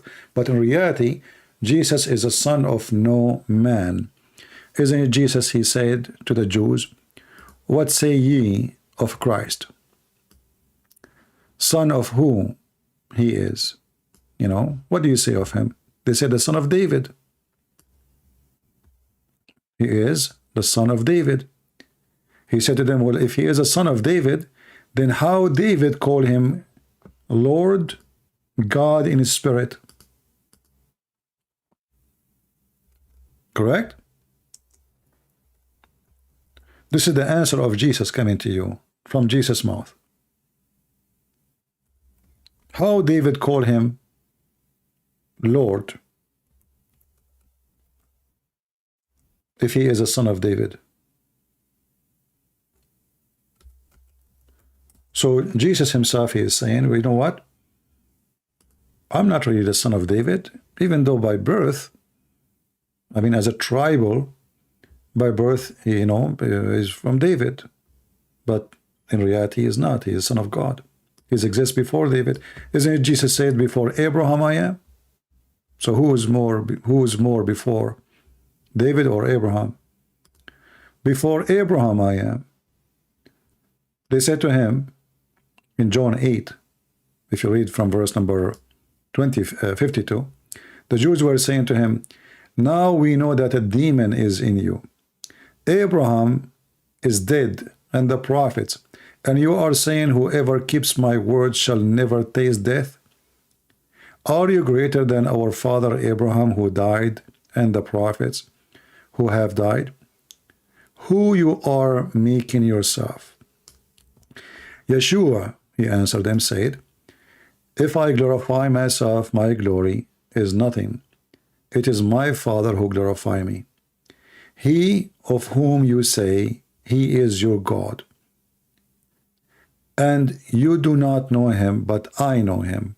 And if I had said that I did not know him, I myself would be a liar like him, like you.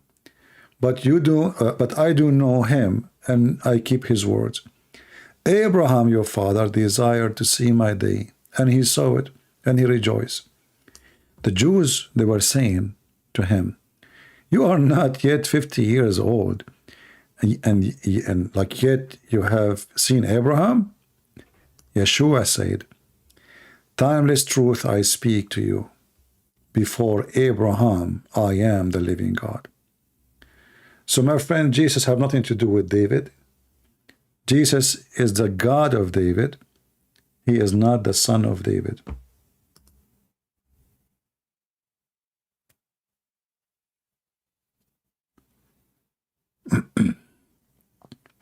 And if somebody is a son of I know that in the Old Testament, a priest, if his lineage have any fornication, so is not qualified to be a priest, etc. But in the case of Jesus, my friend, he is born of a virgin. Not only he have nothing to do with the lineage, this is why he is born of a virgin. Did you ask yourself, what the story in Christianity makes sense only in Christianity, that Jesus is born of a virgin. But born of a virgin in Islam doesn't make sense, because what the purpose?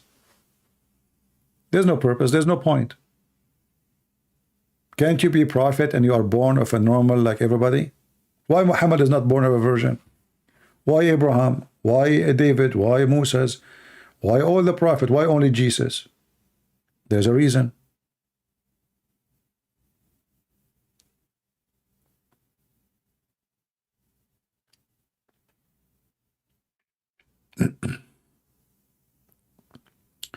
This is the Aramaic translation, which I believe it's way more accurate than other translations.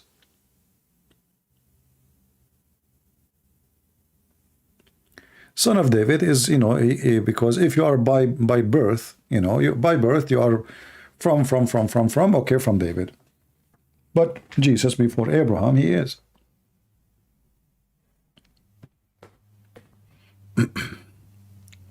Same time, if somebody commits sin 2,000 years ago, you don't say that the sin is following you. Let us say somebody commits sin. If there is any person in the world that did not commit sin, if there is one person in this earth that did not commit sin, nobody, right?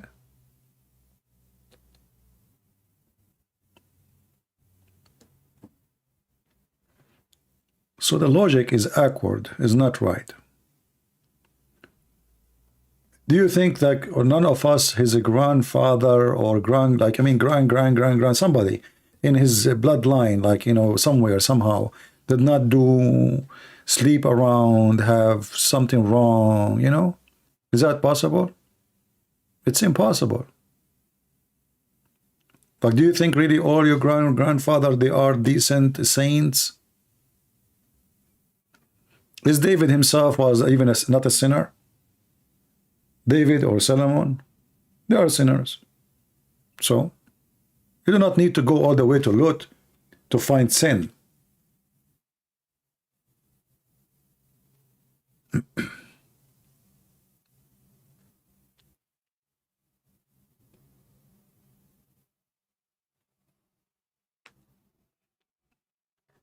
Jesus has DNA 23. Nasi, we don't have time for your chromosome. Just take your chromosome and leave.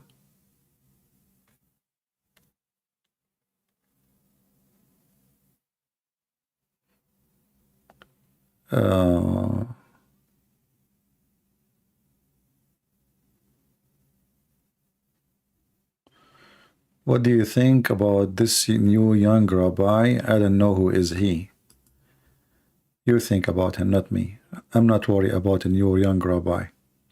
This is the last thing for me to think about. If we have time to think, we should think about God teaching what He said, not about me, about you, about a rabbi, young rabbi. Think of your salvation, not of a genius, as you call him genius. You know, somebody is a smart or a genius. That means you are stupid. When you see somebody as a genius, I'm just saying reality. If I say now that this guy is a genius, and I'm saying genius compared to who? If I'm saying compared to me, that I'm saying I'm stupid compared to him. Very simple. Otherwise, there's not such a thing. Everything is about compared to who. Like when we say white, bright white, bone white, sugar white, snow white, it's just compare between all kind of white.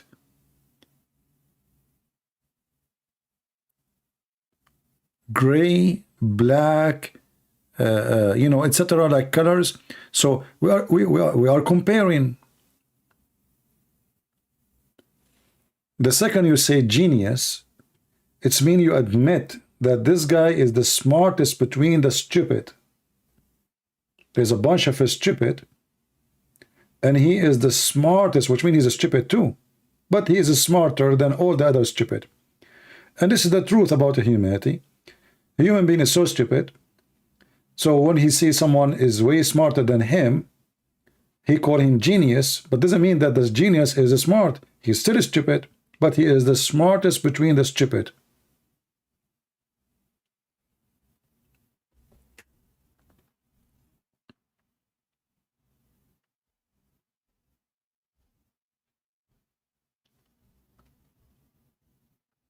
I know you will not like my answer, but this is how I see it.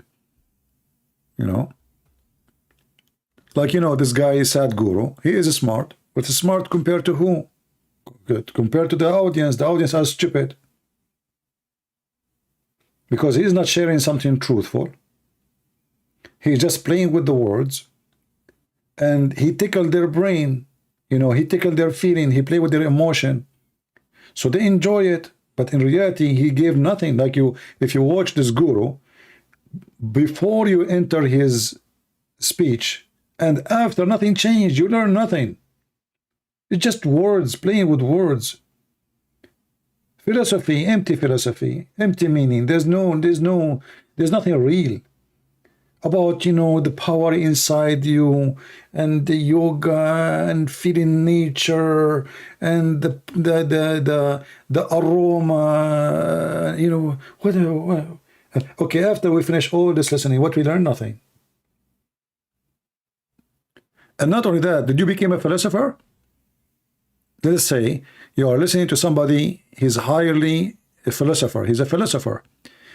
Listening to philosopher, does the philosopher made you a philosopher too? If not, so what you learned? What exactly he did to you? I wish I can play for you some of his videos to see how he played with words, but he is saying nothing.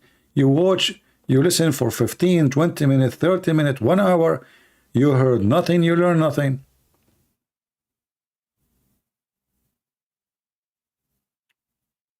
Like when you hear a guru about why you should not eat meat, and then he say to you, because we need to save life. Oh, good philosophy. Do you kill cockroaches? Yeah, sure. What the heck? Your philosophy is destroyed. Why you want to kill a cockroach? I thought you want to save life.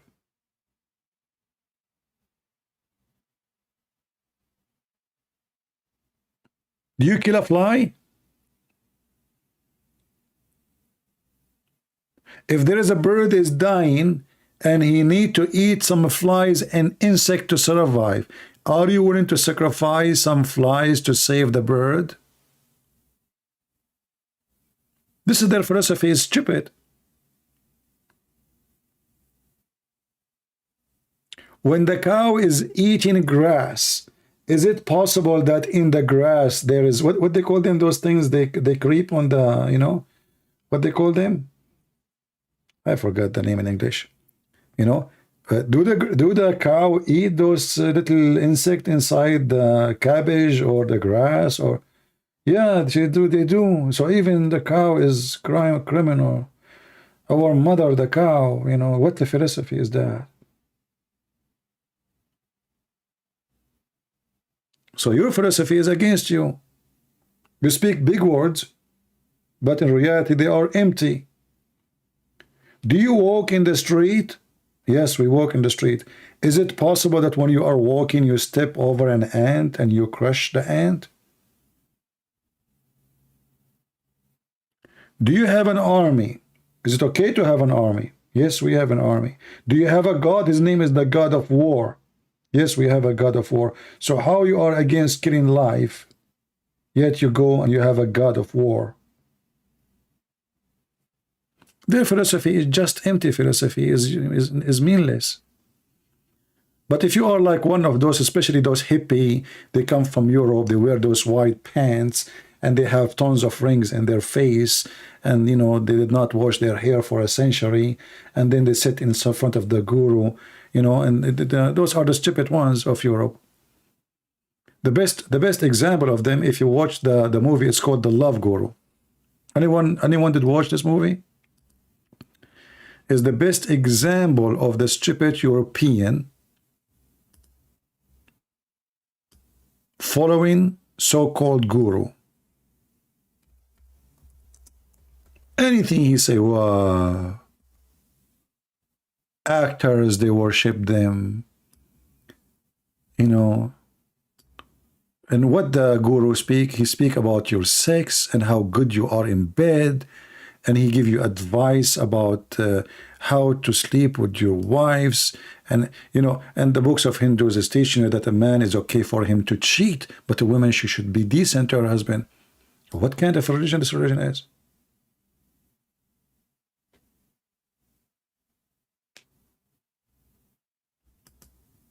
The love guru.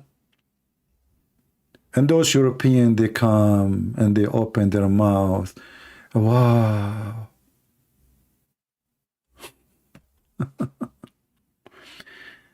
What do you say about Islam focusing on changing famous people to Islam? It's just for the sake of propaganda to use them. Nothing changed.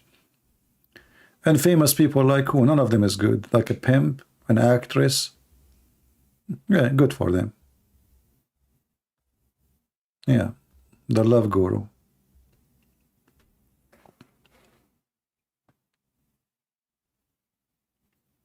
You know, the devil, he come to you and from different doors, different way, and he change his color, his skin, his language, depend where you are, who you are, what you are looking for. So if you are a person who think that you want to be religious, you want to be decent, he come to you from the door of religion, like Jehovah's Witnesses, you know, Mormonism, Islam, etc. If you are a person into sex, you know, you are desperate for sex, you think life is about sex, then he will come to you from the door of sex, like Islam promise you a lot of women, you know. If you are about money, about power, Islam provide you that too. They gang with each other. So always Satan, he will find his way, you know, depend who you are, what you are looking for. Satan is like a guy who owns a supermarket. He have everything in his shelf except decency.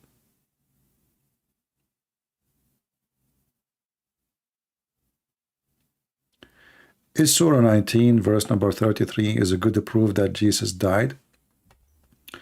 Well, you know, the Quran, again, is a stupid book, and the Muslim, they will play games and they will give you different meaning for what you are saying. But yes, the verse is so clear, you know, because it's, you know, the Quran says, Mutawaffika wa rafi'uka ilay, I cause your death and then I will take you. The Muslim, then they will explain, they say, oh, he made him sleep. Some Muslim, they say, no, he caused him to die. So yeah, you know, Islam is stupid again, but we don't care if the Quran says so or not. But I understand your point. You're trying to prove to the Muslims. That's good.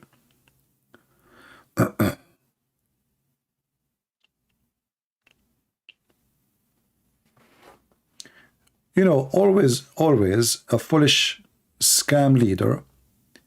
He is smart if he is his customers or his listeners or his followers are a bunch of fool. You know, I remember once, you guys, do you remember once I made a video about this currency, the virtual currency? Anyone remember the video? And many in the chat, in the comment section, they say, Christian Prince, you don't know what are you talking about. Please don't talk about those things. You have no idea. And I was warning people, don't buy this currency. You don't know even who own it, who control it, where your money will go, what will happen. You know, there's no guarantee of it. And then many, they get upset from me. You have no idea. What are you talking about? This is stupid. You know, yeah, the Bitcoin, yeah. So, and then look what happened. Every few days now, we hear about a disaster. People, billions of dollars went missing. People do not know where their money is gone.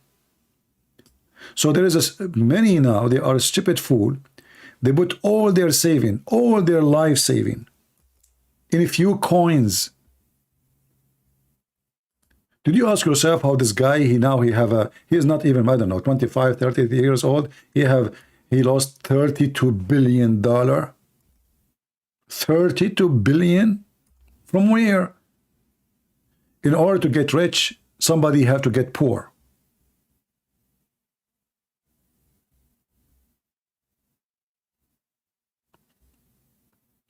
Do you understand? The money is not coming from the sky. Somebody is taking the money of somebody else. That's how poor and rich work.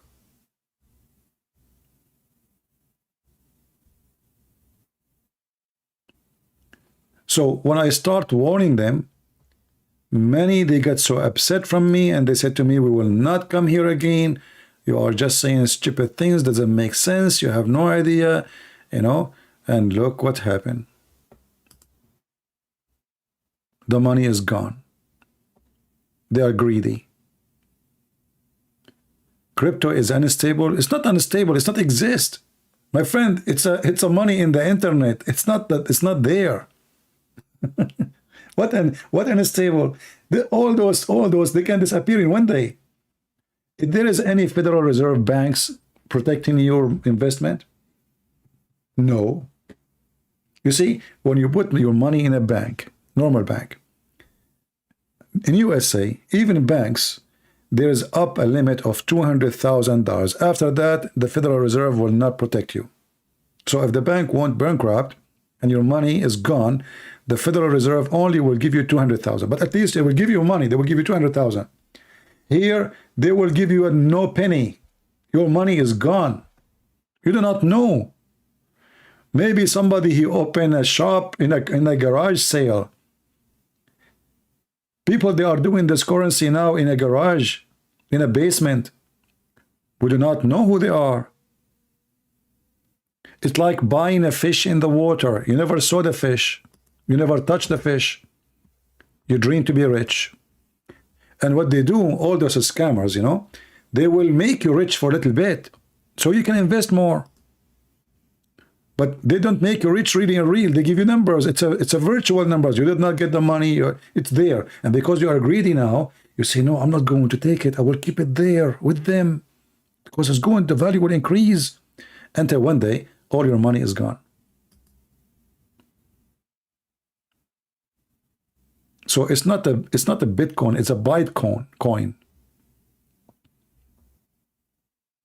And look now, this guy, he still have 1 billion. Supposedly now he is bankrupt. Now he have 1 billion only. Okay, did you ask yourself where he got the billion from? Well, how the billion grow up? How he have 32 billions? From your money.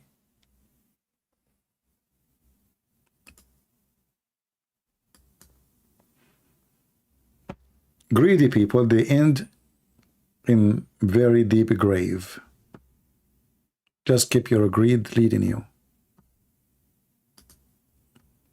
They worship money. Money is their God.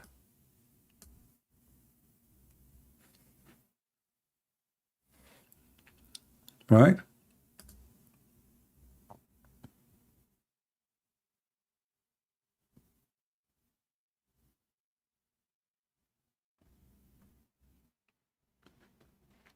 You know, there's an Egyptian scammer. He created a virtual farm. A virtual farm. How does virtual farm work? You invest money in a farm. Let us say you have $10,000. In this virtual farm, those $10,000, let's say they will buy you 10 cows. So you own 10 cows. All the investment is about animals. And then your money, your cows will give birth.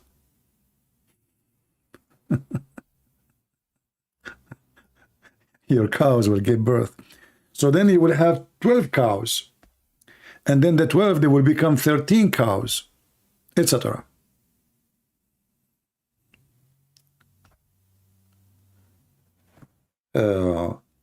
Somebody's saying, what about CBDC, central bank? My friend, any bank, even a bank, if it's not under the trust of a Federal Reserve of a country, and the country have a strong economy, you have no money. Because even that can go bankruptcy and your money is gone. Money is money. Virtual money is not money. This is what I believe. I will never invest in such a thing. But anyway, so this guy, he, you know, and people, they start investing their money because, oh, I bought 10 cows and now they are 12, and now the next month they are 13, they are 14. Man, my money is getting up. So now the 10,000, they became 15,000, but they get nothing.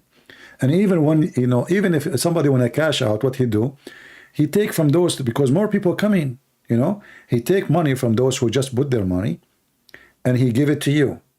And now because you are greedy, you say, oh man, I just made the 10,000, they became 20. Why I want to take it?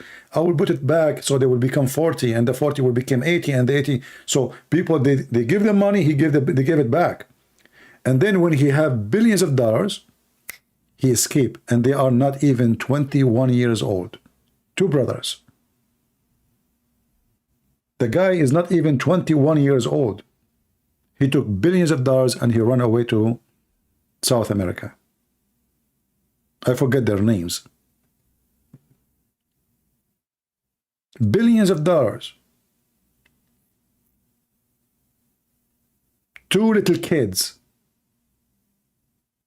So imagine you are just this 21 years old who made a bunch of donkeys, put their money buying their fake cows in the internet. There's no farms, there's no cows, there's no donkeys, there's no nothing, there's no monkeys. And the stupid you, because you are greedy, you believe it.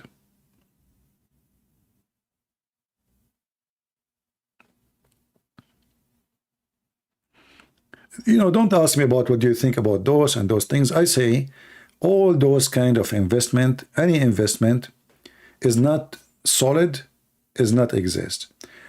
Even stock market. You know, stock market is not in your hand. Like now, if you invest, let us say, in real company, like, you know, Elon Musk. He have a real business. I mean, this guy is a big deal. It's not a joke, right? So you might invest with him, right? But this guy, he might make one comment, just one comment, and he can cause his company a big lose. So your life investment is in his comment. For him, if he lose $1 billion, it's not a big deal. But for you, if you lose a few thousands, you're bankrupt maybe. So you invest with the man who is very successful. He have a real business. He have a real company. The guy, he have a spaceship, literally, you know, it's not a fake. He's expanding. But one comment from him. And this guy, he keep talking. He never shut up. Like, he said Twitter might go bankruptcy, stock go down. His own stock. But there's many people, they own stocks in Twitter. He's not the only owner. When you say it might go bankruptcy, you hurt everybody. So One comment, they can destroy your livelihood. So why you want to put your life in their hands? For me, if you ask me, I believe in investment in lands or real estate, something solid, something real, especially land. Land which is either can be very good in a good building zone, or a land which is can be a very good for farming. Both, they will never go wrong. Anything else is very risky. This is how I see investment. If I have the money, that's what I would do. I don't trust stock market. Even gold and silver, they can go wrong anytime. But if you own a land, the land will stay there. You will die, the land will stay there. Don't worry. Nobody can take it.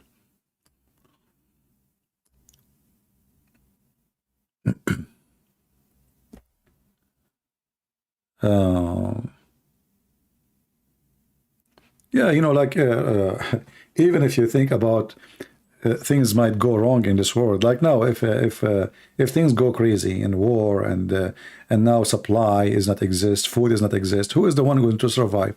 Farmers. Those who live in cities, they will kill each other. People who live in cities, they will eat each other alive. Yeah, but people want food, people want water, people want supply. Do you remember when the pandemic started, people they were fighting in USA over toilet paper? Do you remember? Toilet paper. People are fighting literally, bunching each other over what? Over cleaning their ass, not food. So what they will do if there's no food?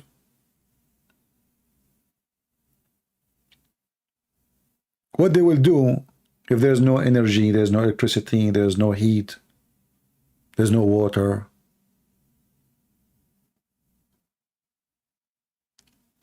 So those who own a land, at that moment, they will find themselves, they are the lucky ones, because they can grow some food, some tomato, potatoes, grow some chickens, and they can survive.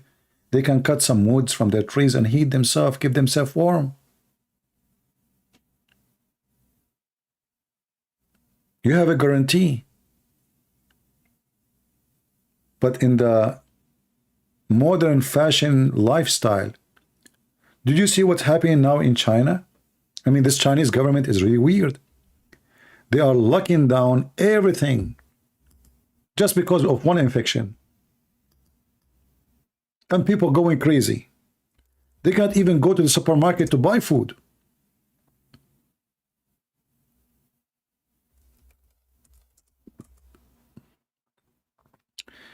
Living in big city,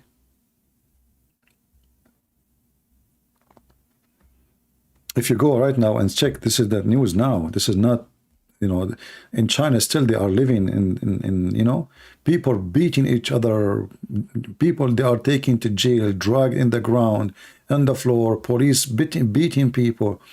I mean, it's a madness. And what happened in the last 2 years, it can happen again so soon. You never know. And then your money have no value because there's no food. Well, you know what you will do if you have a, you know, do you know the story of the guy who have all the credit cards, golden master cards? You know, he have a credit of millions of dollars, but then his car broke in the middle of the desert, and he found finally a phone to call, but he don't have coins. Shalom, my friend.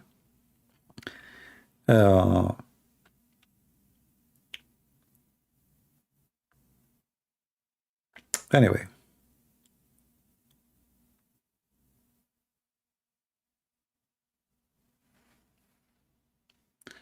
when there is no food, you will not need toilet paper. Well, still you will eat something. You might eat your cousin next to you, you know. When the Palestinians, they were surrounded by the Shia during the wartime in Lebanon, and they cut the water on them, they cut the food on them for more than 8 months. So what they start doing, when one of them he died, they eat him. the Palestinian, they were eating each other. This is what Hezbollah and the Shia of the movement of Amal, they did to the Palestinian. A human being can turn literally into a pig. Just make him hungry and angry. And then you will see a different creature, a new creature, something you never saw before. When hunger strikes, mankind is different creature.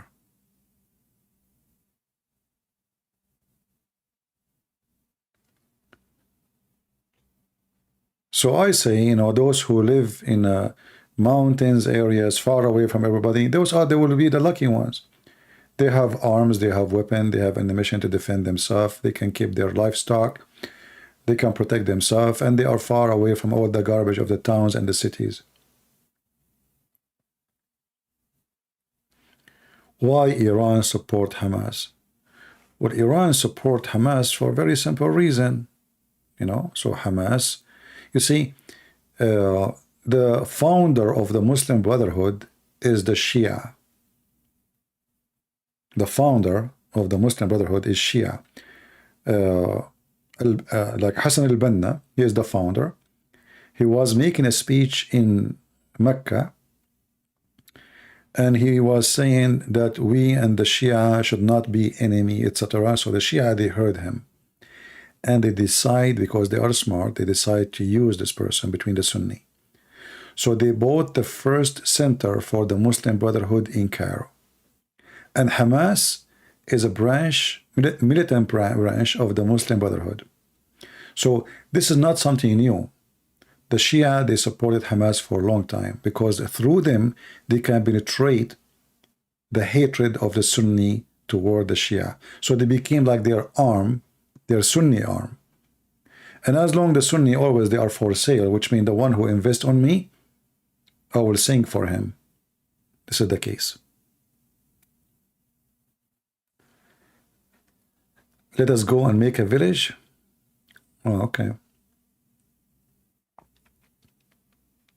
For me, if one day I got enough money, I can buy a land in, in nice area, far away from people, I will. Why not? I would love to. Grow some, look at the food you eat. The chicken doesn't taste like a chicken. The eggs doesn't taste like eggs. Even the milk doesn't taste like milk. Everything you eat is fake, It's not healthy. So if you grow your own food, you will live healthy.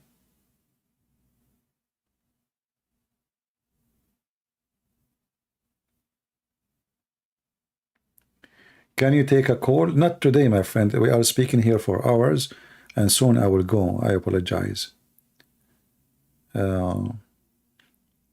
Yeah, but for me, if you ask me about investment, I say to you, try to invest in something you can get hold in it, especially in the case of emergency when you need it.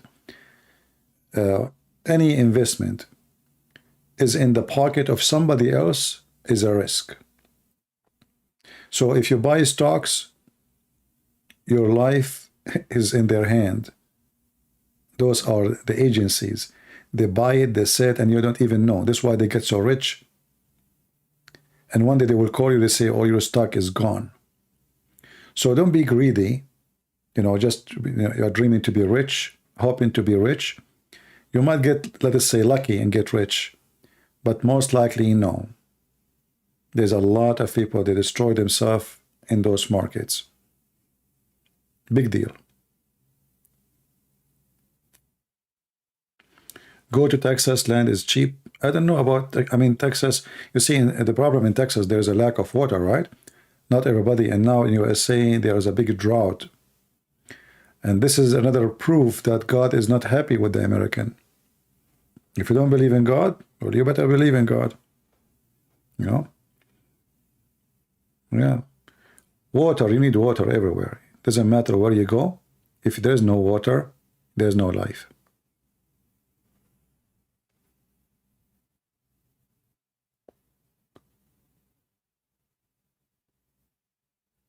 You know, people live like cities. Like when I was in the Philippines, uh,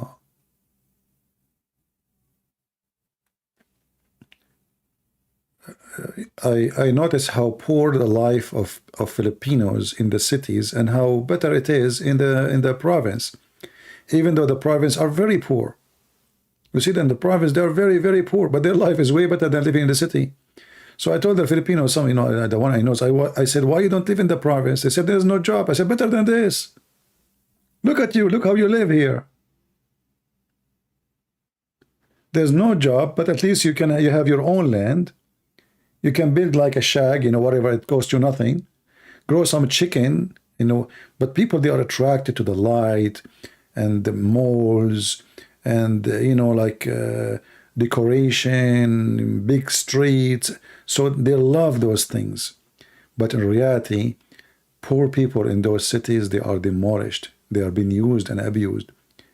I prefer to live in a small, little, tiny village, and I have little income. Like, and the other day I saw a video of a guy saying sweet, you know, so like he makes sweet at home, and he is selling each piece for 2 pesos. You know what 2 pesos is? Nothing. 2 pesos is really nothing. But this guy, obviously, the 2 pesos for piece is enough for him to make a living. So think about it. You might make 500 pesos in the city. And this guy, living in a tiny village, going and selling kids those sweet, he will make 100 pesos. Who is the one who have a better life? I assure you, the one who live in the village. Because in his house, he have a chicken, he eat healthy eggs, he grows some tomato, whatever, and he makes some money from what he sell. So he is a landlord. Nobody is kicking him out. He is not paying rent. I mean, he have a life. You live in a city, you are so poor, you don't have a life, you are just a slave. Just because you are worshipping lights and malls and fancy stuff, but you don't have them. It's not you who have them. Why you want to stay there? This is why now you notice many people, they start going back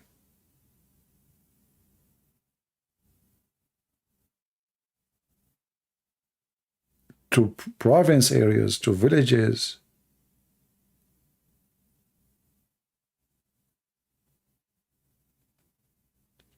You know, in certain time, if somebody is coming from a village, people laugh at him. Oh, he's a villager. Like, you know, supposed to, you're like stupid, you are nothing.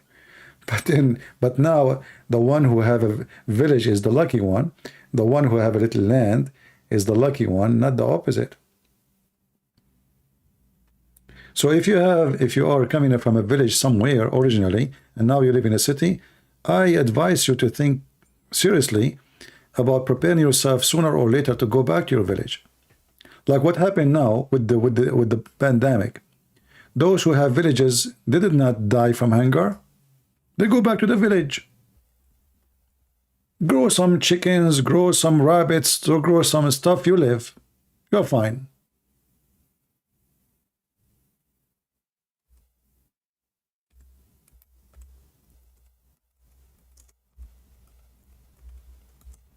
You will be fine. But in a city, you cannot do that. In a city, your life will be horrible. And mostly you will get killed by somebody.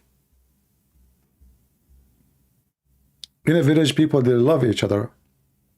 Or let us say it's peaceful. You know, you will not find somebody, you know, like snatching your phone and running away with it.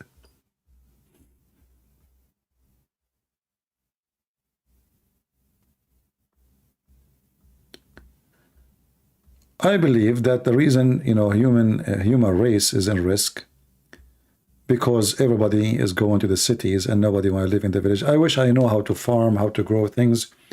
You know, I don't know really much about farming, but I believe it is a very good thing to learn how to do it.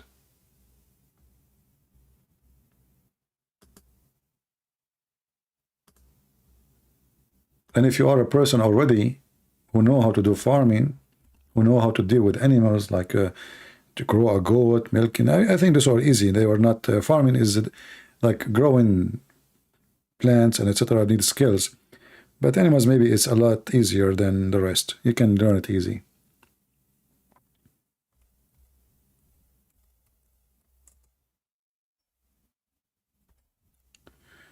Yeah, and at the same time, by the way, I noticed that those who live in the poor areas, they smile better and they're more happy. And those who live in the city, they are living in depression. Did you notice that always depression and cities, they come together? Honestly. Depression and living in cities, especially big cities, is like come hand in hand. Big city is depression. As simple as that. Because everything will cause depression in your life when you live in a big city. Crimes, open the news. What do you see in the news? A guy, he drove his car over the crowd. A guy, he started shooting people in the school. A guy, you know, you go to the mall and he, what the heck is that? In the village, life is comfortable. You have a dog next to you, licking your hand. The other chicken singing a song for you. And then, like the biggest problem you have, now that you have to do some digging in the dirt. But this is not really the big deal.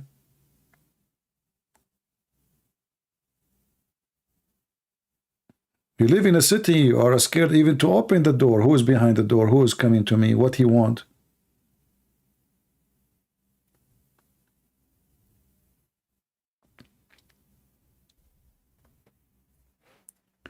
What is a good handgunning investment?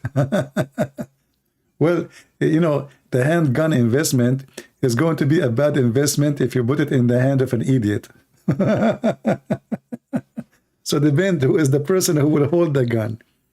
Because a gun, if you give it to someone as an idiot, he either will end in jail, either he kill himself or kill somebody. So this is not a good investment unless you are a smart person.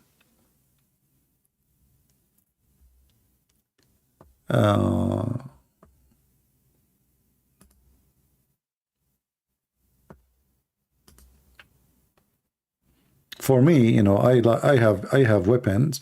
I like weapon actually. It's my hobby because it is the best way to defend yourself. You know, if you depend in your security on somebody else, that is anything. If you notice everything I'm saying to you, when your livelihood is dependent in somebody else, that is a mistake. So if you put your money investment in the hand of somebody, a company, that is a mistake because you don't know what they are doing with it. You are not in control. Same as security. If you depend on your security only in the police, they will come after you get killed, not before, usually. And then they will come to your house and they will take a picture of you after you are dead. And they will say, oh, this woman, she was raped. Oh, this guy, maybe he took his wallet. Thank you very much. So you invest in anything have to be an investment controlled by your hand. So security is something to feel secure. It have to be security by your hand, not by the hand of somebody. Same for money, same for business. As long as it is in the hand of somebody else, that's mean you are risking your life, your investment, your money, your future.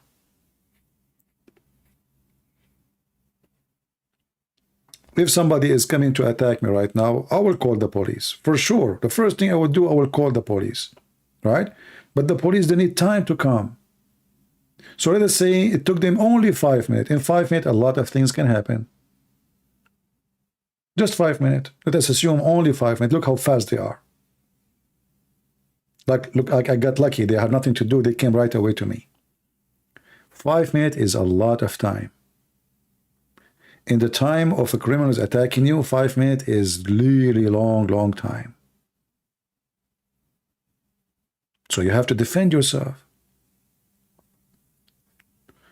If you depend on somebody else, then you are just a fool. You know? I have my weapons, I have my bullets, I have a lot of it. Enough to fight for a long time. Because I don't know. Maybe the police will be here in 2 minutes. Maybe in 20 minutes. Sometimes the police, they get many calls in the same time.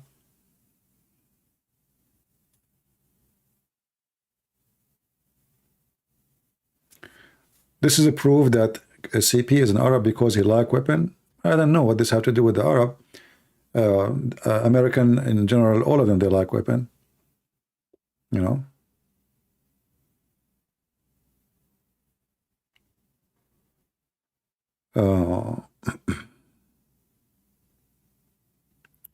What gun you would recommend? It depends on your size, if you are a male or a female, in your skills, how strong your hand.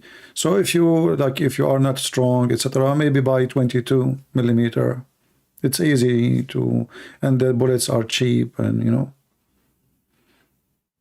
22 will do to defend your house, you know, to defend yourself. If you are like your arms is stronger, you can handle a gun, stronger gun, you know, go for 9 millimeter. But be careful. First, obey the law.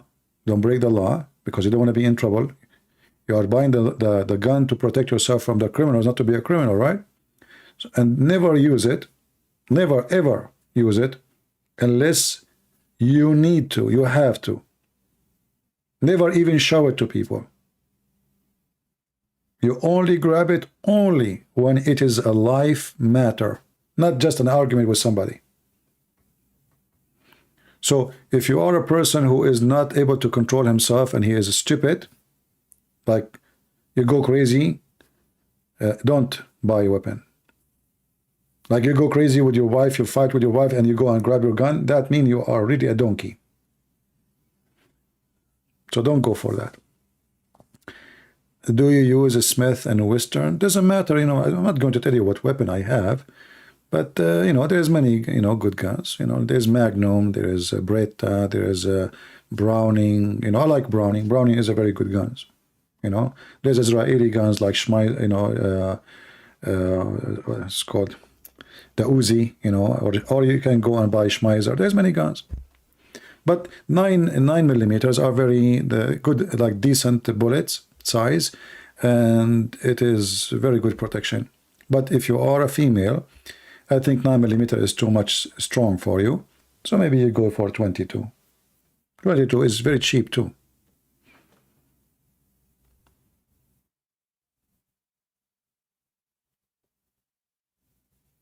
Well, here we go. People, they can tell you names of guns. Everybody have his own experience. But I prefer always to, if I want to have a gun, to have a gun which have a good security, safety. Yeah, Uzi is a very nice gun. I like Uzi.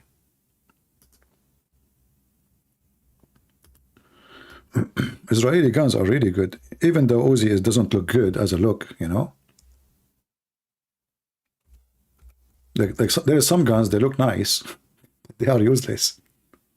Some people even they buy certain guns for just the reason because they look good, not because they are, you know, good guns.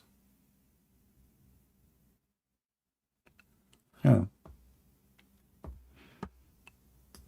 Depend. Like if you want to go in the wood, then go and get a Magnum 500. Have fun. If you are expecting to meet like a bear,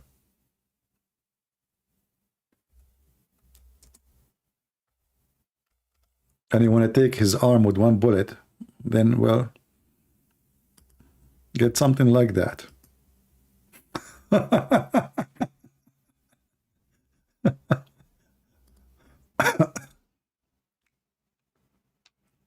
Or electric guns are good. You know, electric guns, they can be used for just temporarily. Let us say somebody trying to kidnap you, you know, you want to push him away until you get in your car, maybe. But it's not a gun. No, it's not.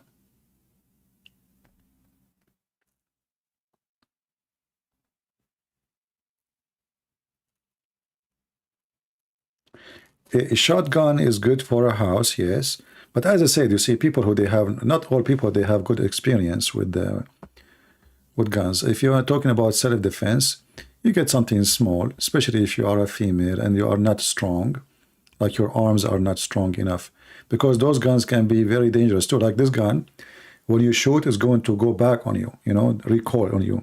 So if you are not, I saw many people when they shoot with them, the gun flip on them. You can even shoot yourself.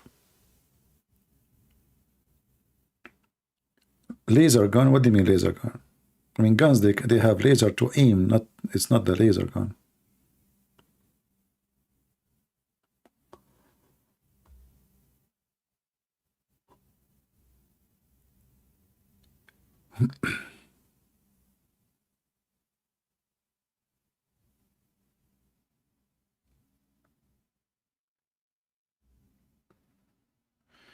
Anyway,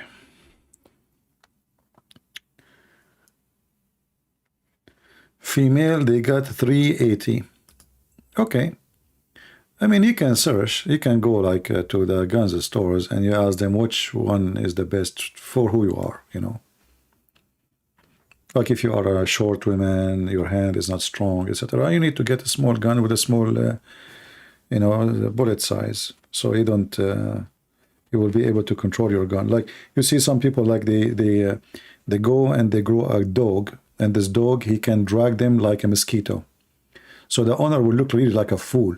You see the dog, he's like 3 times stronger than the owner, and the dog is dragging the owner. So who's the dog and who is the owner?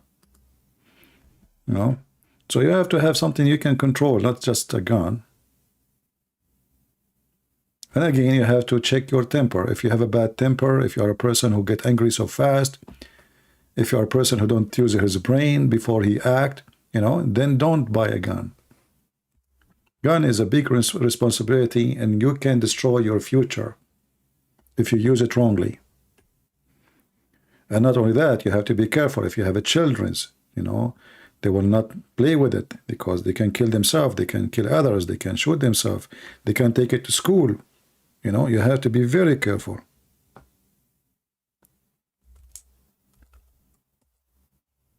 So guns is not for everybody.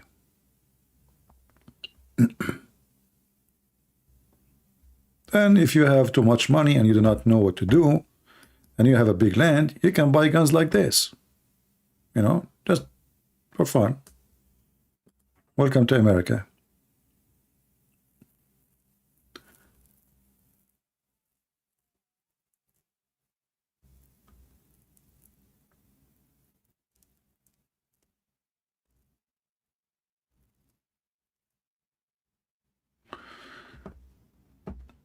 I mean, in USA, even you can buy tanks, you know.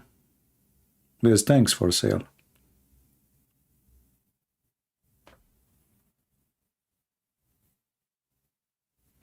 And there's small guns like this. Look at this one. This one is like in the size of what? How you can shoot with this one? I never saw a gun like this before. That is so small, man. What kind of bullet this bullet is? What the heck is that?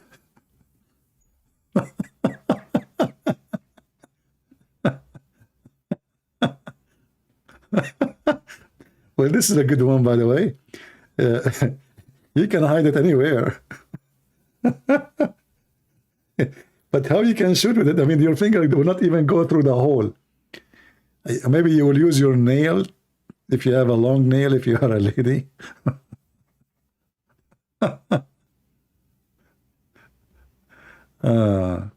You know, actually, once I have a friend,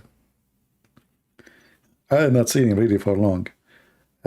So he invited me to go and do shooting. He's an American, you know, he's not Middle Eastern. So I took my gun with me, and I thought I have a big gun. I thought I took really a big gun with me. Now, when I went there, I look at what he have. What the heck is that? You know, what is this? He said, "This is my gun." It's really okay. And when he shoot, the bullet make noise like woo woo. You know, like I was like, it's really like really annoying. You know, the sound of it's scary. Yeah. Anyway, always wisdom is what protects you, not only weapon. You know, you have to be wise. Wisdom is what give a protection first, because a weapon in the hand of the fool is a big problem. Remember that always. So you need to be sure that you are not a fool, you know, who is just carrying a gun, because you might end in a very horrible way. What do you think about misfire rocket that happened in Poland will trigger a W war? No, because nobody wanted.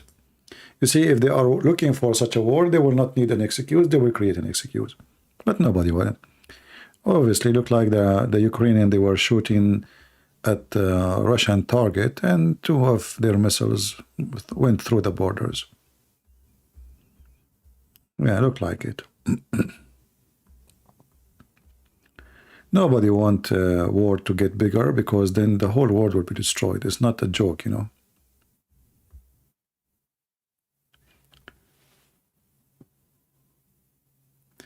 But fools do not consider themselves fool. That's a good point. You are right. Yes, you know, fools don't consider a fool. But you know, I know, let us say, I don't think I'm a fool, but I know that I have a bad temper. Let us say, you know I get angry so fast. I know that I don't. You know, I'm not good in controlling myself. Then I should not go and get a gun. You know, I should not, because that is not for me.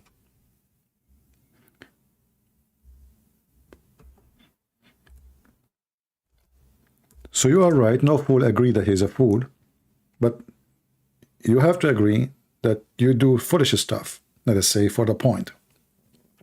So if you are a person who want to grab a knife because you have a fight with your neighbor, that means you are a fool. Because weapon, the second you carry a weapon, it means you are trying to kill. And I'm talking about carrying a weapon to attack with it, not just to have it at home or have it with you, no. So the second you withdraw your weapon, that is the moment that's now it is time you decide to go and attack. You can say, I'm defending myself, but if defense does not fit with the offense, that means you are a fool, and then you will be in trouble badly. So you will end even killing somebody, or yourself maybe is dead. In the best scenario, you will spend a lot of time in jail, maybe the rest of your life.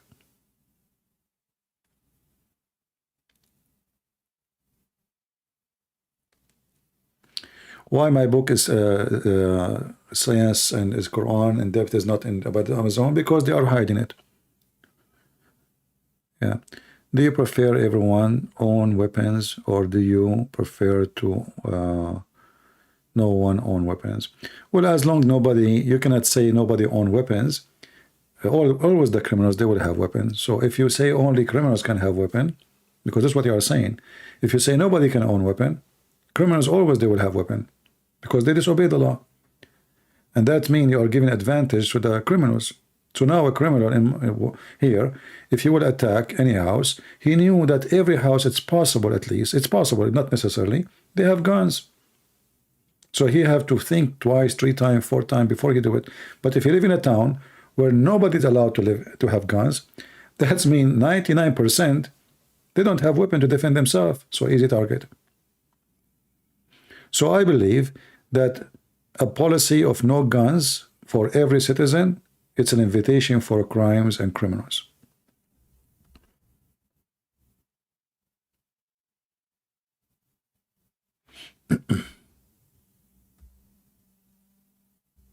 Because always criminals, they will have guns. Always. And what you do when you say nobody should have guns, you are saying to the good citizen, the one who deserves to have guns, you cannot have guns. That is a stupid idea. Right? So no gun. This is why you see in USA, crimes is crazy. In areas there's no guns in it. Like Chicago, New York. There's no guns. Nobody is allowed to have a guns.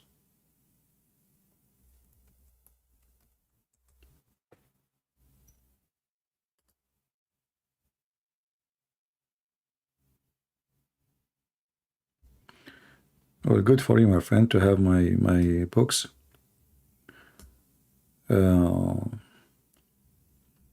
Anyway, we pray that none of us will need ever to use a weapon.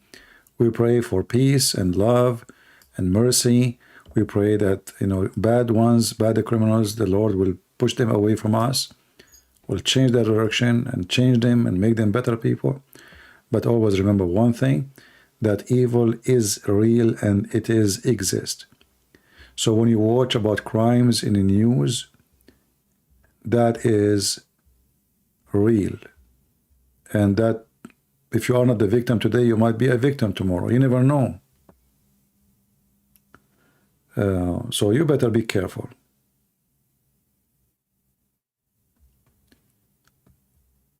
Shabir Ali refuted the claim that all living things are made of water regarding jinns and angels, because the word in Arabic says kul, doesn't mean all things. No, the word kul mean everything. He's a donkey. First of all, he don't speak Arabic, so how he can tell us what the word mean? The word kul mean everything.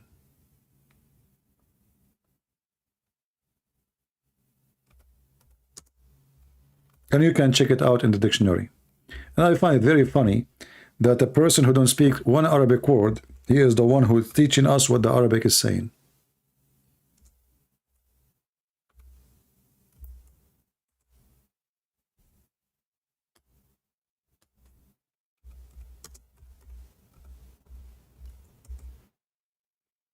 Can he show us from the dictionary that it says that the word kul does not mean everything? Oh boy. And if it does not mean everything, so what the point of this verse? Nothing. We made it from the, so what kul mean? Some? You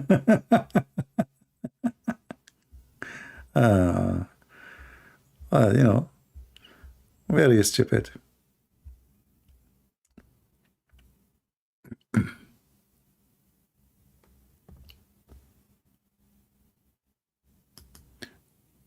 You know, when a Muslim he refutes something, he always refuted talking to himself. Can he call me and refute it?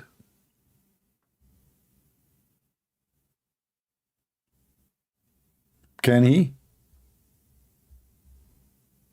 Can he open the dictionary and show us?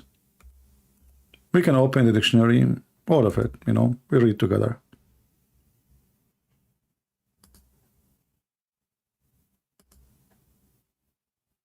They are very silly. But I will give you an example about what the word kul mean. In chapter 3, as an example, verse number 93, it says, kullu ta'am. Let me open the screen here, just give me a second. Just to show you how they lie. What the Muslim translate is, all food was lawful for the children of Israel. So what kul mean? This is the word kul in English, in Arabic, and this is the word translation in English. All food was lawful. What food? All lawful, all food, which means no exception. So they lie, and this is the word kul.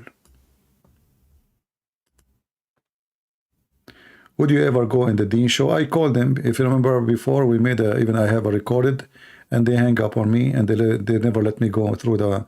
They say, anyone have a question, call. So I called. The second they hear my voice, they hang up on me. They lie, my friend. They are liars.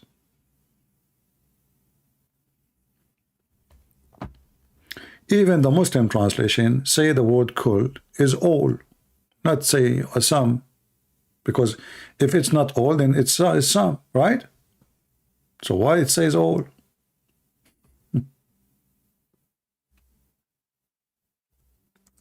Not a funny.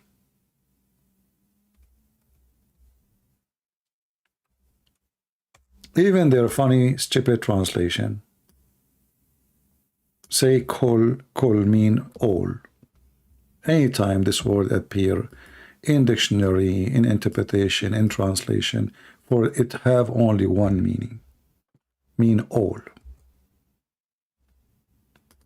And this is the chapter he is talking about.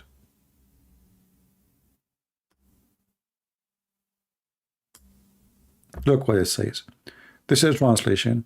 We made from water every living thing. So here translated the word kul, not as all, every, the same. You can change the translator. Again, if it does not mean kul, then should be saying some, not every, not all. See? We change the translator. We can keep changing until tomorrow.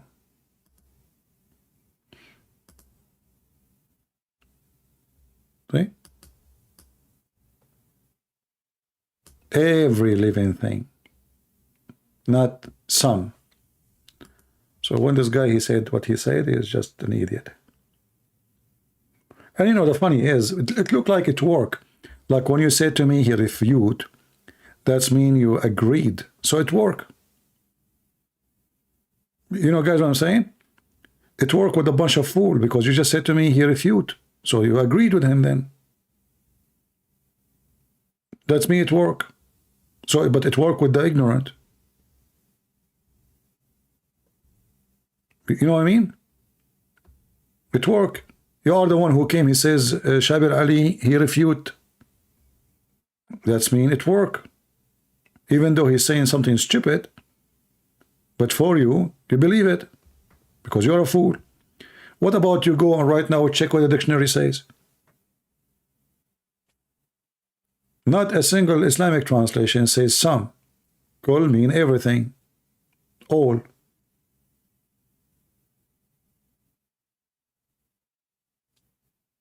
But anyway, if your fan are a bunch of fools, then whatever you say, they accept, you know? Right?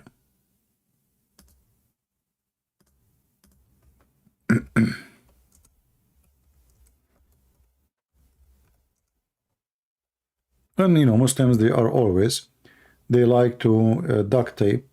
Even there's a verse in the Quran that says, "Kullu man alayha fan." Kullu man alayha fan. What does that mean? Everybody who is living it, which means the earth is going to die. The word the same, the word kul. You see it? If it's not mean all, then this verse is very, very funny. Then everyone, he is going to die, is going to pass away. Everyone. This is what the word kul is. See it? This is kul. Silly, you know.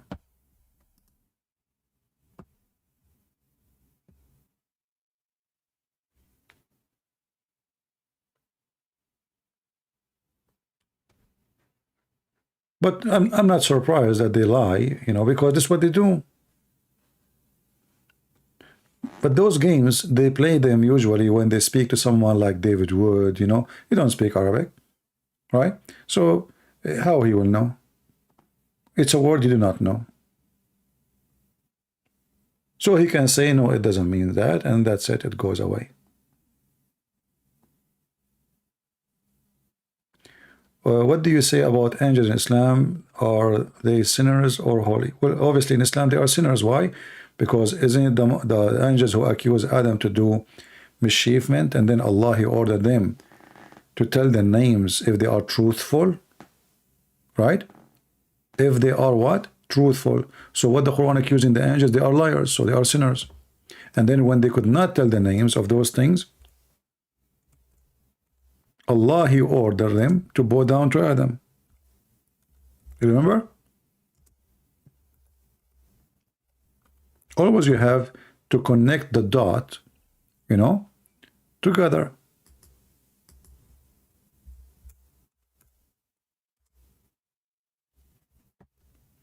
Chapter 2, verse number 31. When the angels accuse Adam that he would do mischievement, in verse before it, verse number 30, Allah wanted to prove that they are liars.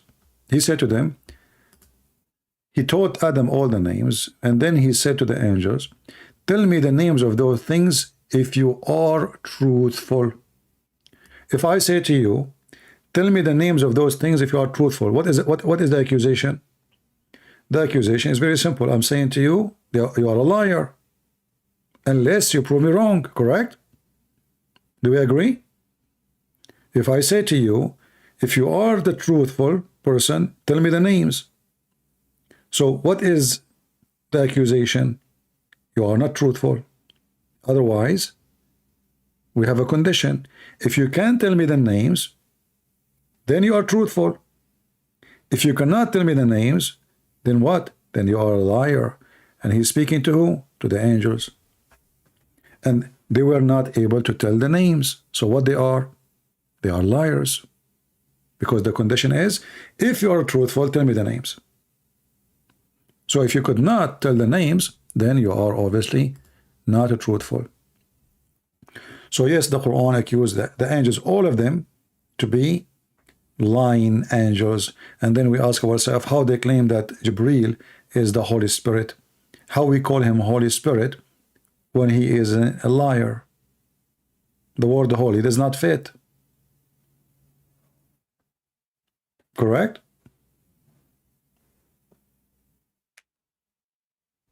The word liar and holy does not fit. You cannot be holy and liar at the same time. Can you? Unless you are Joe Biden. Then because you are Joe, you can say anything and the media will go with you. You know, Joe Biden, he can say he is a girl. The media agree. CNN agree. He can say that he is coming from the sky. The Democrat, they will agree. If you say he is the one who made the gas price is so cheap, they agree. You know, actually, I find too much similarity between the Democratic Party in USA, Joe Biden and Muhammad.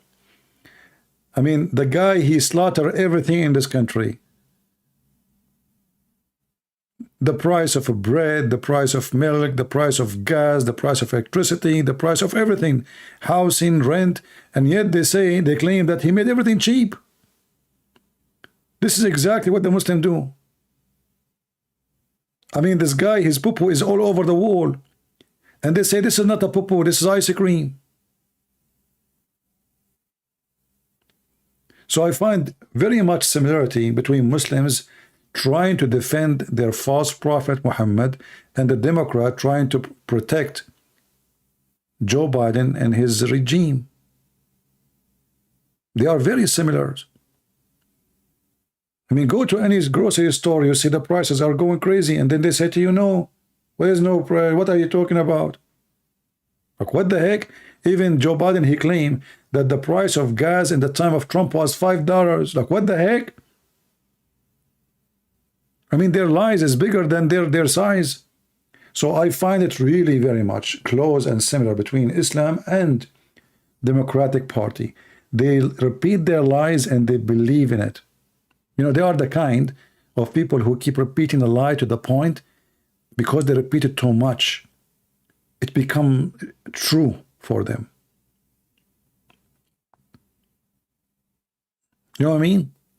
So Muslims are the same with Democrat.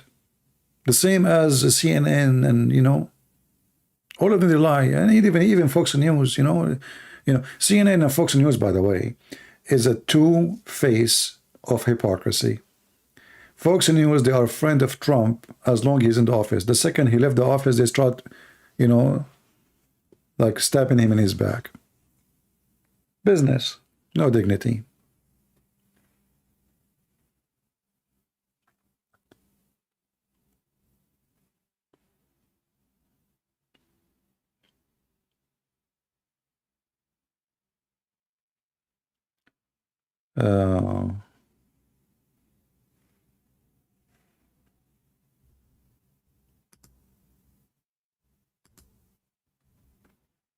You know, once I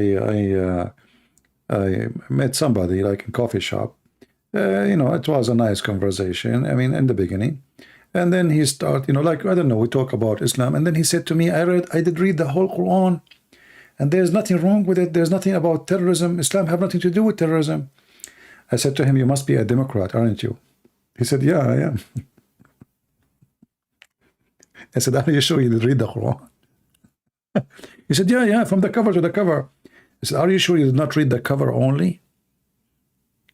He said, come on, I'm serious. Don't be like those people who, say things is not true against Islam. And, this is all ISIS don't present Islam, okay?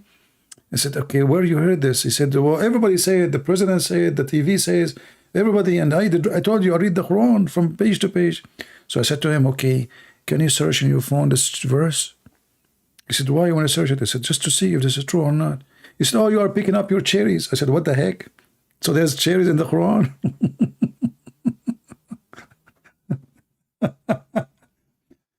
Yeah, all of them, they are the same. Islam, if you speak to anyone, is Democratic Party usually. Islam is a wonderful religion. Muhammad is a peaceful, and ISIS have nothing to do with Islam, brother. But the second you ask them, can you name for me one thing ISIS did Muhammad did not do? They run away. Name for me one thing, just one. ISIS did, Muhammad did not do. Did you ever witness muta? My friend, do you know what muta means? Muta means sex. So how I'm going to witness it?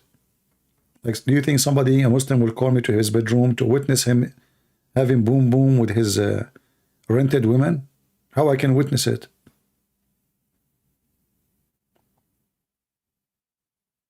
How I can witness muta? Muta is sex.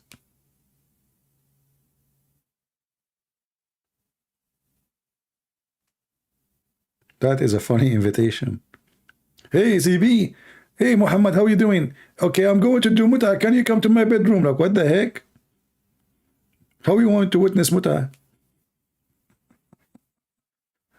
Muta mean, you know what muta mean? Muta mean pleasure. Muta, the word muta in Arabic mean pleasure.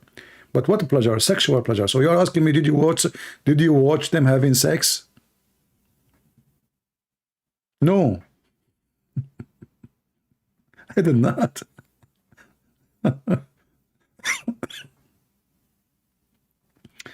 That would be a weird invitation, man. But maybe you mean like a ceremony? We don't have a ceremony.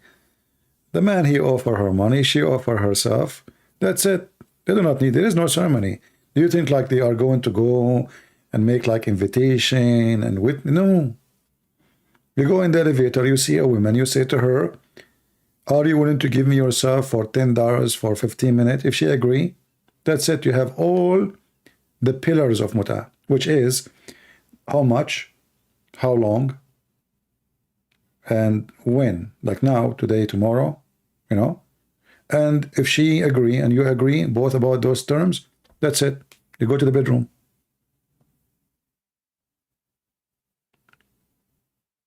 No, you do not need witnesses. What for witness? For witnesses is for supposedly fornication. Yeah, well, my voice is dying. Obviously, the battery is dying too. So I better go soon. And I think I will delete this video. 5 hours and 53 minutes. Can you believe it? 6 hours. See, guys. What do you do to me? CP is a matador. What the heck is that? What matador mean? I don't know what that word mean.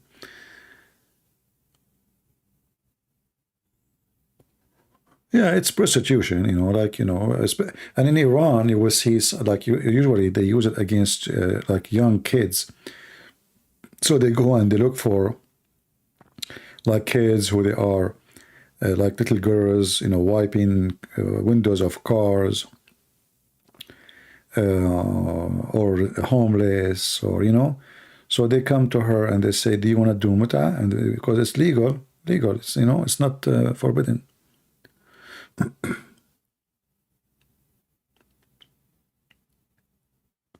Bullfighter. Okay. Would excuse my English. I do not know what that means. Bullfighter. Okay. I don't want to. I don't want to. I don't want to end fighting with the bull and the cows.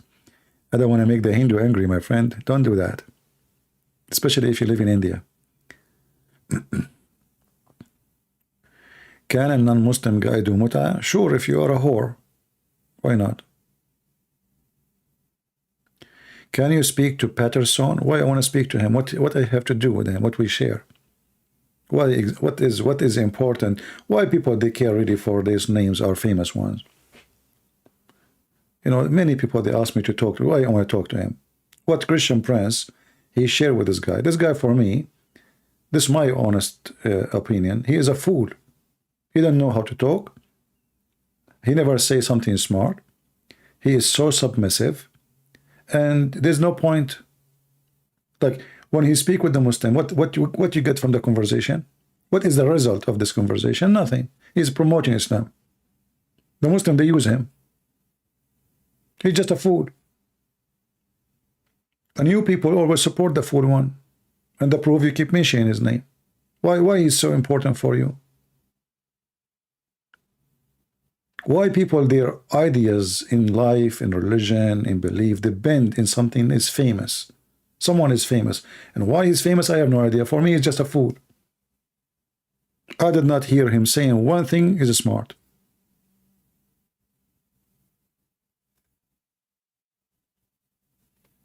But, you know, human being, you know, is like, they like to follow, it's like insect. You know, insect, you put some fire outside in the yard right now, you will see how many insects will come. So they like lights, celebrity. Supposedly somebody became a famous, all the eyes on, but this guy is a donkey, is an idiot. Why even your eye is on him?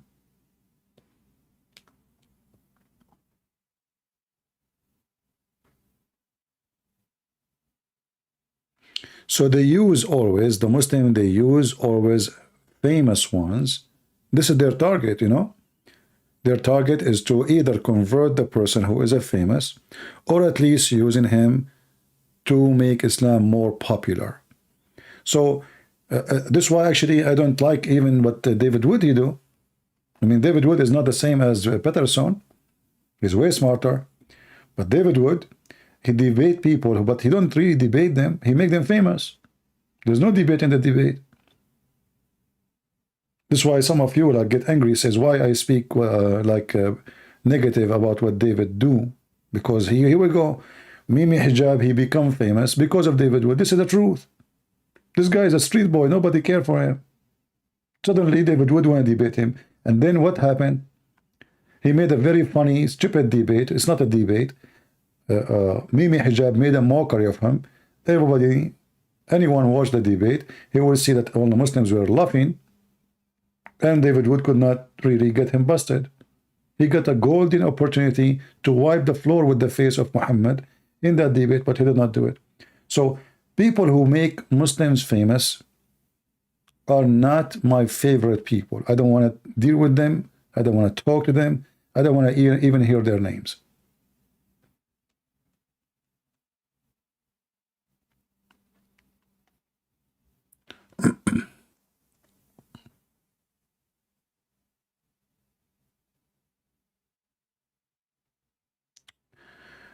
CP Dawood Kim wants to know if you are uncomfortable or in bad mood.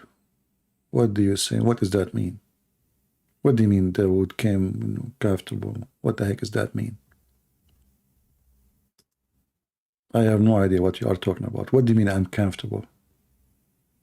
I'm always comfortable.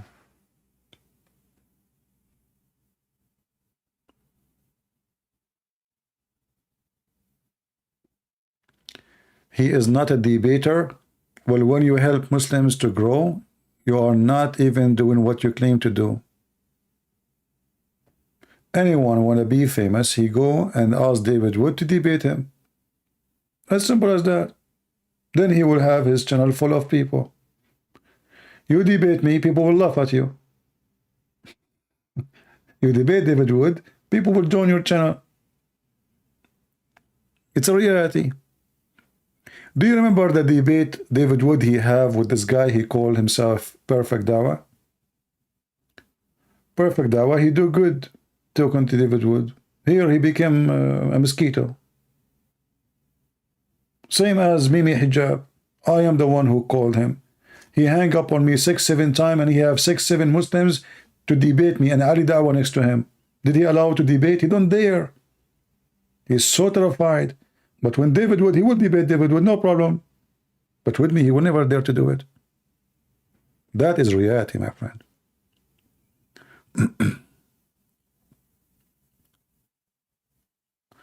Do you think Yasser Qadi is doubting Islam? He will not dare, my friend, what doubting Islam. But this guy, he have a moment of sharing the truth sometime, and he get himself into trouble by saying something he believe in.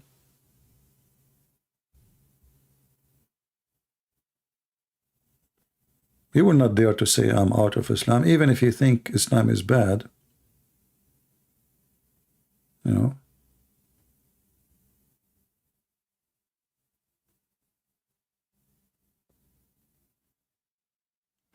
Al-Fadi talks to everyone, including you and David Wood and Warriors. Yeah, Al-Fadi, you know, is a nice guy. But for me, I don't like this kind of programs, interview. Here we go. All of you can ask me a question. Why we need two people talking and the rest are doing nothing? Isn't it nicer that all of you can ask me and we can exchange questions and answers, and, you know, which one you prefer? Having me and like Al-Fadi talking, he talked to me, he asked me, I say, or you talking to me? Which one is better for you?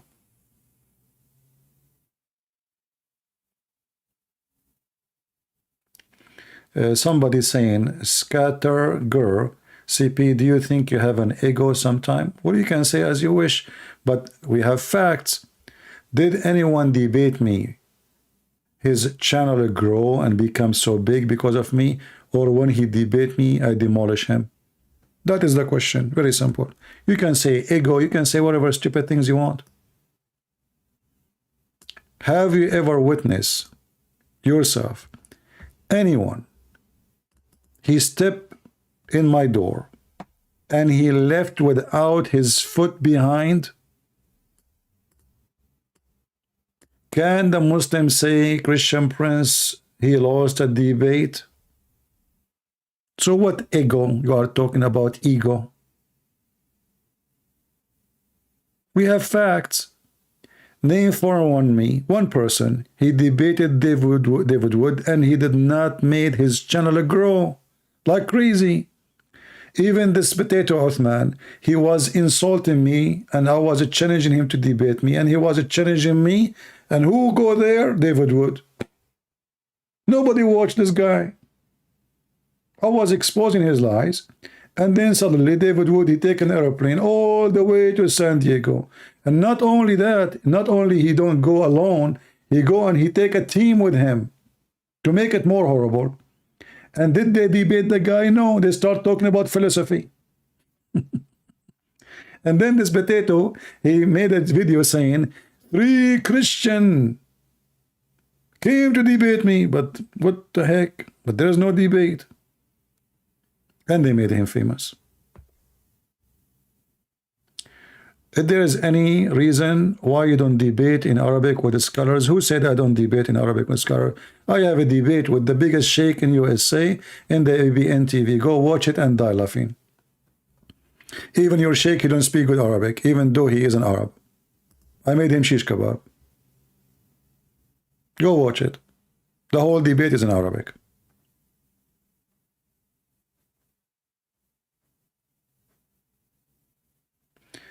My point that you should debate in Dawah channel. I can debate in Dawah channel, no problem. Let them give me a Skype. I will call them right now. I don't go to anybody's channel, but they can be live in their channel. I never said you can call me and you are live in your channel. What are you talking about? What do you mean go to their channel? Is that like a physical place? People, they say stupid things. Literally, people, they say stupid things. Shamsi, I made him shish kebab before too. And he was never there. All of them, they want to debate me only face to face.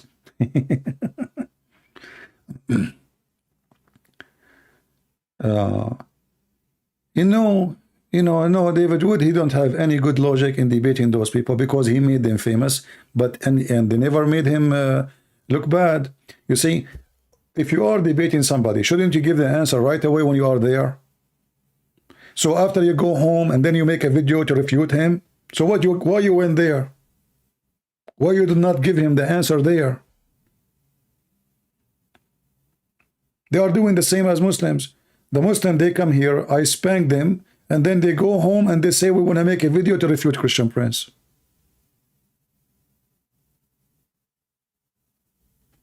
This is what Muslims do. They don't know how to debate. The Muslims, they have one strategy: intimidation and mockery. And obviously, David Wood did not learn that. You know, he did not learn that those people, they do two things: mockery and intimidation.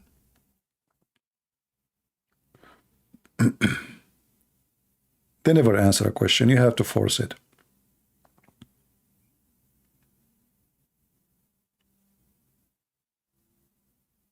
And you know, for me, I'm not speaking against David Wood. I try many times to advise him. But this guy, he don't listen, he don't care, you know. He keep doing the same garbage. He keep inviting stupid Muslims, and you know, he make them. You see, anyone can call me. I don't even call a debate. Even the stupid Nader Ahmad, he can call me. If you watch the same question Nader Ahmad he gave to David Wood, watch what he say to David Wood and what David Wood say to him, and watch Nader Ahmad calling me and laugh. And you tell me which one. Which one was a disaster? Nader Ahmad, he do good with David Wood. Because he don't know how to force them to answer the questions. He don't know even how to play their game.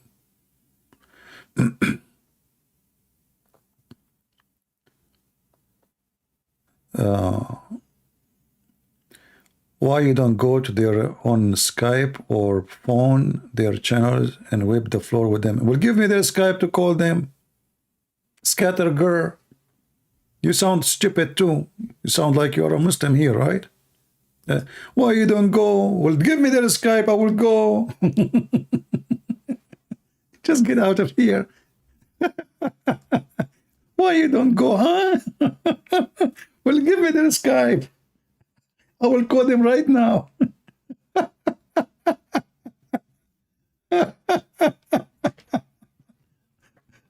I mean, people are really stupid. Why you don't go? What I will do? How many times I say, just give me the Skype. Give me the Skype of Zakir Naik. I will call him.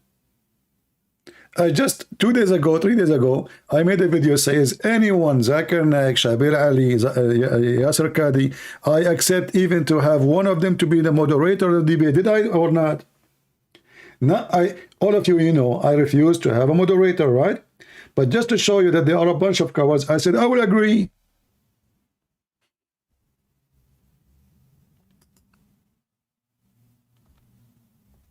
My friend, he was diagnosed or not, we are giving advice to Christians so don't repeat the same stupid mistake. I don't care who is the person. I'm not speaking against a person. I'm advising you. Either you know how to debate or don't do it. When Mimi Hijab, he said to David Wood, not a single Jew believed that God have a son. Why David Wood did not say to him, well, isn't it the Quran say the Jews, they believe that Uzair is son of Allah? What you were doing there? I mean, the guy, he just gave you a chance to wipe the floor with him. Not a single Jew. That's mean the Quran is a book of lies. So Mimi Hijab, he gave amazing stupid answers. Gold and silver. But David Wood was standing there, you know, like he was intimidated, he was nervous, I don't know. So all what I'm saying, if you do not know how to debate, then leave it for the one who knows.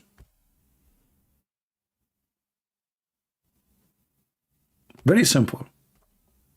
David Wood, he can make a very nice videos, short videos, way better than me. I cannot make videos like him when it's come to short videos. We make great short videos. Stay in that.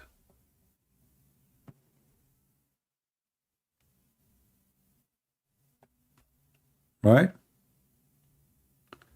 Stay in that field. And this is the case for anyone.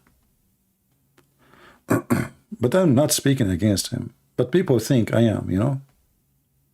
And then they complain. They say, why you don't whip the floor with them? I whip the floor with them without going there. But anyway, give me their Skype. I will call. What I will do? How you want me to go there? Speak in the chat? And you will notice that the same cowards, they speak to everybody in the internet. In my case, they say only face-to-face. They knew that, number one, I have a knowledge they don't. Number two, I speak Arabic. Number three, they are a bunch of jokers and they are not real. And they do not know what they are talking about. All those things will not work unless they are speaking to somebody who do not know Arabic, he do not know the source, and he is not good in debate. Do you remember when Mimi Hijab, he said to David Wood, I know this is coming. You don't speak Arabic and you don't even know Hebrew. I know this is coming. Right? This is the game. It's a mockery. So he speak Arabic, I don't speak Arabic, then okay, so I will make a mockery out of you and claim that I am the one who's giving the true answer. But reality is the opposite. And then after they did debate with David Wood, I made videos and I refuted them, and I made them the joke of everybody. That's why Mimi Hijab was so upset. Very upset. He did not get upset of David Wood. He got upset of my response. All of you, after the debate between David Wood and Mimi Hijab, were very upset because David Wood, he did not do a good job. And then all of you, you start using my videos to refute Mimi Hijab lies. And then even David Wood, he was using my videos to refute him. But why you did not do it from the beginning if you are a person who have knowledge?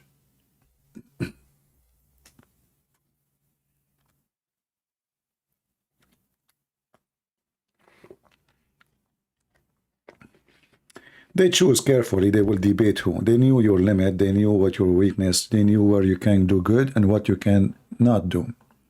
And based on that, they decide if they will debate you or not.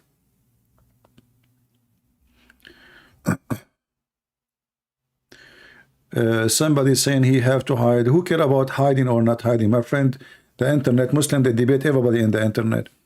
How many times Mimi Hijab, he ambush opposite prophet? What about ambush me?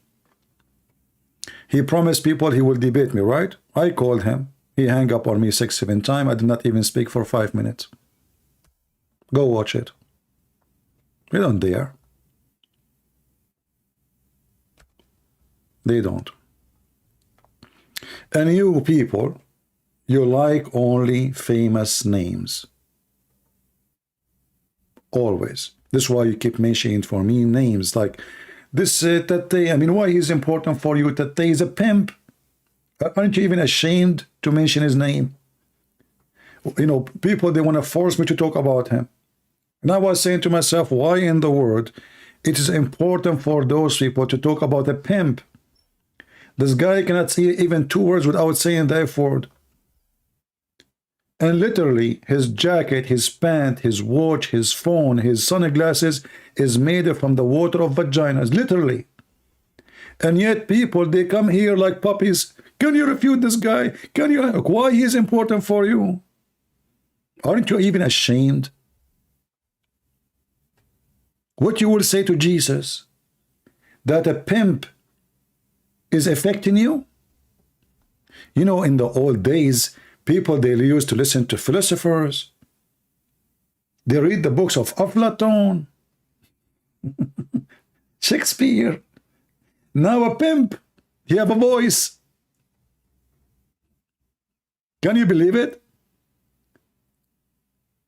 People are under the influence of a pimp. How a pimp can be a threat to you unless you're stupid? Unless you are stupid, literally. I mean, how shameful a human being is.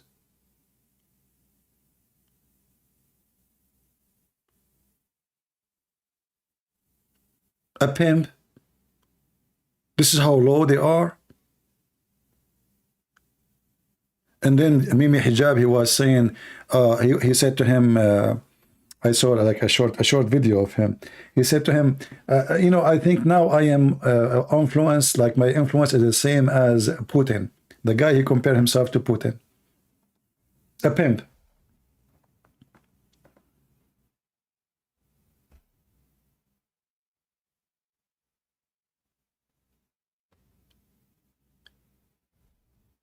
Weird, huh? But this is how the world is today. Is the world of, you know, it's time for pimps. If you are a pimp, you have a voice. People listen to you because you are expert now. You have a very high ethic. You are the, you know, you are the one who can tell people what to do in life, how to be successful, brother. I mean, you have a big success, right? But this is telling you how a low human being and how stupid and how disgusting people are.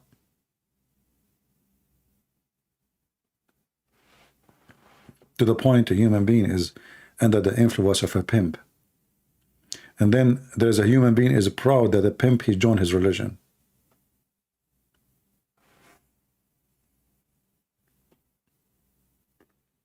And even people, they make me upset really when they say to me, why you don't refute this guy? Refute this guy about what?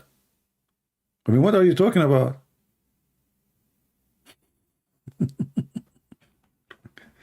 This guy, even he did not know anything about Islam. All what he knew, that Islam is an aggressive religion. They practice terrorism. And he says ISIS is the true Muslim. He liked it because of that. That's it. Refute him about what? Actually, everything he said is true. He said the true Muslims is ISIS. If you don't agree with us, we cut your head. To debate him about what? By the way, if you want to bring him here to talk to me, he's welcome. Just for a laugh.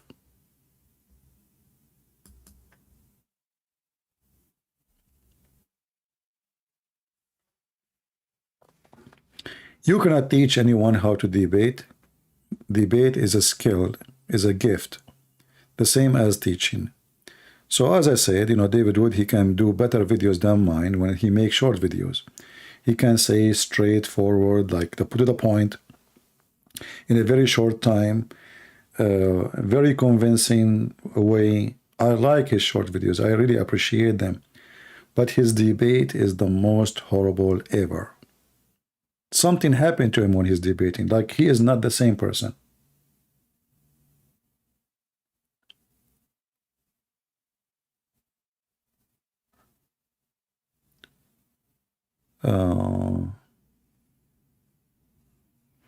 And you know, if you like to help, what about you invite all those people? You see, like some people, they keep saying to me, talk to Patterson, invite him. I will never invite him. If he's willing to call, he's welcome. But I am not, like one of you, he said to me, if you like to promote your channel more, you need to invite somebody like this guy. I will never do that. Promote.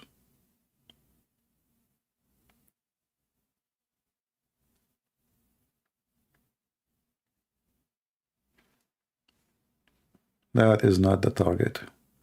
We want more people to watch, but it's not about promoting me. It's about promoting the truth.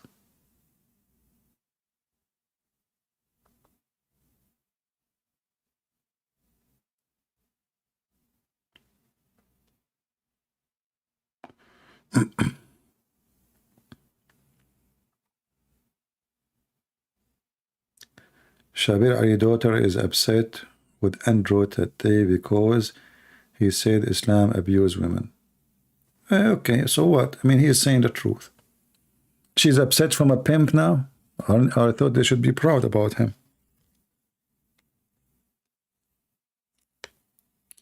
Yeah, well, did he lie? Isn't she can be one of four? This is abuse. Can she have 4 men? If she cannot, that means the man is favored upon. Even the Quran says, النساء قوامون الرجال قوامون على النساء. The men are in charge of women because of the money they spend on them. This is Quran.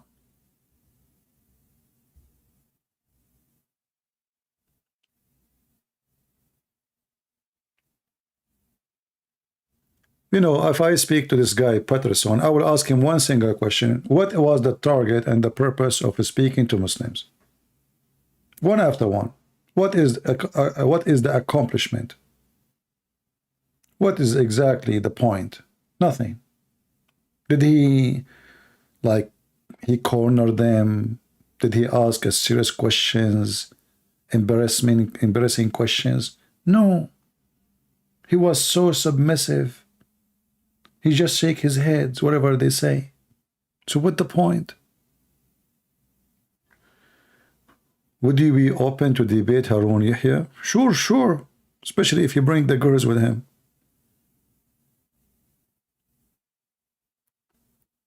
I will be happy to debate the girls before him. They have to open their camera, though.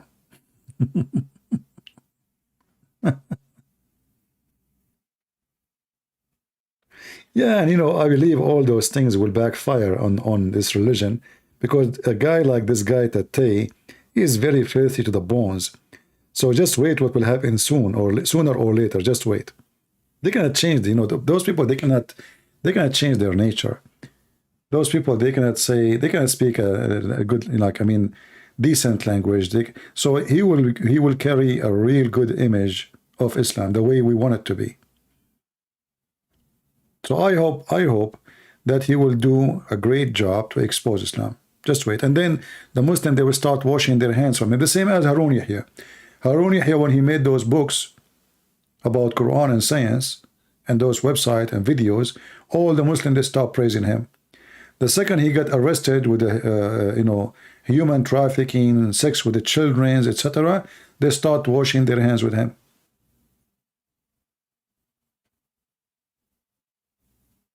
This is how they are.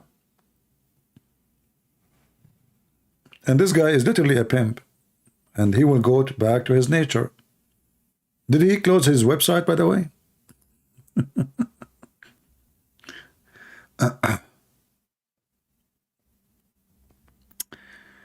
Anyway, no,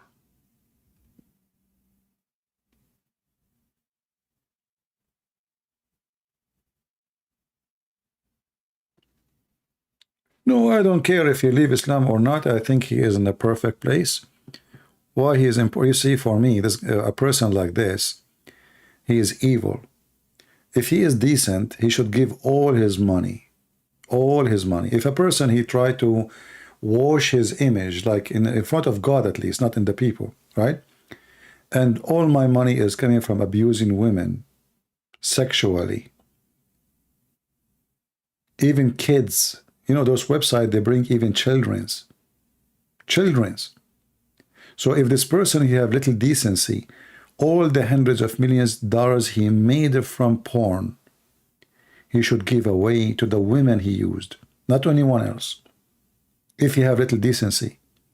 But this guy, everything he owned, his cars, his houses, his clothing, his watches, everything is made from the water of vagina. So how you claim that you are a person who changed, yet you did not give the money, which all of it is coming from such a business, which is the business of the devil.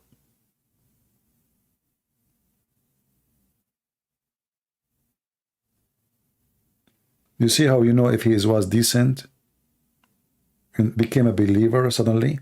But believer in what? He is still the same person. He is evil, and now it is time to make himself look better. So he is using Islam. I believe this person is a satanic man, and he is using Islam for his benefit. And he found that he will become a bigger star if he joined Muslims, and even maybe he will have more protection. But sooner or later, all of this will collapse. And you will see.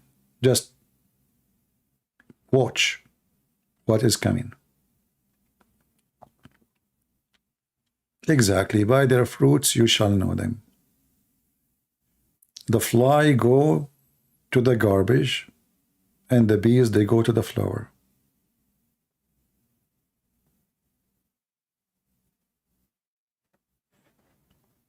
You know, once I was in the Philippines, and I was looking for something to buy. I think I want to I forgot something for mosquitoes, you know. So inside the store, and I was holding the thing in my hand, and I received a phone call, important phone call. So like I forgot myself, the reception is not good, so I came out of the store to talk in the phone. And then I walk away, coming out of the mall to the door so I can have a better reception. And then I noticed that I have the thing in my hand. And now I start thinking, man, I did not pay for it. How I'm going to go back to the store? How can I explain to them that this thing is in my hand? I felt so bad because this is, you know, I mean, and I was like, thank God I did not notice I was taking this thing with me, because this is kind of a theft. You know, if you are leaving the store and you have it in your hand and you do not pay for it, what they will think? They will think you are stealing. So now how I'm going to go back, how I'm going to put it in the shelf again and take it and pay for it. So I put my hand in my pocket and I went inside the store, honest to God, and I was so nervous. And then I went to the shelf and I made myself like grabbing something from the shelf, and then I took what is in my pocket and I went to the cashier to pay. I can go. I said, maybe it's safer not to go back, you know, because they will not believe you. You know, I don't know what to do, but I will never feel good. I mean, it's a stupid, it's a theft. If you do not pay for it, it's a theft. It's literally a theft. So this is how you feel guilty for little stupid thing. How about abusing thousands and thousands of women? By such, not only deceiving those women, abusing them, how many people he deceived and how many people he destroyed their lives from the porn business so he can get rich.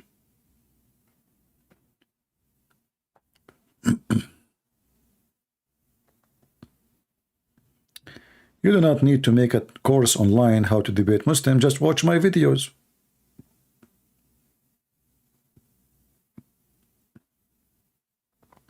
Just watch my videos. Watch how Muslims, they play games, they never answer, how you have to be consistent, you have to be insist. Don't let them, you know, move with their tails around, you know. You need to learn how to do that. Never let them go away without answering. This is the point.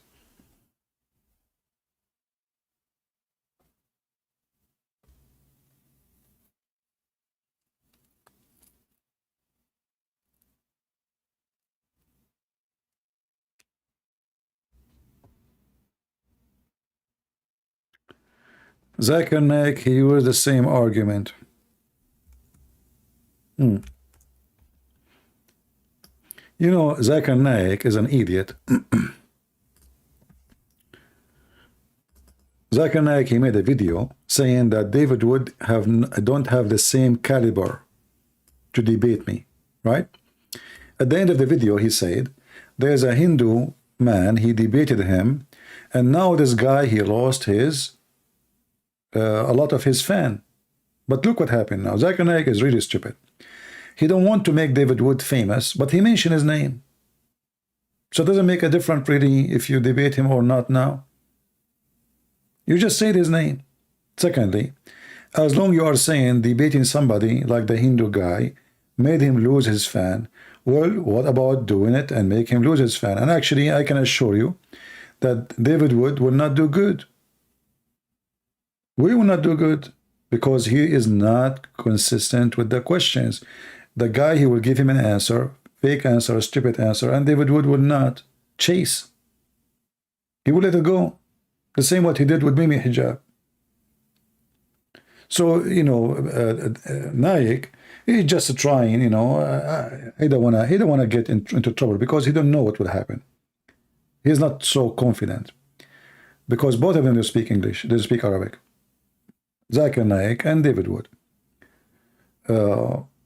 Mimi, he knew he have an advantage. He can say anything. He can get away with it, and he would do the mockery.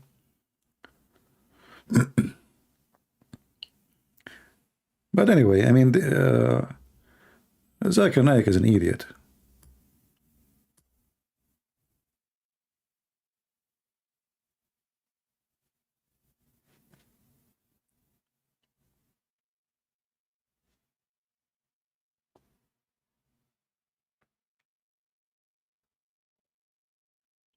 Anyway, generally speaking, Muslim, they choose carefully. They will debate who, you know.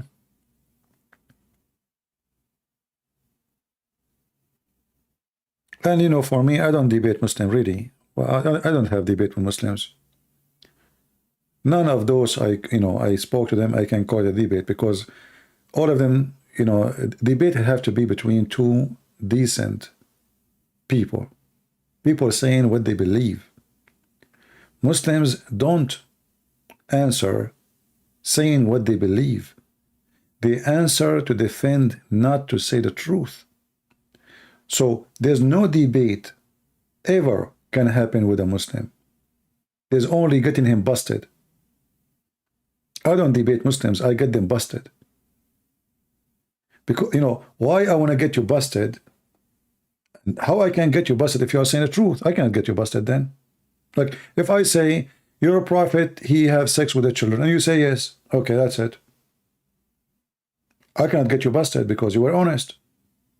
You know what I mean? But they lie, and then my job is to prove that what he just said is a lie. This is why I say there's no debate with Muslims. Debate only can happen between two decent people.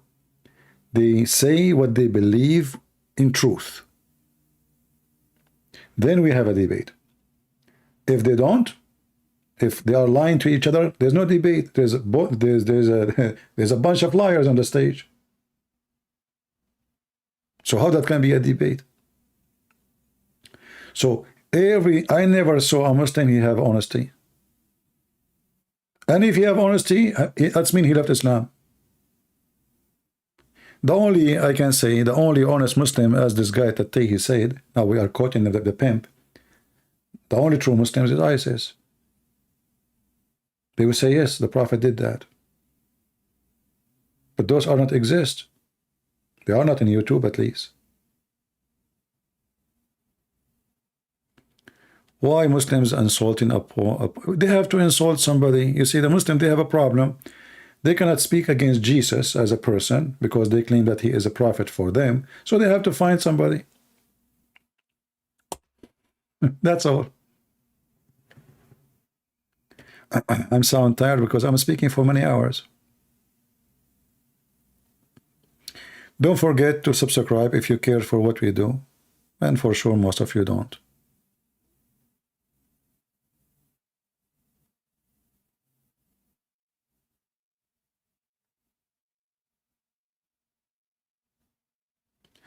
Do you remember the guy who called me just yesterday or 2 days ago? What his name? He called himself what? Didn't I ask him if he called me before? I did, right? Do you remember when he said to me, there's no sin in heaven? And I said, I heard this one before. Do you remember? He is the same person who called me before. And actually, I think he called me more than once.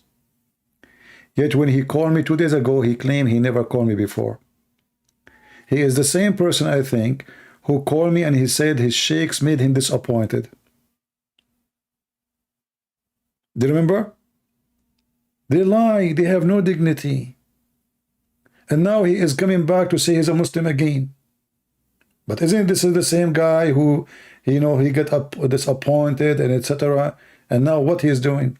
They lie. It's in their blood. There's no dignity.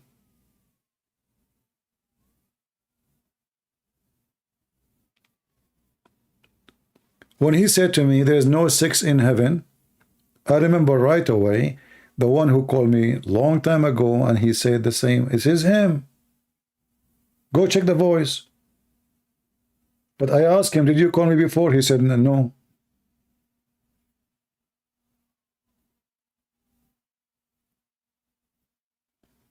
He, you know, changed his voice, but it's him. They lie. They lie. They lie, you know. This is the problem. And that's why, like, you know, in the beginning, when somebody joined our channel here, he will not understand why I am kind of aggressive with them. Because I'm dealing with liars. I'm, you know, my mission is not a comfortable mission. You know, I cannot be the same as the stupid, this Patterson. He said, and whatever the Muslim he want to say, he say, and he let it go. I'm here for a different reason.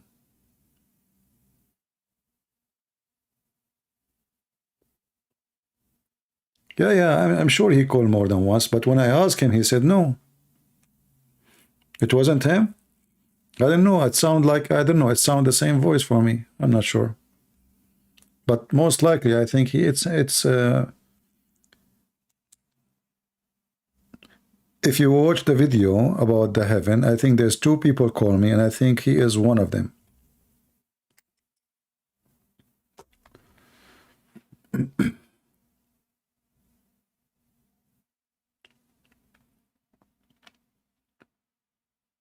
Anyway, this is why our job here is not really easy, because we are dealing with liars. We are not dealing with, you know, decent people.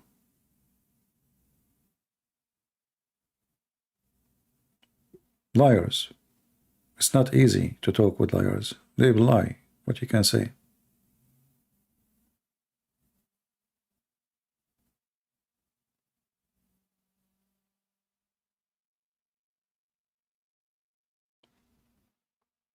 Yeah, you know, when he said that line for me, I remember right away, there is no sin in heaven. And it was his voice, you know, for me, I mean, right away. And I said to him, did you call me before? He said, no. But I understand, they lie. Zero dignity.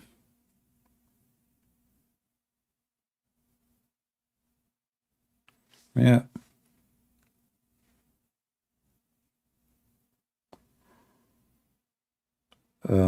Who is God in Hindu books? The Hindus, they have many gods. They, according to Sadhguru, they have 35 million gods.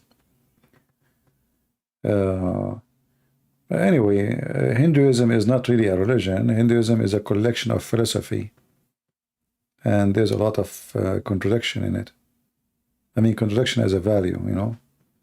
Like in one hand, they don't want to eat meat, but in the same time, they abuse elephants. You know, do you see how they chain the elephants?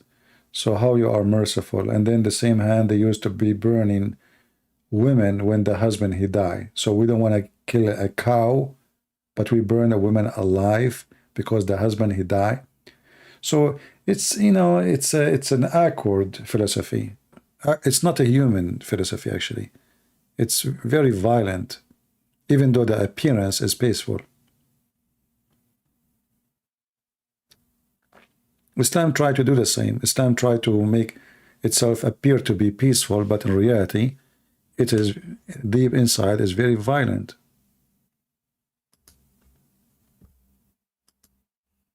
You know, until the British occupation came to India, Hindus used to burn the wife of the one who passed away with him, literally. And this is a practice was done for thousands of years. You know, where was their human sense of, you know, the one who is sensitive for animals and not to kill, and very awkward.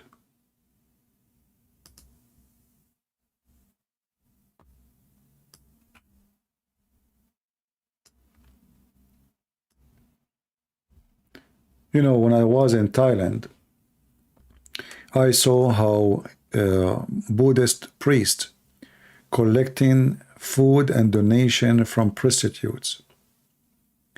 And then, you know, like when you see a priest speaking to a woman, she is wearing the clothes of a prostitute. She is standing in front of those places, you know. So, like, I'm walking by, and this priest, he's standing in front of them, and they bow down in front of him, and they give him money. He opened a jar. He did not say anything to them. He took the money. He took the, you know, they gave him something, and then he keep walking to the second prostitute. And then you ask yourself, what's wrong? There is something wrong with those religions. It looked like in Buddhism and even in Hindus, you know, they have like the Kama Sutra stuff. Prostitution is kind of a job. It's like a respectable job. It's a good thing to do. So they have different way of thinking or looking at human behavior. But I found that those priests are like the devil, like a mosquito, who suck the blood of those prostitutes, like the same as this guy at that tea. They are taking money from them. And those poor sex workers, they bow down in front of the priest, seeking blessing of the God Buddha.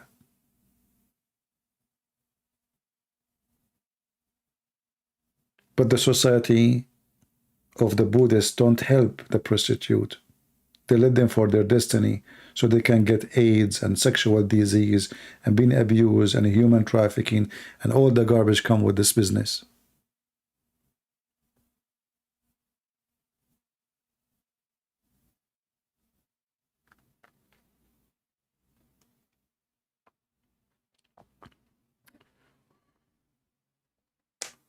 Human being, he deserves what is being done to him if he agree with it. If not, then we call him a victim. Correct? If you agree with it, if you agree with the system, if you agree to live with the system, you are not a victim no more. If you've been forced to, then you are called a victim.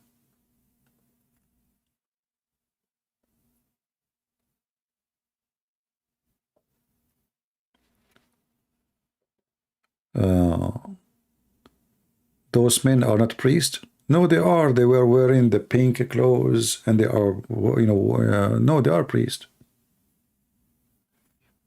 They are wearing the pink clothing. They are shaving their head. People bow down in front of them. So what they are? If they are priests, what they are?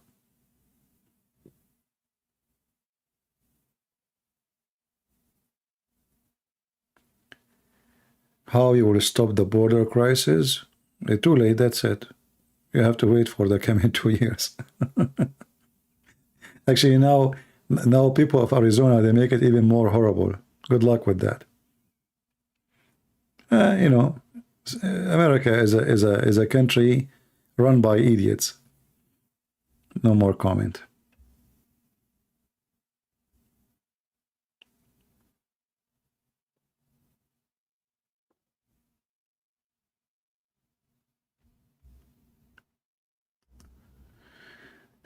Mr. Patterson is too smart. No, I did not see his intelligence. Did you see it? I don't know even why people care for what he's saying or what he do. I did not see any of his meeting. Anything can be called intelligence. I don't know why even those people get famous. I'm not sure how things work in this world. Did you see any smart, like a genius answer he said? I didn't see anything. But obviously, people are so much attached, and actually, this is what makes me upset, that people are so attached to famous ones because they have big numbers of followers. I don't know why even they have followers, but people are interested on numbers. Why even he is important for you? Why you people keep mentioning his name? What's wrong with you? Why even what he say or what he do is affecting you? Let us say Christian Prince, he become Buddhist. Let us say, is that really what make you a Christian? That you think if I'm a Christian, then you should be Christian too? Is that the reason? I find a lot of foolishness in a human being behavior. We don't follow God because of a famous man. He accepts Jesus or he refuses Jesus. But we are in the time where people are literally like insect. They are worshipping lights. Anyone you put spotlight on him, all of them, they swarm around. Insect. No brain. Programmed. Followers of fake light. Celebrity worshippers. Let us say everyone famous in this world, and all of them, they are idiot, by the way. Have you ever seen someone is famous? Famous means something, you did something, right? Why you are famous? So if you are not famous in science, let us say in making medicine or going to the moon or something big, all the other ones is just nobody. If I'm not able to make a spaceship to go to the space, and I am famous in YouTube, I mean, what does that mean exactly? What I did give to humanity?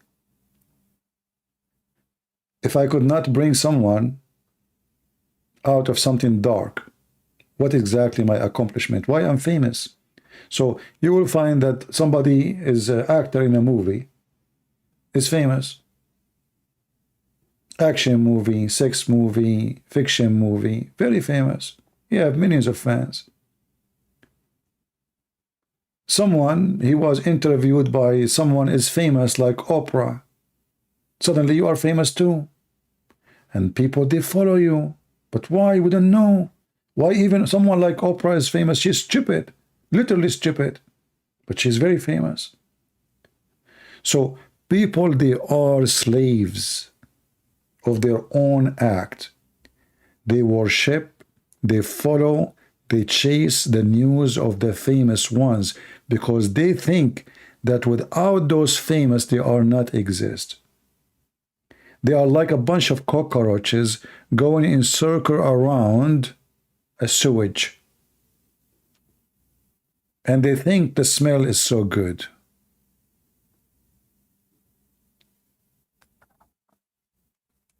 I want to let you know an experiment.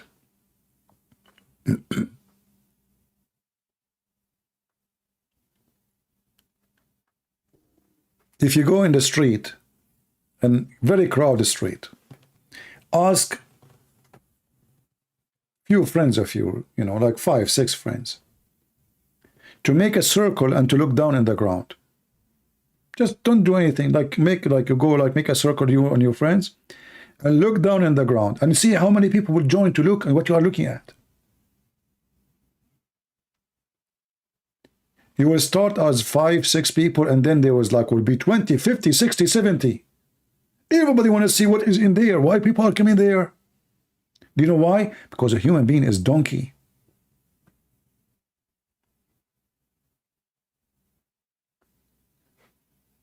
This is called a cattle behavior.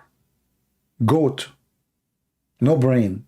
Automatically we do things without knowing why we are doing it.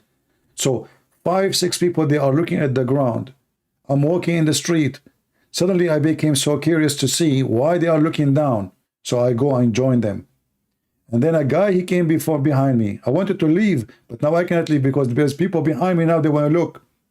And now the one behind me, he want to leave too because he cannot see anything. There's nothing there. And then he cannot leave because there's more people coming.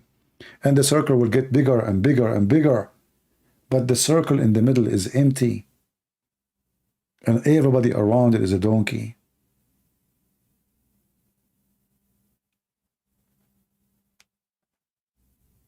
This is reality. This is how they do. Nobody asks himself, why? What is my business? Why I need to see? What if it's something stupid?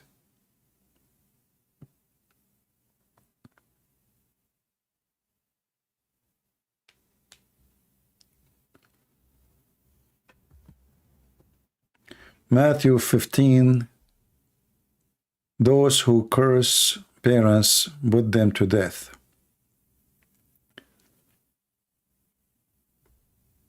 Why not let people acknowledge their sin? Give them time.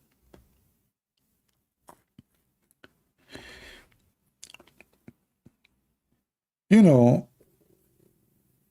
if you are serious about what you are saying, well, God, He gave you time now. Are you a better human being? Is a human being getting better? Here we go. You can do whatever you want. Today you are in a time where you can be gay, you can be bisexual, even if you, anything you do, you are free. There's no law to control you. You can even beat your parents. Are you a better person? If a person don't want to respect his parents, he will respect nobody in society, and he will turn to be a criminal. So it's not really about the person, the parents, it's about creating a generation of respect. If a person, he is so bad to the point, he is going to beat up his mother or his dad, what he will do to people in the street. So for you, you think about it because you see the world from little your tiny hole in your door. You know, you have a hole in your door and you look from it and now you see the world. But the one who will beat his parents, insult his parents, where he will stop, what exactly he will be for the society. Your mother, the one who cared for you, she cried for you, she got, maybe she gave birth to you, almost she died. If this is what you do to your parents, what you will do to someone else. So because you have a very limited way of seeing things, look at what we have now. Drugs.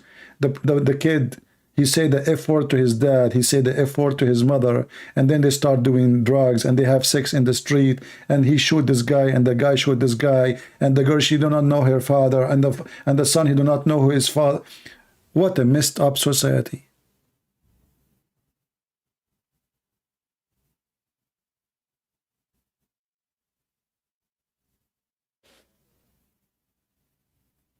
What a messed up society.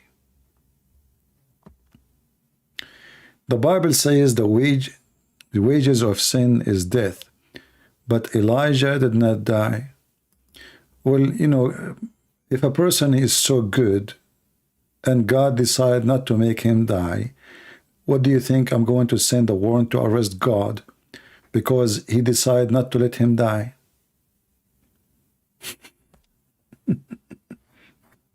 I mean, he's a wonderful man. Elijah is a wonderful man. There's a reason.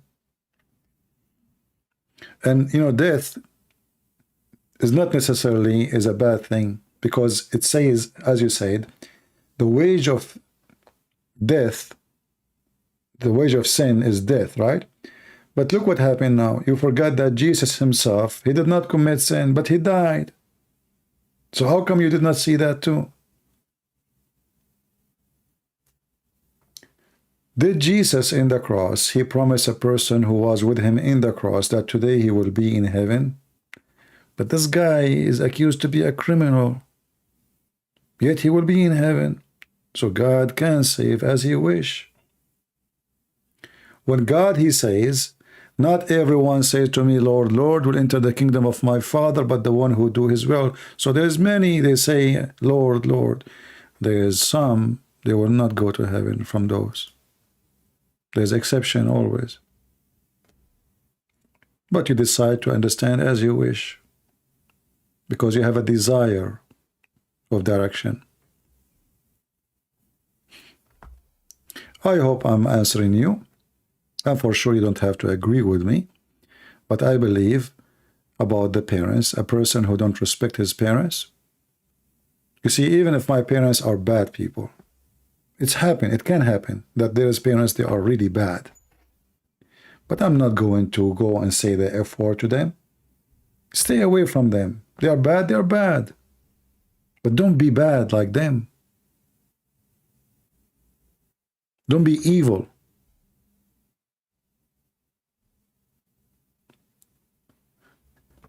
When the Bible he teach you about how to behave, the best behavior start at home.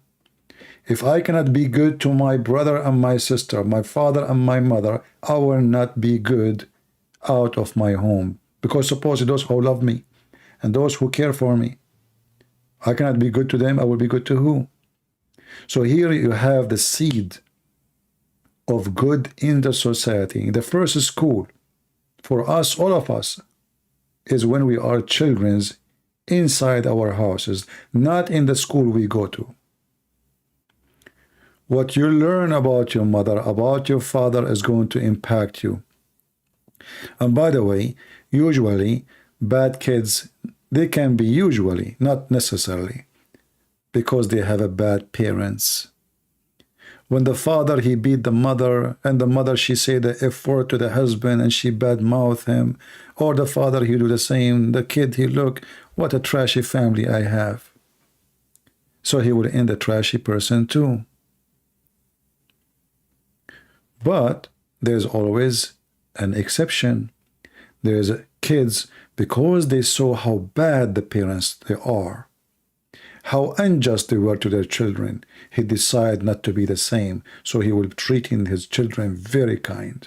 He will be extra kind, because he is trying his best not to do the same mistake his parents did.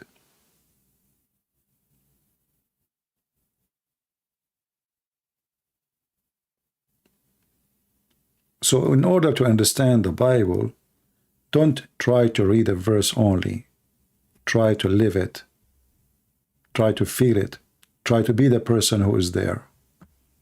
Try to be the parents, and your son is saying the F word to you. What do you feel? Today we are encouraging it. Today in USA, children, they teach them in school to call police to their parents.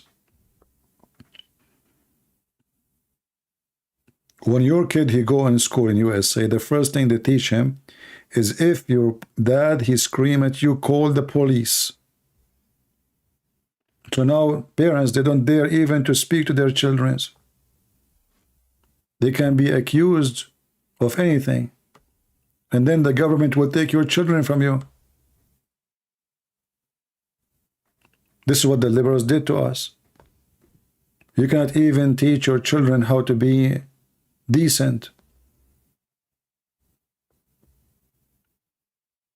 The first school in society is your door, inside door. If your son, he go to the neighbors and he stole an orange or an apple from their tree, he come home, the mother, she ask him, where you got this apple from? Oh, from the neighbor. So the mother, she say, oh, go and get more. He will go, you just created a criminal, a 6 years old criminal. She encouraged him to go and get more. A decent woman, she will say to her son, shame on you. Go put it back. Don't do that again. We create criminals. We make criminals.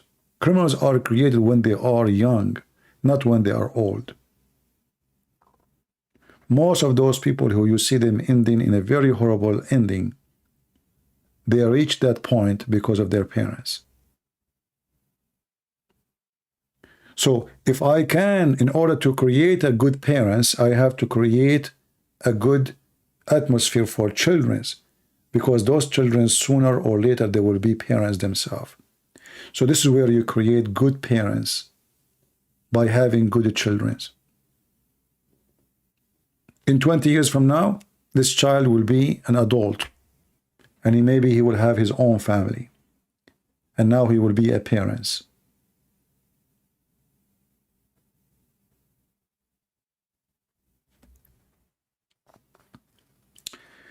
it is very difficult to be true followers of Christ.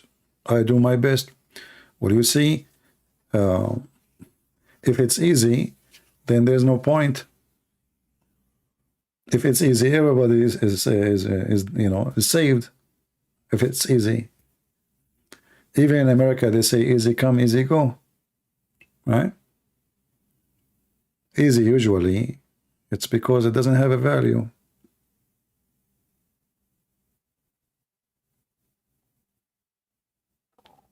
But you know, speaking of easy, like now a guy, he go to the bar or a restaurant or etc., or he meet a woman in somewhere, and they go for a date. Okay, date. Okay, nothing wrong with date. Maybe they won't know each other, no problem. Maybe the guy want to get married and she want to get married, no problem. But then what you will see, how easy it is. She go with him to the bedroom. He sleep with her, she sleep with him. They don't even know the names of each other yet. And maybe hardly they can remember it. Easy come, easy go. And then you ask yourself, why this guy don't marry me? Why he will marry you? You are available for everybody. And you just told him that. You just met him somewhere in the internet, and now you are going with him to bed. You are not, there's nothing special. Are you? You are not special. So anything come easy has no value. If I give you now, let us say I have an online degree. You send me $25, I send you a PhD. Do you think really your PhD have a value? It's so easy, $25. No value.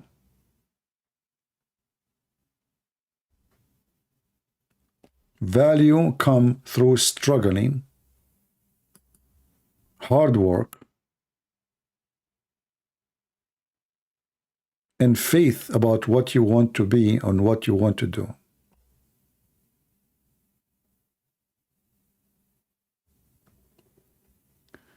Somebody's saying there's nothing wrong with casual sex. It is actually healthy. Well, my friend, casual sex make you a casual monkey. As simple as that, and you will end with sexual disease.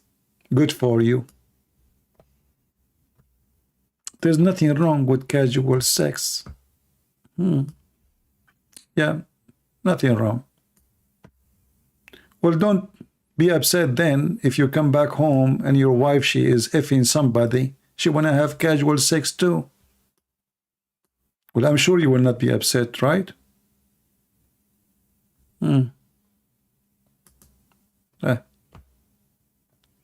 What you can say, nothing wrong.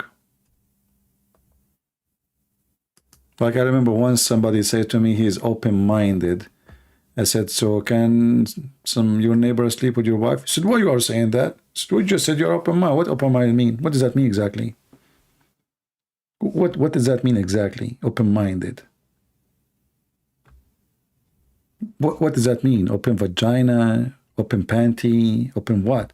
So people say stupid things. And you know, when you try to tell us that casual sex, nothing wrong with it, it's nothing wrong with it for you because you decide to be filthy. You are like a donkey. Jump from a female donkey to other female donkey. I don't want to live like a donkey. Even you know, the purpose of sex is not sex, it's to have a family and to reproduce. But people like you will spread sexual disease and they will end horribly. Just watch your end, how it's going to be. Casual sex, nothing wrong with it. You know, I will not be honored to make you my friend. It's healthy. Oh, okay. Use condoms. Oh, okay. Well, I don't know. I have a bad news for you. Condoms, they don't provide full sex protection. And if you say they do, you are stupid. That is a false argument. Not only it's not ethical, and you are just being, I don't know if you are just being stupid now. Wearing a condom doesn't change the fact that you are filthy. This is number one. Number two, condoms does not protect you from sexual diseases, because anytime this condom can be ripped off or come out, and then in graduation, you got AIDS. And as long as you do casual sex, that means you sleep with people who sleep with everybody. That means they are all over the place. So you and them, they are the same. Thank you. Nice to meet you. I guess like a person like you, when you meet your partner, you don't shake hands. You shake penis from the first meeting. Pervert.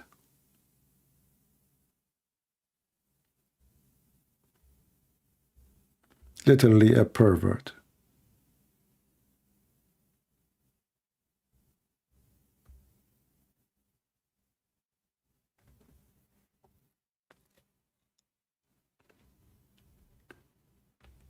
You know, not only he said it's healthy, just to show you how stupid what he said. If a person, he sleep with many people, how many images of men or women they are in your head already? So when you sleep with a person, all the people you slept with them before, they are sleeping with you in the same time. Let's say you are a man or a woman who slept with 100 men. And now today is a man number 101. This guy, by entering into your body, he slept with all the men you slept with them before. And not only that, you will never know what the word love means, because you are just a sex addict. You cannot feel love.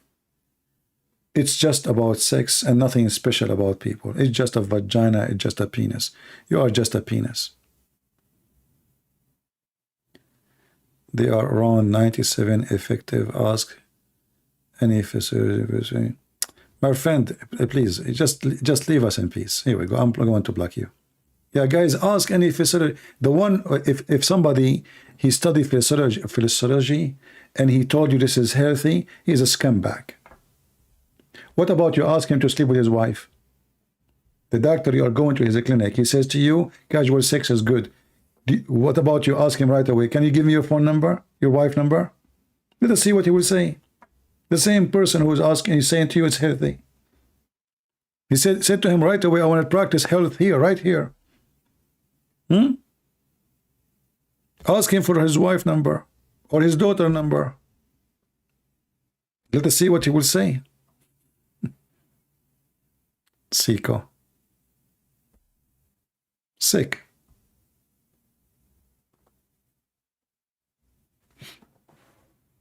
You know, a human being, when he act like an animal, he lost his humanity. You see the word love, you know, like when you like watch those old movies about the story about Romeo and Juliet. So Romeo is in love with Juliet, and Juliet, she is in her balcony, and Romeo is singing for her. And today, what they do? What is Romeo? Romeo with 1,000 Juliet, and Juliet with 1,000 Romeo, and she don't remember their names. Filth, garbage, garbage in, garbage out. Everyone goes where he belongs. Trust me. Everyone goes where he belongs. You decide where to go. Well, he is being honest, but I'm not interested in his honesty. There's many, they do the same, but they don't say it. I did not block him because he is, I don't want to see such a thing, you know, I'm not interested in his casual thing, and this is what we are against anyway, so he knew. We don't want to hear it, we don't want to see it. That's not what we stand for. But trust me, he is honest. There's many, they claim to be Christian, but they do what he just said. They sleep around. Yet they claim to be Christian.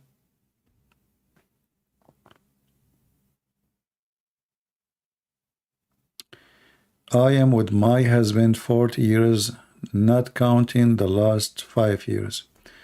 Well, good for you, my friend. God bless you, you and your husband. You see, when you are, if a man is a real man, he love only one woman. This is what a real man does, and this is what real women do. If you want to just have sex, you are not a man, neither a woman. You are just living as an animal, and you will die as an animal, and you will be treated by the one who will live with them or associate with you as an animal, and your life will end in a miserable way.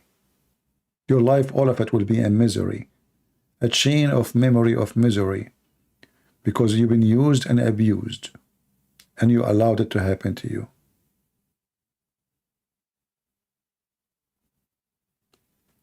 Everything you do is going to be stuck in your memory. Maybe you don't remember the names of those you slept with, but they are there.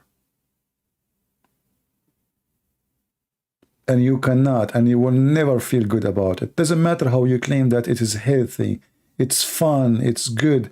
Deep inside you, you know you are disgusted of yourself. Deep inside you, you know that you accomplished nothing.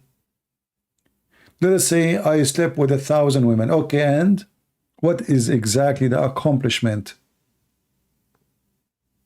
What I did? What I'm trying to prove? That I'm acting like a scumbag? A monkey, a donkey, an animal, a rabbit? I have no value, I have no ethic?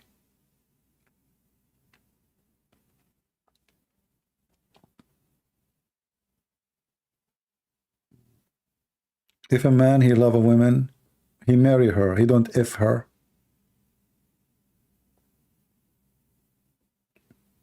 Sorry for the language, but this is how it is. If a man, he love you, he will ask you to marry him first, not to if you first.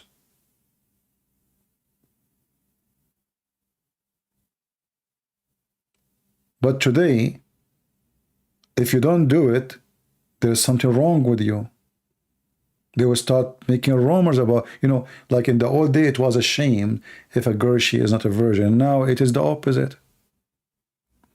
But don't let them fool you. Trust me, every man, he appreciate a woman. She don't give herself, and she is not a cheap. When a woman, she give herself to a man, he offer her nothing. He did not believe in her. He don't love her. He don't want to marry her. So you give yourself to him, you give it to anyone tomorrow. You meet somebody else tomorrow. You're easy. First time I heard this, it was in USA, in radio station. I was doing a radio interview. So one of them, he says, if you get the milk for free, why you want to buy the cow? Interesting. A mythology of the cow. So they think about you as a cow. So why they want to buy the cow if they can get the milk for free? So the second you give yourself, the first thing the man, he would ask himself, well, I can sleep with her now. Why I want to marry her? But exactly, what is next step? She's sleeping with me already. Now, maybe there's some men, maybe they fell in love with you and they were decent from the beginning, but they slept with you, they made a mistake. But this is not the case for everybody. Mostly, when you give the man what he wants, and mostly he want to get into your panty, as soon he finish with you, he do not know you. It's just temporarily. It's like Muslims doing mut'ah.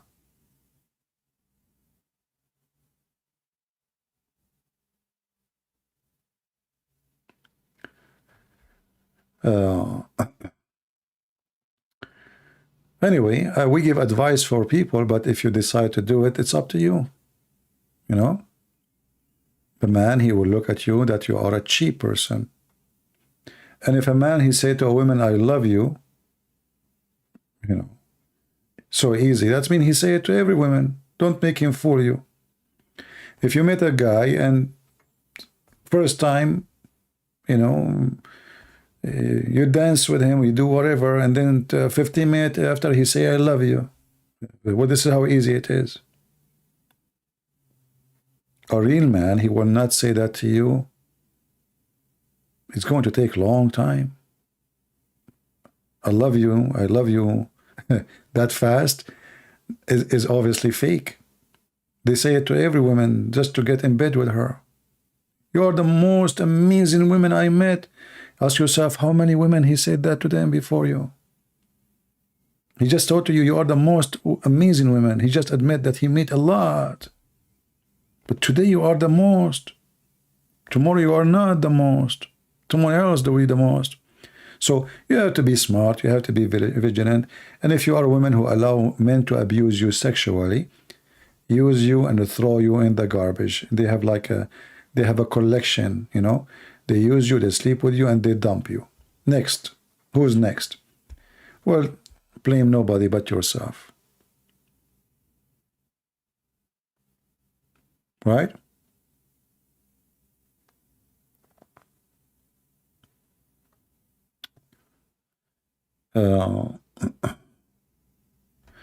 Anyway, I think we have enough for today, and I think I'm going to delete this. I was coming here to speak for 15 minutes about Trump. You guys, what you did to me.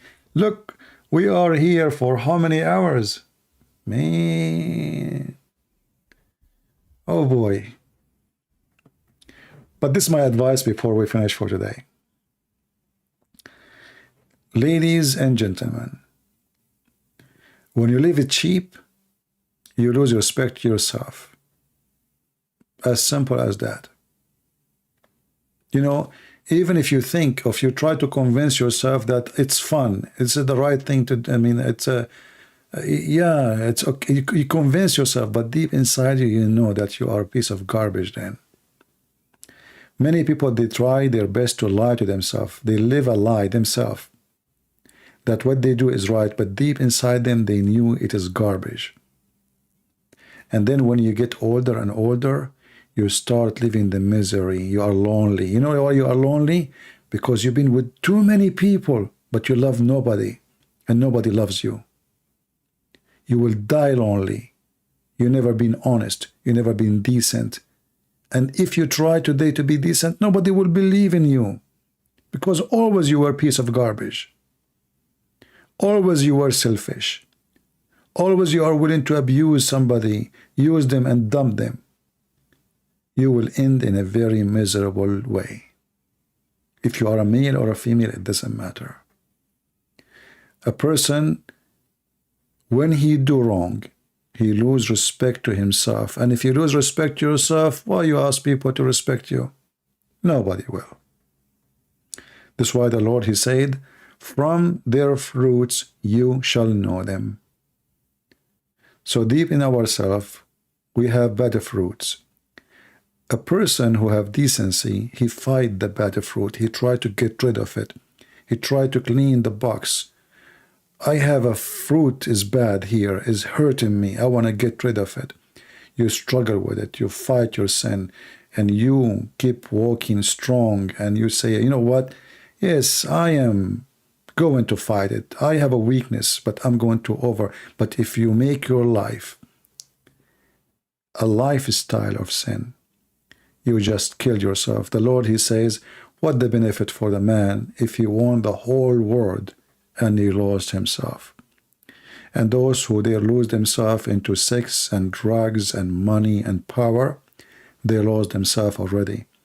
And they did not even win the world because they are not even in it. They are living in their own world. Fiction does not exist. Nobody respect them. Nobody love them. Nobody care for them. They have nobody. And they think of nobody, for they are selfish. And when you are selfish, you are doomed. I want to say thank you for being here all. I'm not going to keep you longer. I'm going to delete this video because we are out of many topics, which is not really what we want to do. And I hope tomorrow I will be able to come again if I'm still alive. Until then, I want to say thank you. God bless you. And this is your brother Christian Prince, who is sharing with you humbly some of his thoughts. Thank you. Take care. Bye-bye.